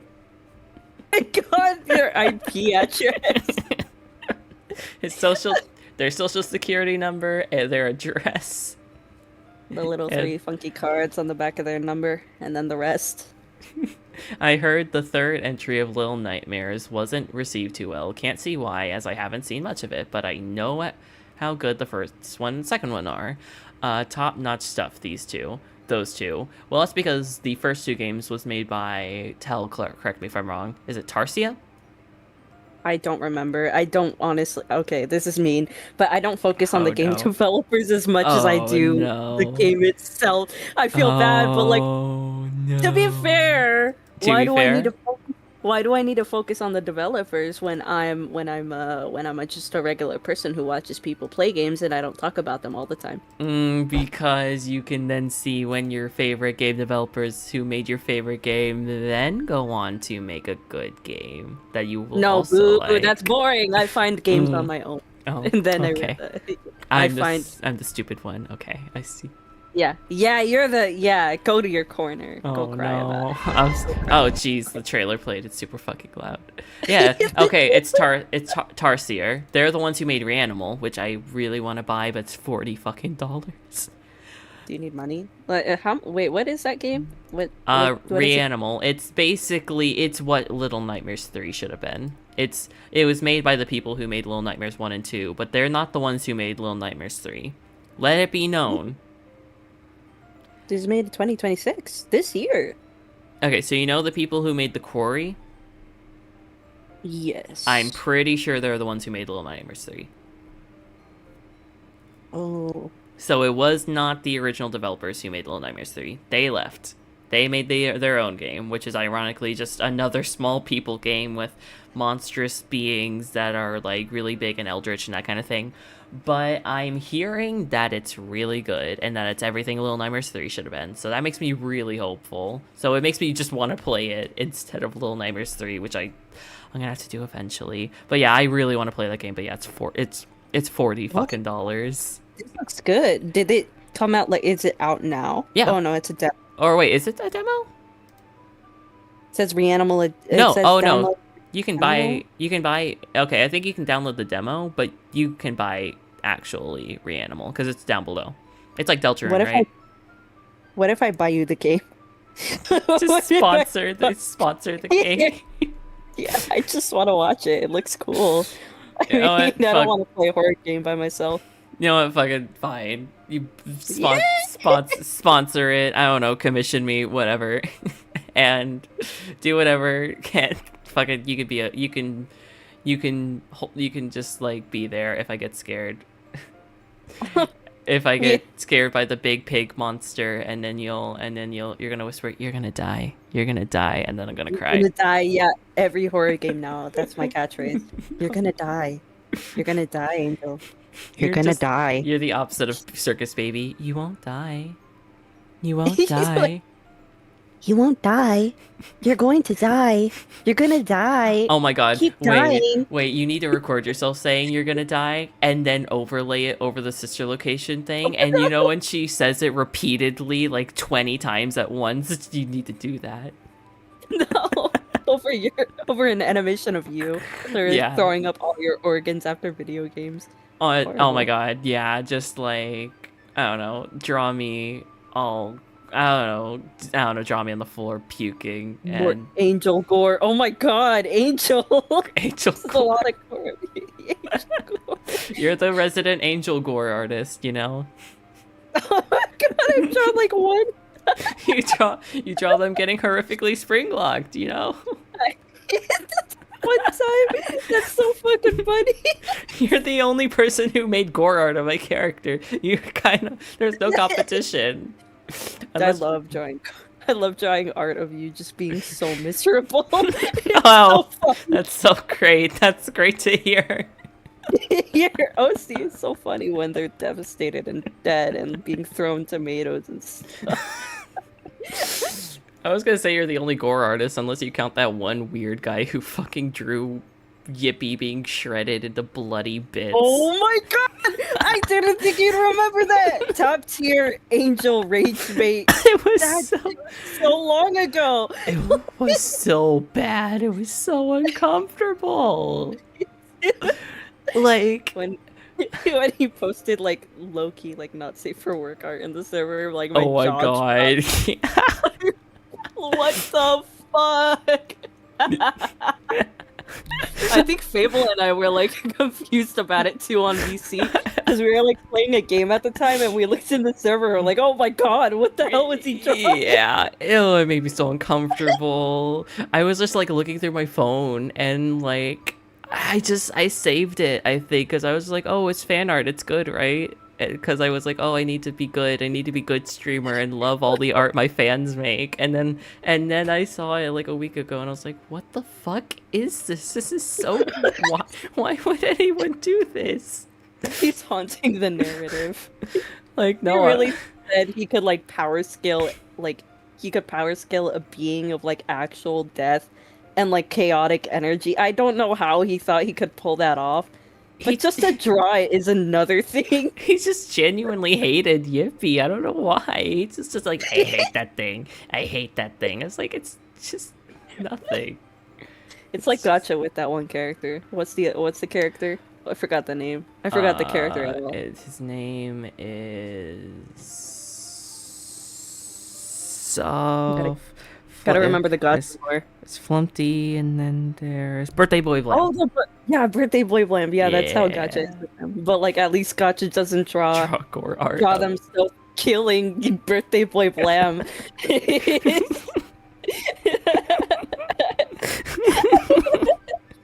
Killing me, bro. Oh my god. Yeah. Yeah, if What a anyone... great server. It's such a great server. We like to have a little giggle every now and then. Yeah, a great top tier reference of like an old thing. It's like an inside joke now, just murdering if you try. I like to think that in the art, they're just like, man, they just like they just instead of their blood, they're being all blood. They actually just like turned all their organs into beef jerky just because they can. We're so tired. It's We like 5 a.m. are. for you. Go to Yeah, sleep. I should go to sleep. Yeah, if anyone doesn't know, Yippee is basically Flumpty, except like they don't really speak. Well, I mean they could, but like they could have any voice. It could just be like, "Hi, I'm John," or it could be like a deep British man. It could just be like whatever fucking voice they want. They can shapeshift into whatever they want. They could become a puddle. They could be this like chimera spider goat. They could just turn into a hot dog. They just are. They're not bound by the plot. It's Flumpty rules. They exist outside of it. They can do whatever. Come on out, Yippee. Did you bring them out from behind your head? I Where's- gotta wait for it to catch up on stream. Where is it?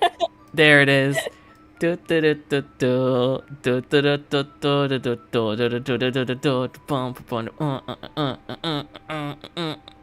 Really funny because I can imagine what you're doing, but I can't see it until the stream shows it up. I'm gonna laugh so hard if I see it bounce. It is! I knew it!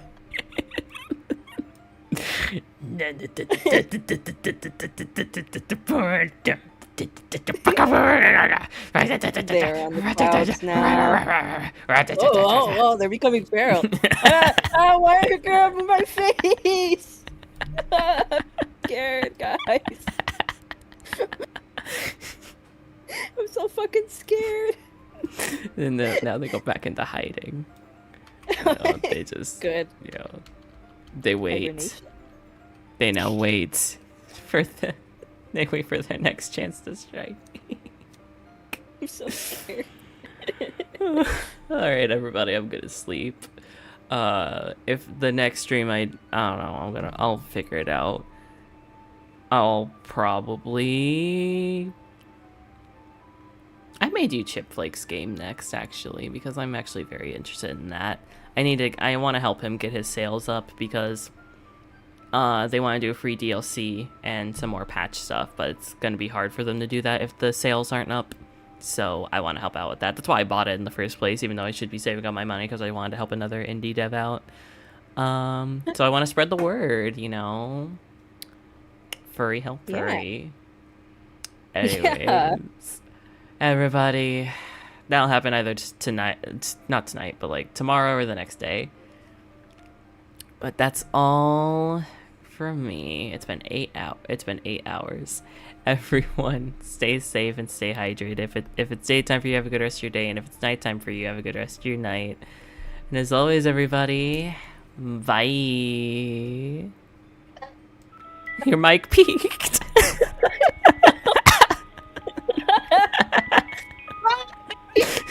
Bye.